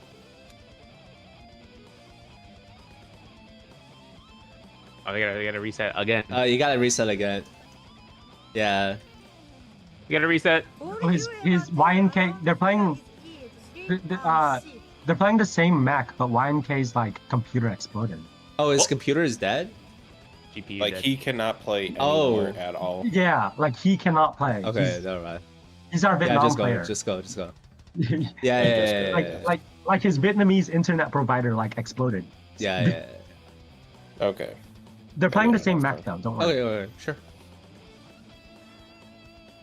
New Tricera on the block. Zachev in the ring. Couldn't believe it. Change the color. What makes it? Yeah, I thought it was like a I thought sneaky they were just move. swapping there. I was about to be like, whoa. But it makes sense This started if like to turn out to be one of the interesting final match I've seen. True. Random Baba B experience. Sorry about that. But YNK's computer exploding, I totally get it. They're in Vietnam, it's humid there. That's fair. No strikers changed, just they had to sub in. Okay. That does mean that they use their one match reset, so Yeah. It's what it's there for. But let's see how it happens going into here. Kind of worried whether or not Alyssa is going to want to take another flank again with their Welkin. If Yari wants to make that push again, you can see Alyssa's coming from the backline and spawning in delayed fuse. Falcon trying to find the reposition as the shots coming in from Sniper. I know Ali's making that chance very hard. I think a little bit too much, but they find the reposition with their heavies. Not as hard as a push as it was with the previous match. Actually, never mind. Now it is. It definitely is. Yeah, just they're hard. pushing in. I'm wondering whether or not Ali's going to be getting away for this one. There's going to be a chance, though, on Nikila. There is the connection, maybe for a ping for the Welcome to reposition, but not going to happen. We're going to try to take some shots up against the enemy Stego. Zachev is going through, but the spin to win move comes out. Welcome Q cannot be broken until now, and it might be the end of Tricera here if that Welcome can keep that pressure. End of Welkin on Falcon Punch. Tricera is getting very, very low. Tricera is getting taken out, and we have Lumine down. Falcon Punch is already 3 players down. We're not even a minute into the match. We don't even have the objective up, bro. They got pushed really hard, and I think what they should have done is moved into the building instead of trying to brawl this outside. If they move into the building, the melees will have to force to go into a very unfavorable situation. But it looks like instead, it's choosing the wrong fights. Trying to make it so the key gets delayed and MSR does not get the key, which, Yari's doing a good job as. That's kind of what a Lisneys is meant for. Lisneys can do damage, but really is meant for control and actually holding stuff down.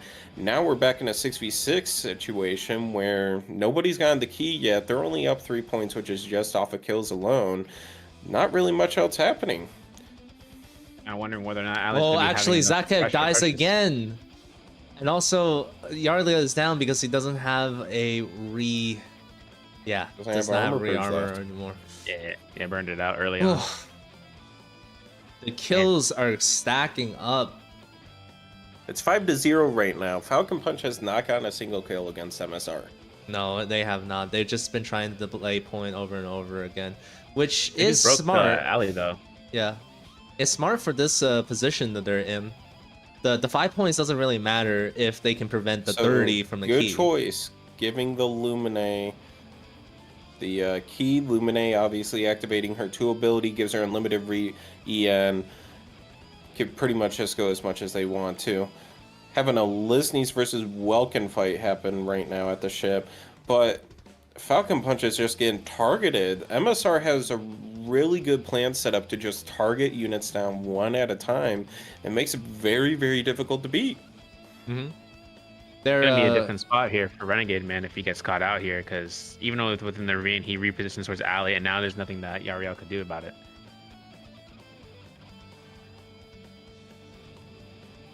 Now we see point C currently up, and they're trying to prevent anyone from grabbing it. Oh, Lumi goes down. Huge kill on Falcon Punch's side. Lumi being down makes everybody else vulnerable. So they could possibly get further kills, get that key secured, and actually get some points on the board for the team. We do have Zachev going down again as the Tricera. It's kind of an even matchup. I think right now Yarlia is wasting so much time on this Tricera, and it's not working out. Like you're not gonna kill this Tricera. Wait, he killed this Tricera. Wait, He got the Tricera. He got the Welkin is Tricera. down for MSR a little bit, but they're not going to be able to get C. What Falcon Punch needs to do is they need to dedicate some people to go A and actually secure A. Just have a few people pester C as much as they can to deny especially from long them range. actually getting the key. Yeah, exactly. That's their best bet right now, but Stego might be going down for MSR. The Welkin and Stego both are low. I don't know if their healer is over here there comes or not. the If that's the Sandstorm. case, Welkin goes down. Lumine's over there, but Stego is about to possibly go down too. But the Sandstorm is gonna be trouble for everybody right now. Nobody can aim. It's a sniper's game right now, as their free aim is one of the only reliable things to kill right now. Yarlia does go down because of his low health remaining, but that's okay. We get a reset. A and C are both up at the same time, so maybe Ramen can go for a sneaky grab on A while everybody else is focused on C. And it looks like everyone else is trying to hope for that Tricera to go down as soon as possible. Michelin MSR, like they're kind of holding this down to the T, the brass tacks right now. And ASC both being available and being able to hold it down right now, whether or not Falcon Punch can at least get one to tie up the score, the kill eliminations is already superseded between the two of them. Now, Ali, Yariel dropping right onto the C objective, seeing that there might be a chance, but we're losing out on one of our players as Tricera actually on death's row and just coming back in 20 seconds time. That is a lifetime for one of the ultra heavies that does a significant impact and trying to hold a position now, because right now, Yariel trying to make it happen here and trying to lock down the Lumine goes straight into second phase. Yeah, Tricera dying over and over and over again is so bad for Falcon Punch. That is one of the main players, the key players in this meta right now. You cannot afford to have him have that 30-second respawn time, and that is rough. That is rough. Nobody's getting any keys, and B is going to be up very soon. There's going to be a key grabbed here. MSR is really focusing heavily on C, and they really want to get that C key, and they're probably going to get it once Yari goes down here. I don't think there's any other players here to actually help out in that situation. They do have the Welkin, but now all three keys are up. This is going to be creating an interesting dynamic where you're going to be having miniature fights going on all over the map. You got to decide, hey, are we going to have a fight over here, or are we just going to focus everybody on one point to secure that one key? Kind of seriously considering whether or not these keys are going to be picked up at the end of the day, but as long as this time goes through, MSR still has the lead in terms of points, and we have what, 5 minutes left? I don't believe they despawned. B key got grabbed. Yeah, and Listeners got it. Falcon Punch MSR is got the dying. key. They're just dying. They're not able to get the picks that they want, so their manpower is short. And I think one more key for MSR would clutch this. I mean, they're gonna be able to get this entire key for listeners right now. There's no stopping that. With this full collection of this key, it's going to be putting them roughly around 80 to 90 points altogether. Yep. So all it's going to take is one more key, which they just grabbed off of point C right now. Falcon Punch did get point A, but unless they could stop the Stego here, which I don't think they'll be able to, it's going to be end game here in about 30 seconds. Welcome Cube comes out, tries to deny it. Elisnus in the second phase, activating the 3, but I think it's too late. Stego is slowly but surely going through. But we see a corner all coming in here as Stego gets himself caught around the melee strikes, doesn't make the point for the 15, and there it is. 15 comes out, still surviving with the fluid shield, and goes down before the procs. And we see these points going through, but it's still 7 deaths before Falcon Punch takes another loss, unless one miracle comes after the next. Because B is coming up in around a minute or so, and we're still waiting to see whether they can get that kill lead. And the kill count has not been favoring them at all for the last couple of things, but they are just jumping on every single MSR striker out there, and they need to prioritize getting B, because that is going to be it. They have to stay alive. They have to get at least 2 keys in order to clutch this out. And that is such a hard thing to do with the storm coming up as well. Falcon Punch is planning properly for this, so you could hear it in their comms. They're saying to stagger these kills. They know they have the people advantage, so they're trying to stagger these kills as much as they can. If they're always having a 1 to 2 man advantage for the whole entire rest of the match, it is possible to make it happen. It's that staggering is what's going to allow them to continuously hold that advantage. As soon as they lose it, though, it's going to be over. Yeah, 6 kills until MSR wins as Yarlia goes down.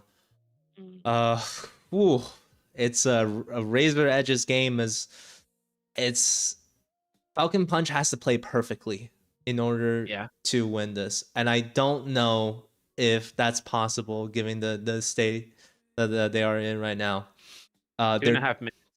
Like 2.5 minutes left on the bar really just puts him in the spot because these ultras are just going to keep going ham between all the squishies and distance. I mean, Zachev is down, Tricera losing out again, but 10 seconds and we might see a change in the flow. 4 deaths left, and we just lost another one. Welcome being going ahead and getting eliminated out with 4 deaths left for MSR to take victory for this round, and we're seeing Yariel just getting hammered down in the front end of this field.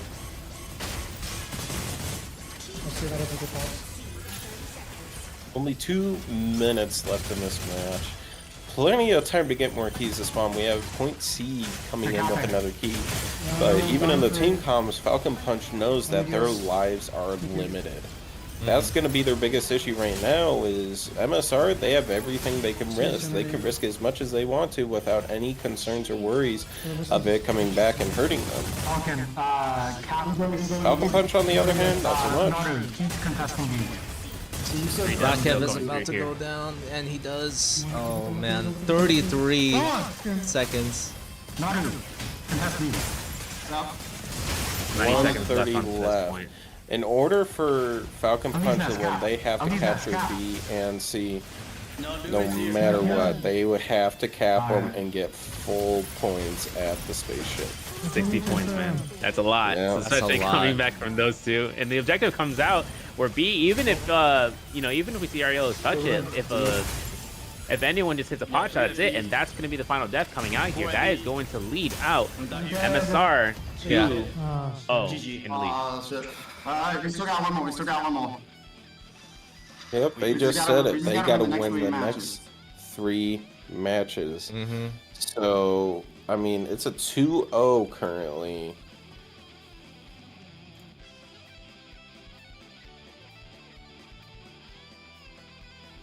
Try and get the thing. Do.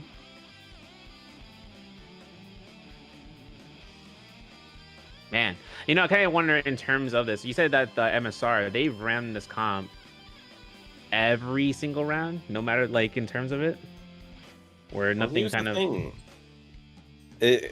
Replacements and having extra people sounds good until you think about it, right? How many of these people have actually played together as much as they can and fully understand each other? If you're swapping out people constantly, you're going to be running into that problem where the team dynamic is not 100% fully there. It's good maybe to have 1 or 2 people, but if you just have a bunch of one-trick people, it may not run as well.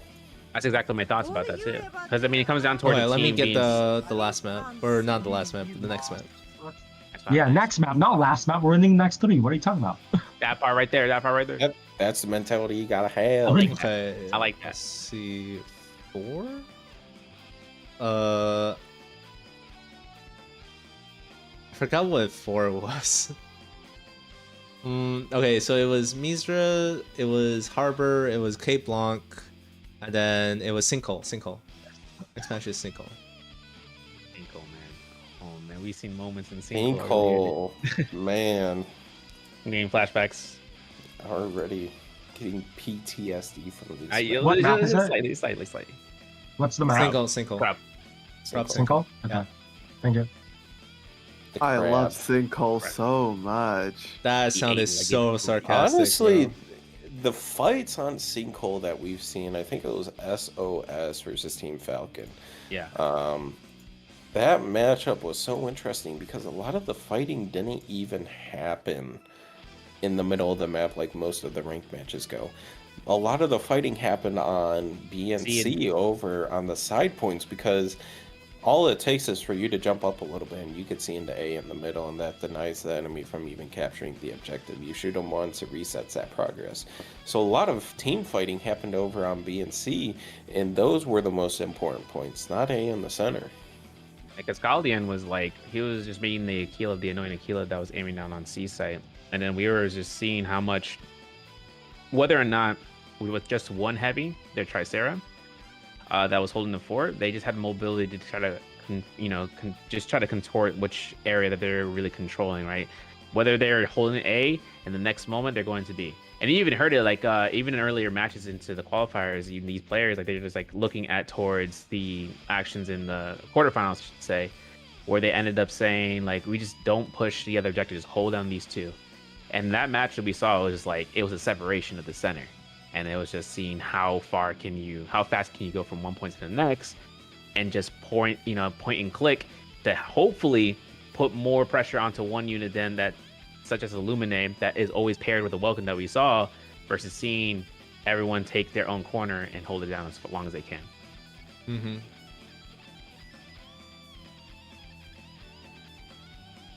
I was wondering if we're gonna get. I wonder how many heavies we're gonna have, because if they go for one heavy again, they're switching out people again. A lot of switches going on, for sure.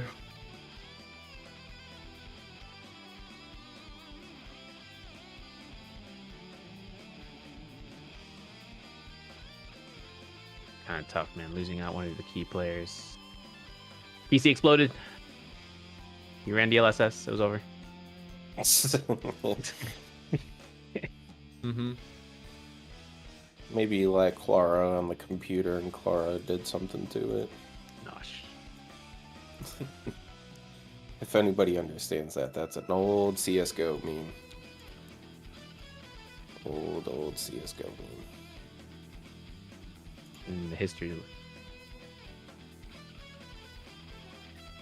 Well, I'm gonna give them a 5-minute warning, because they're taking a long time to get these sub players in. Or maybe we're just delayed. Maybe they're already playing the game. Yeah, maybe they're already playing the match. Let's find out. Where's that? I love all the rumors that are coming out of this being rigged or anything like that. Yeah, I have a Cade in my chat. Cade0923. Yeah, that's what I read. Yeah. Look, man. The seeds are from the previous tournament. Like, all the 4 teams that were seeded, it was like, what's it called? It was Orca, it was Panacao, it was, I think, Welcome Shipping Company? I don't remember the last one. And then it was Falcon Punch. Or like the top 3 were seeded where they were, and the rest of it is just like the randoms. Like, they're all literally on the same sea level. So I don't know how we would be able to rig the match. I mean, I don't think any of us expected Michelin Star Restaurant to actually make it this far. Yeah, bam, bam, bam, bam. Michelin Star is like an unknown too. Like, they were complaining to me earlier about like how they were matched up against Orca, and they thought they were gonna lose against them, but then they pulled it out in the end. I'm like, who's this Milver person? What's he doing? Because I didn't know a single thing about any of these people. Even DJ Penguin, he's in the fucking lobby right now. I don't think I've seen DJ Penguin play a single match. Yeah, and they're doing really well. Like, these guys are new and unknown, which is good. It means that the talent pool is expanding, right? True. Yeah. And that's a good thing, because people sometimes get too complacent. I think in the previous beta, what we saw was what team had the best one-tricks on them, and that's what ended up happening, is everybody was running one-trick teams. Now that people have a bit more experience and knowledge from the previous beta, coming into this one, now people are starting to actually form teams and comps that are going to be a little bit different. And it's only going to improve from upon here once we get what the other platforms have and we start doing picks and bans. It's going to become even more complicated.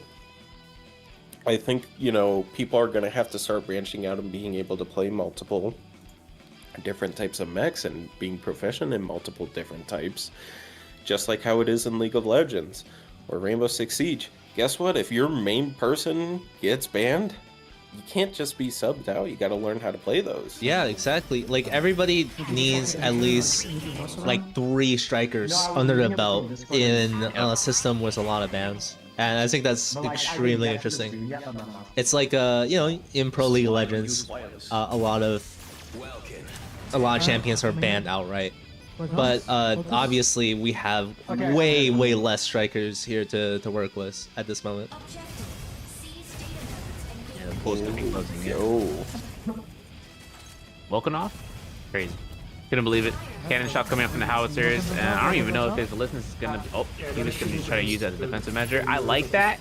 It's just gonna burn time here for the next 10 seconds, next 8 seconds. If they can go for the kill off the first stage of distance, if they do, Tricera's still gonna have a target selection and make it happen. So looking at the teams right now, I know what we got is a Wilkin Naru, which I was not expecting Zephyr to be coming onto this map. Got a Falcon, got a Lumine, Tricera, Stego. Kind of a normal comp, just was not expecting the Naru coming out of here.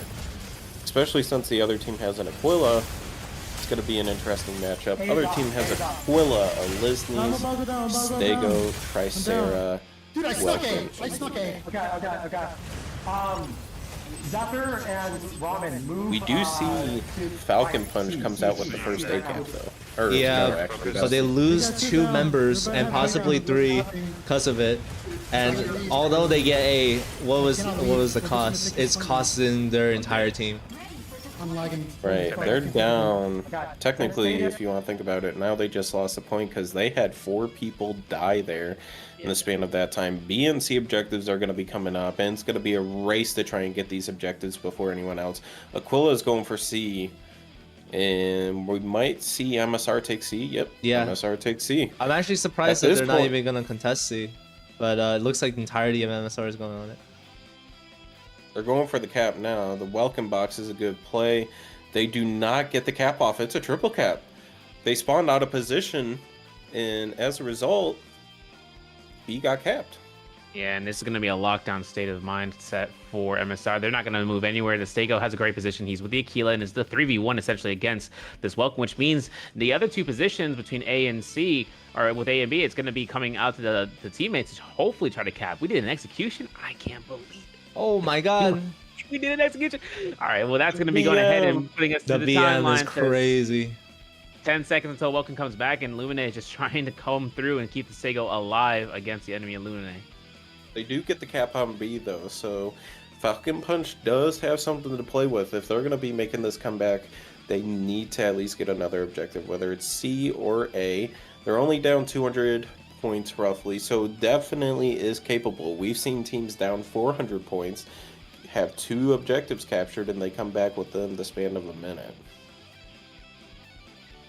The big facts happened early today. So now you know where the Croctons come out here. We're gonna see try to see Welcome in no fluid state armor status, and that's gonna be an elimination coming out here. Seeing Lumine actually almost getting caught into the cube, unfortunate, but Yariel is gonna be going ahead, making Tricera not have a great time with the block. There is gonna be no fluid shield either for Tricera, and this could be a way to get a double elimination in just a short amount of time. We got to spin the win. Lumine almost gets caught up, and Welkin's Beyblade almost dies, but barely makes it out in time. They gotta get A, or else looks like MSR is gonna be able to keep them away, but the double cap versus the triple cap, if they don't get this now, it's gonna be in a very disadvantaged position point-wise. They do get some pickups in terms of kills, but unfortunately still unable to get A. There was just too much firepower here. Now here's the thing to realize is Falcon Punch is completely unavoiding B. If anyone from MSR was to go over to B right now, it'd be a completely free capture. You do have some people on Falcon Punch pushing towards C to try and get it, but it's mainly a brawl on A right now. Yeah, and it's interesting too, because look, Listeness is actually going into B right now. I just witnessed it onto the map, so that means that for MSR, it's going to be happening unless they can try to intercept it just in time. And it looks like it's going to be the case at B while that's being held down here. Falcon right just in time to try to push them off of their objective, and they captured A in just a nick of time. So now they're down roughly 400 points, but like we said earlier, we've seen it today where a comeback with just 2 captures is all you need. Now the Falcon is alone on B, so that's why the Welkin rotated over is to help out. There is the Olisnes as well as the Welkin there, so it's going to be an interesting battle to see if the Welkin can hold off 2 melee units and be able to actually hold B, and we're probably going to see a team fight evolve. Tricera is on B, Lumine is on B, MSR's entire team is on B right now. They're really fighting over it. Difficult melee splash comes out. It might be a just spin to win situation right now for Yariel. No. Yeah, Yariel is just going for it. He's doing so much damage to the entirety of MSR, and he's able to prevent them from getting the cap as well. Was that the Luminate that just went down? I think so. And also the enemy Luminate, that's gonna be a huge advantage because Tricera can only heal himself with a few bots at a time. Tricera and Olisnes are together, but it could be a team wipe for MSR, and it's going to completely change the setup of this match. I love how A is being held down in the fort. You can see the positions for all the players on this team for Falcon Punch beating down between A and B and still having the tenacity to go between all those 2 points. And I don't know if they want to go for C, but you can see them. They're going to try to make an aggressive push for that point. No, they want to back off. They want to hold down A as they gotta hold. They gotta hold it down. And I think that's the smartest thing to do. They're slowly but surely catching up. And if they are able to keep the 2-point advantage, they will eventually win the game. As it is now 509 versus 678. They're only 100 points away. And if they hold both points for the rest of the match, they will win. And I think that's what they're aiming for. So the welcome rotations coming in. MSR currently has 4 to 5 players trying to push towards A to try to get this cap off. The gap is closing. It's only about 125 point difference between the teams now. Before it was only 400, so that gap is closing, and the current rate it's going, Falcon Punch is going to be winning this match. Yeah, exactly. Falcon Punch has to hold A in order to win this, but MSR is fighting so bitterly for it. All of their members are here, and all of their strengths are getting here, but it looks like the Welkin duel is going in the favor of Falcon Punch at this moment. There are so much disruption, clouds and bullets and energy blasts going down that it's hard to keep up. It's hard to keep up for everything. But look at that triple spin for Yarlia. He is on point. He is getting the heals that he needs. He goes down. Oh no. Yuri goes down. This is going to be a huge break. The points are the Aquila and the Olisnes over on MSR are also down. So we have 2 people down on each teams. Both healers are up. It may not even make a difference. Hold on a second. Magical Base got his 1 back up, so now he's able to poke damage on A, denying the point to be captured. He just has to be very mindful about his teammates, and he is. Magical Base trying to go for the sustain, back and forth between damage mode, and now it's back towards Yariel back into the fight. B has Narukami to keep eyes on both sides, but there's going to be only one chance right here for the center mass point for A with nearly a 40-point lead. And having this to be said, you can see that Yariel is just keeping distance, but once that cube comes down, they're trying to go for the spin to win, and they confirm the denial. That's huge. My God, currently, that's they're up by 65 points. The spin to win. If they're not win. able to get this cap off, it's going to be a clear-cut win for Falcon because they're at 900 points at this time. This is the do or die, but Welkin goes down. They're not going to have any sort of boxer spin to win to have the denial. Oh, and they do get the other point B. The back cap for B is very big at this moment. So if they get triple capped here, they will lose this. But if they keep on A, I think that actually it might be a chance to edge it out. It's going to be very close. I think at the current rate that it is going, MSR is going to be the one who wins this unless the cap happens.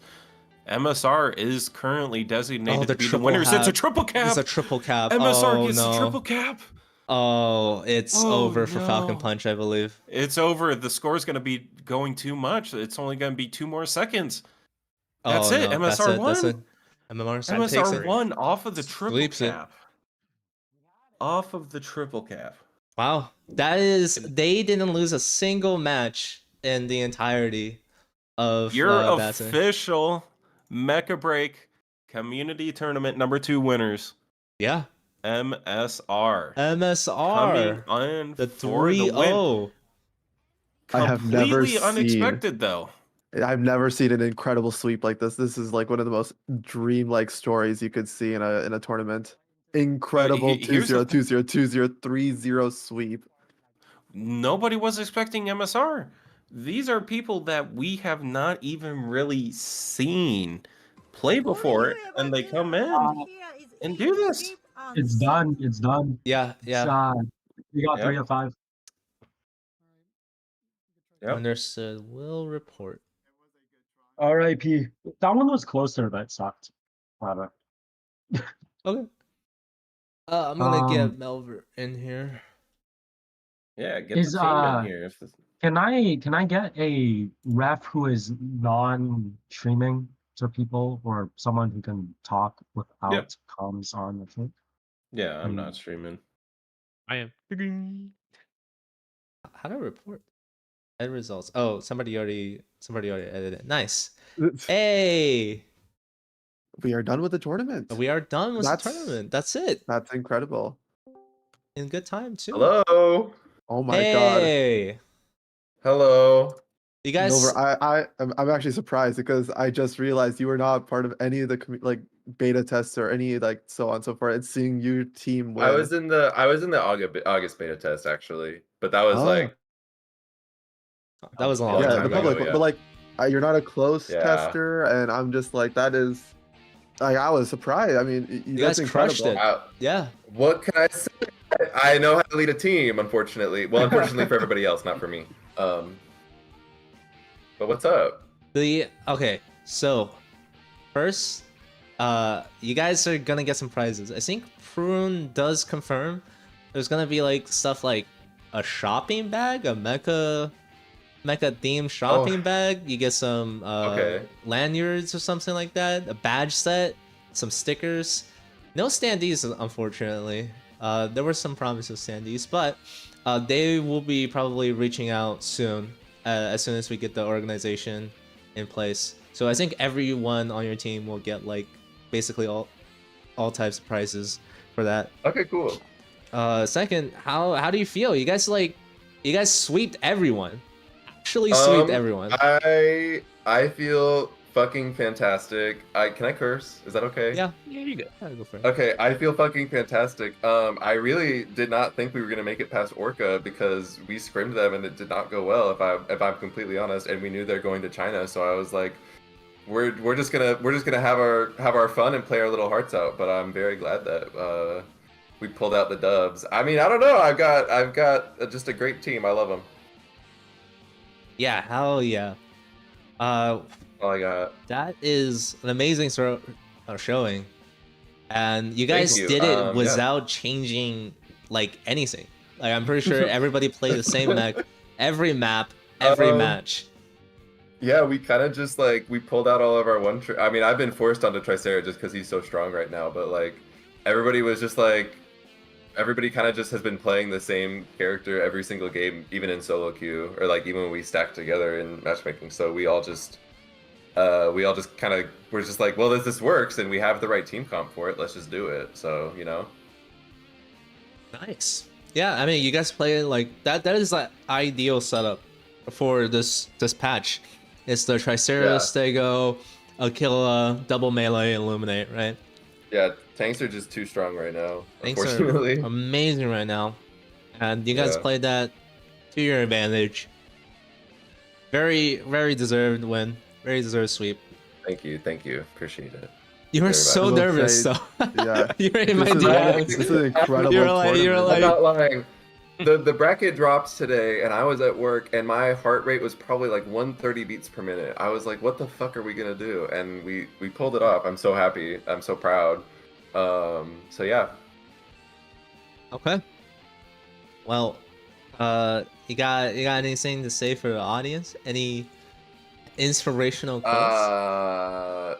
Inspirational. Drive fast and eat ass. That's all I got. Amen. Oh, Amen. That And also thank all the referees for all the work you put in. I know it was not it has not been a short day for you guys. So.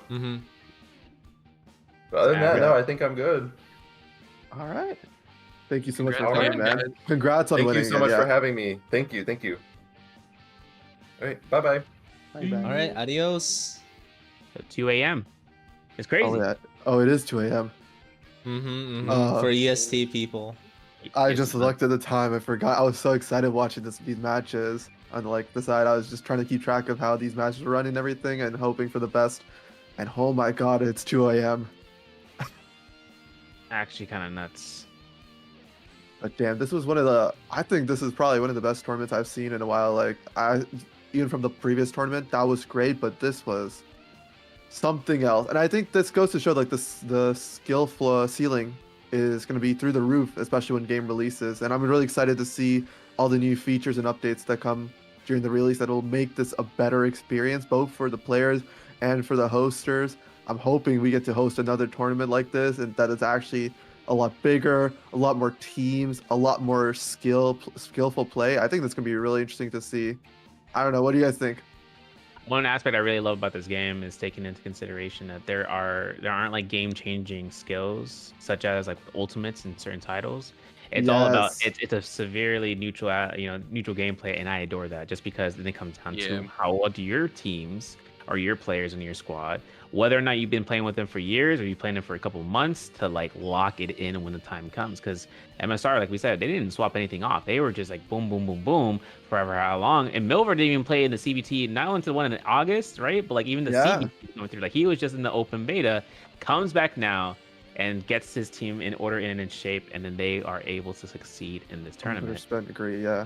I think I talked to one of my friends that were really interested in playing this game, and I told them like, hey, I used to play a bunch of all these other games. They always have like an ultimate that just changes the game. I'm like, okay, cool. But when you play this game, you realize it's all about skill expression. It's all about understanding your striker, how you play, how you position your striker, where you're going to attack, how you attack, who to attack. It's about actually having the knowledge about the different matchups and actually playing it to the highest level of skill, and less of just like, you can time this ultimate, change the game, boom, this is going to change the thing. No, it's about skill. It's about how you understand your team, how you understand, like how to play with them, right? And I think that's the best part about this game. Yeah, it's about the combinations between mechs. Literally last night, Falcon Punch was talking with each other about what mechs with their abilities combine with the others in the most optimal way. Yeah. Yeah, I think team building is a huge aspect of this game that gets lost in some other games. There's a lot of like solved meta things going forward, and this game has a pretty solved-ish meta at the moment. But it's done a really good job where like you do have like 4 mechs that are kind of core to every build.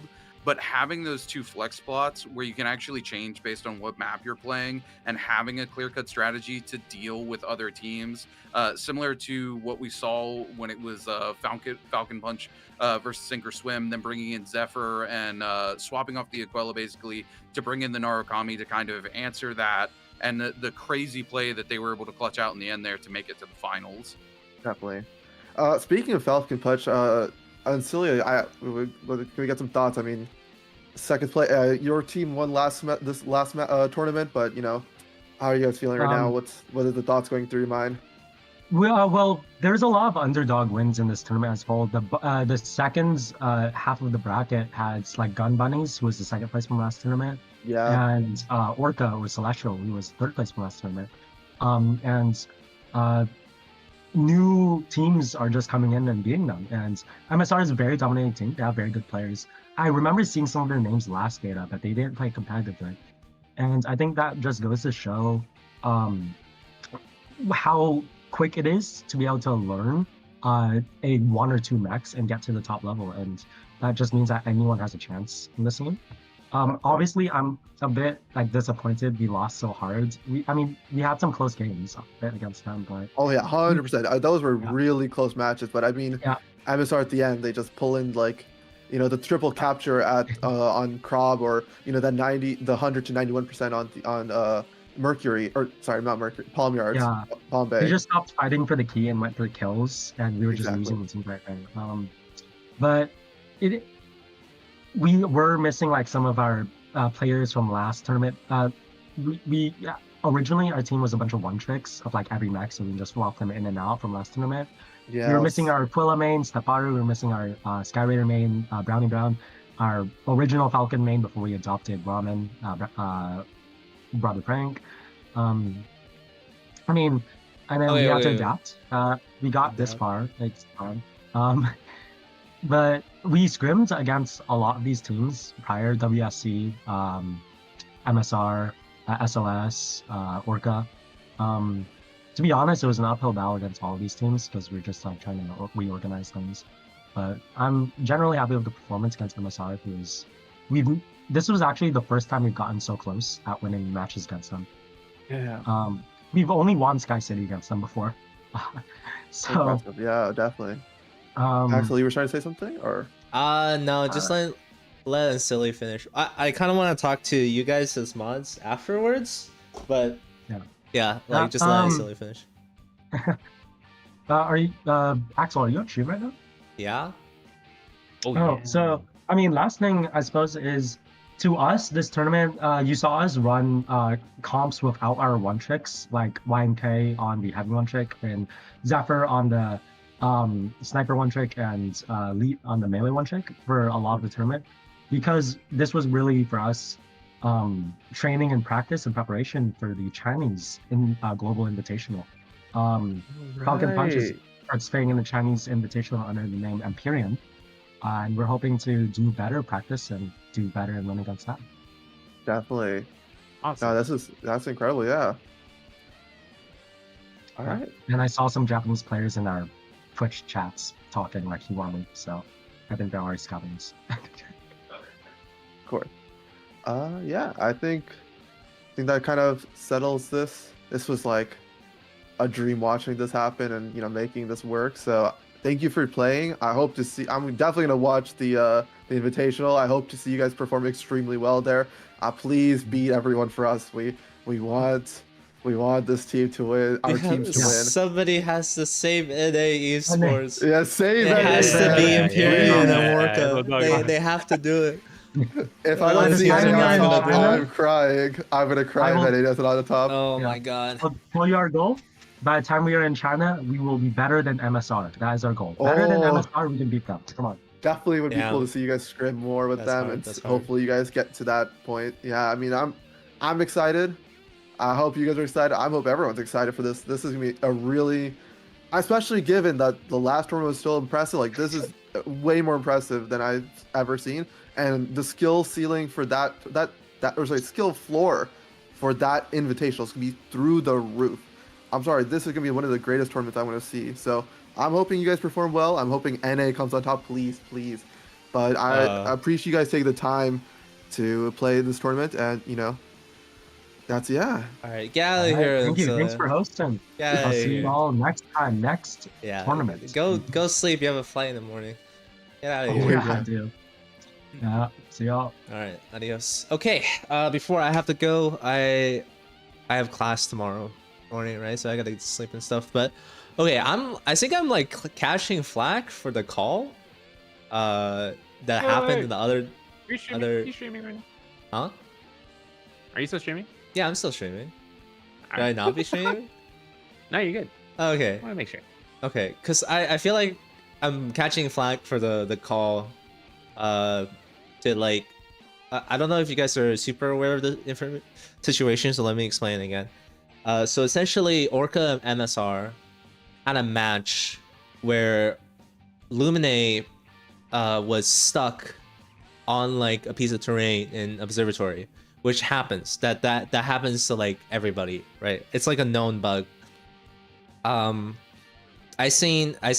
personally experienced that, but when they called it out, they didn't stop the match, and they still kept playing. And after the match, we had to re-examine that problem of like, did that end up losing them the overall match. And I have the VOD link if you guys wanna take a look with me. But like, I feel like I'm getting flack for calling it that, like, you know, MSR won that round because Orca was winning 3-1 even after the bug happened, and they didn't stop the match. But I'm actually like curious of what you would think of this match. So if you don't mind, and you have a little bit more time, maybe like 10 minutes or so, I'm gonna pull it up, and I want to see what you guys think. It's time. Send the link. Yeah, let me see. If you check referee chat, just 2 other things that came up during the third place match. Yeah, somebody was in like every tournament streamers match, essentially. Here, let me just share my screen on this. Make it easier to follow. Perfect. Okay. Do this, do the pop out.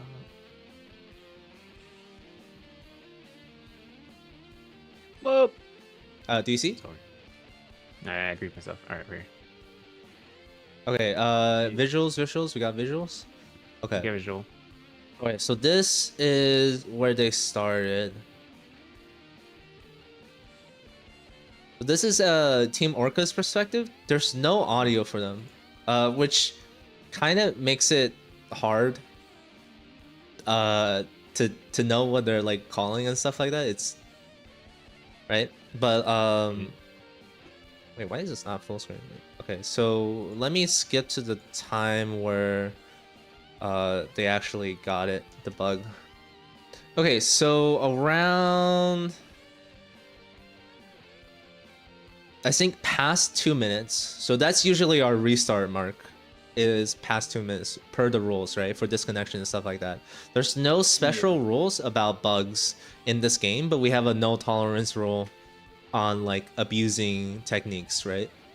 So I think it was about an hour 10 seconds instead, right around here, where Lumine, you can kind of see through this blurry English. Oh my god, I can't see. Yeah, I can't see shit. Okay, so right on the right of A, the pixels.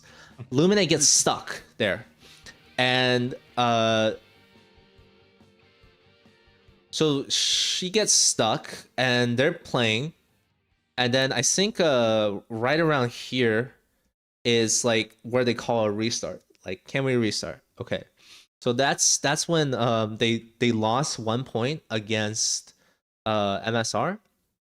Charlie's saying that she's hard stuck, and then like there's no abort. Nobody stopped playing. It's 1-1 right now. And then they don't stop playing. Nobody stopped playing. Orca loses a lot of people because of this, right? Putting them in a bad state, but they actually win 2 points off of that. So right after their wipe, they get 2 more points, 3-1, and they sustain this position until I think for a long time. They sustained the lead for about 3 or 4 minutes into the match, and only 4 minutes afterwards. Let's see if it's actually 4 minutes. This is like the start of 3. They had 3 caps since 5, since 6. Okay, so like 3 minutes. So they sustained this lead for 3 minutes. Go ahead. So my 2 biggest questions immediately are, 1, how long was the Lumine actually in the glitch? And 2, 30 seconds. Does MS 30 seconds? Mhm. Okay. And does MSR abuse that glitch in any way where they just choose not to focus the Lumine and kill them so that they can leave them in that glitch? Or are they taking damage and players are targeting them during that 30 seconds? I believe the Lumine does get killed during that. Let's see here. So it is, I don't know. I think, okay, look at Charlotte. Look at Charlotte looking. I think she gets out by this point, actually. I don't see her on the minimap anymore. because she See, was. this is where we needed spectator mode because it's really hard to tell like what swear. happens. We don't Yeah. have the Lumina's perspective because here's Hold my on. thing is if the MSR leaves them in there for as long as possible and nobody targets the Lumine because they're in the bug, that's where I go, okay, I think this match needs to be replayed. Right. If that's not the case and they do try to kill them, even though they're in the bug so Well- that they can get the respawn and it can go back to a clean game. They get out. The Lumine gets out Yeah. after the Infernal dies. So you can see the Lumine is stuck in that position, right? So then after this, they're saying it's hard stuck, but when they spawn back, the Lumine is not in that position anymore. I'm pretty sure they've already gotten unstuck by the time. Have full health. It's also a kind of a question of whether or not they MSR actually even saw, or it was like, will it like, you know, they were playing the point. Maybe they just didn't even notice the Didn't Lumine even was see there. the Lumine. Yeah, it could just be like purely and on top Okay. of that, the Lumine was healing. So there's always, I don't know how I'm gonna like how the call would have been, but if it's 30 minutes under also the fact that, you know, they were holding 2 points, personally to me, just from looking at this, it doesn't seem to have affected the match overall. But then again, this is just from me looking at how the match progressed. If they got out in 30 minutes and they played 3 minutes while they held the lead, that seems more or less that, you know, it didn't affect the match because they still had a lead. And if they never got stuck again, I mean, I'm not sure how I would like. It doesn't seem it would My have affected the personal match. Yeah. opinion is if it's not a big enough of an issue for you to leave the match and let a moderator or ref know immediately, then it's not that big of an issue. That's just how I've always done it with comp. If there is ever an issue that is big enough to where you need someone to have outside to have a judgment on it, you need to immediately leave the match and let someone know. I think to be fair, always there wasn't also like clearly written rule like, hey, what happens with bugs? Because we only assumed that there are gonna be bugs that could be, or glitches essentially, to just be abused or Right. disconnect. Yeah. Wasn't there was, I guess There's we not a never clear also, rule for like Yeah. what happens in game and stuff Yeah. like that, and that was I- always for like ref interpretation. I was leaving it up to this. I always Yeah. told my players before the match even began, and you can ask every single match that I did, every single match that I refed for, before the match even started, I went over every single match. I said, here's the time for it. Here's what happens if you have a disconnect or anything. If you have a bug, I am sitting in this VC. I want you to back out, immediately join, and tell me what happened. Yeah. That is what I told them every single match. And then I Yeah. came back. Yeah, I agree and with if you. the next round would start. Yeah. And it's just setting those expectations clear. So I just don't feel like it was such a game altering bug that like it had to be replayed, because I know GP also played a game where somebody was literally abusing the listeness capture bug, and they actually lost that game. And then like, you know, that is something that we usually have like a no qualify or no tolerance stuff yeah. on. And this is like, this is not even to that level. Like you got stuck for 30 seconds, right? But like it didn't affect the game state that much. They still got 2 more points after that reset, where like they got team wide and they came back. Like them losing. So if the these Lumine Go ahead. is Lumine on the screen moving around at this point? Yeah, of right course. there in the background. Yeah. Like I saw it in the background. She was only stuck for a little bit of time. Look.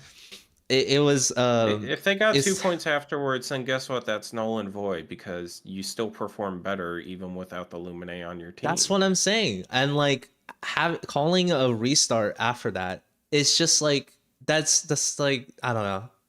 I'm catching flack, I think, in the I will say servers so. about it. From my That's rough, perspective, man. like I think the main thing, like let's be clear, it is true that there is a bug, right? And they were affected by a bug. Now, they still played out the match. They still got to those 2 points. So that means that, regardless of what happened, they were still in an advantage state. Now, obviously, shouldn't be catching flack for a bug that, Wait. while Whose Luminate was that? That was the enemy Luminate. Okay. Yeah. I don't think you should be catching flack for a bug that happened and you made a call that, hey, it didn't affect because you saw that they were still an advantage. There wasn't, if it was a long-term effect, like if the Luminate was stuck for long periods of time, that is clear grounds to just restart the match. Like I wouldn't have disagreed. Like just straight up, just restart the match. And if you had not called that, then I would have been like, oh, what the hell's going on? But you didn't. You called it for the 30 seconds. They were an advantage. There was I see no issues, right? I can't see if there's no like way you could have like, this is like some rigging or anything like this is like you're giving favor. No, they were still an advantage. They were winning, and the Luminate could have played, at 3-1. And if the Luminate was still playing, they could have potentially won. They could have potentially lost. Okay. That is part of the game state, right? Yeah. So I see this as purely like, this is a fair enough call. I think it's just let's report this bug because this is a problem. And I think hopefully for the actual main tournament, the main release, this bug is fixed. This doesn't happen again. I think we just move on from that. Yeah. I see no issues. Like you could have been like, I guess you're getting flack for it, but that's like how referees in any sport gets like flack for these kinds of things, like these small nitpicks. Like you can't really just blame them, but at the same time, this is a fair call. I cannot see any other way you can do this. A completely fair call. Okay. I think this is a fair call. I think if they had stopped playing, left the match, and made you aware as a TO immediately, then yes, I think the call at that point is okay, hey, we're going to replay the match. Yeah. But the fact that didn't happen, they ended up in an advantage state for a hot minute, and they still lost by 2, correct? They didn't just lose by 1, here's right? the other part that made me say, hey, this is not as big of an issue, at least in my opinion, is looking at everything. 1, they got points afterwards. 2, it really wasn't brought up until the end of the match. This was only the first match in the best of 3. Yeah. This wasn't like the deciding match. This wasn't anything of the sort. So to me, at least, I understand every game matters in this situation, but there wasn't enough emphasis to actually, be an issue. Any game that I've played comp for, if there was something that needed to be known, you take a recording, you take a screenshot of whatever is happening, you Alt F4, you let the person know. Definitely. I think this is like reasonable. I think what Axe gave was a reasonable call. I think we should just move on from this. I don't think there's any reason pondering. I think this is a totally fair call. Okay. You said there was another thing you wanted to talk about, or? No, that's pretty much it. I mean, you can check the referee chat for the other thing, but I think that's like more private stuff. That definitely. we should probably talk about afterwards with John. Yeah. But like that's not I just want to get like probably a review of the call because like I don't know about that. You guys were busy. I conferred with GP and GP was like, yeah, just everything I've replay said it. has stayed the same. Yeah. I think this is reasonable. Also, just because I want to say it and get it out there, ping is not based on who controls the lobby. So everybody is complaining about ping. It's not based off of who the lobby is. Yeah, this is confirmation from John himself. I don't even think this needs to even be discussed right after that. Like, if John's telling you this, this is like I'm just gonna listen. I trust him enough. I have no like qualms about who wins or loses. But if John's telling me something, I'm just gonna listen. That's it. It's end this right there. Shout out to John. Valid. Okay. Well, I'm gonna end my stream there. Oh, and my stream too. All right. Thanks to everyone for watching, and thank you for participating. Yeah, thank you guys for like helping out. I mean, honestly, I'm not exactly. I'm extremely busy, so I wasn't able to do any VCing until like 2 a.m. So, but I thank you guys for refing. I really appreciate it. I think we'll definitely. Hopefully, we can just do another one. Dude, I'm gonna be honest. No more drama, please. Oh my Hey, god.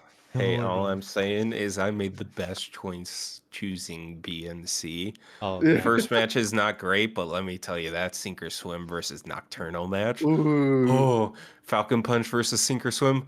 That's so good. Dude, Good I matches. had Such a good all of match. those. I was living the dream. It was good matches. Great matches. It was peak. It was peak. Dude, no joke. I'm gonna be honest. Probably the best matchup so far that I enjoyed. Falcon Punch and Sink or Swim at the end was great. Oh but yeah. Nocturnal versus Sink or Swim was probably the best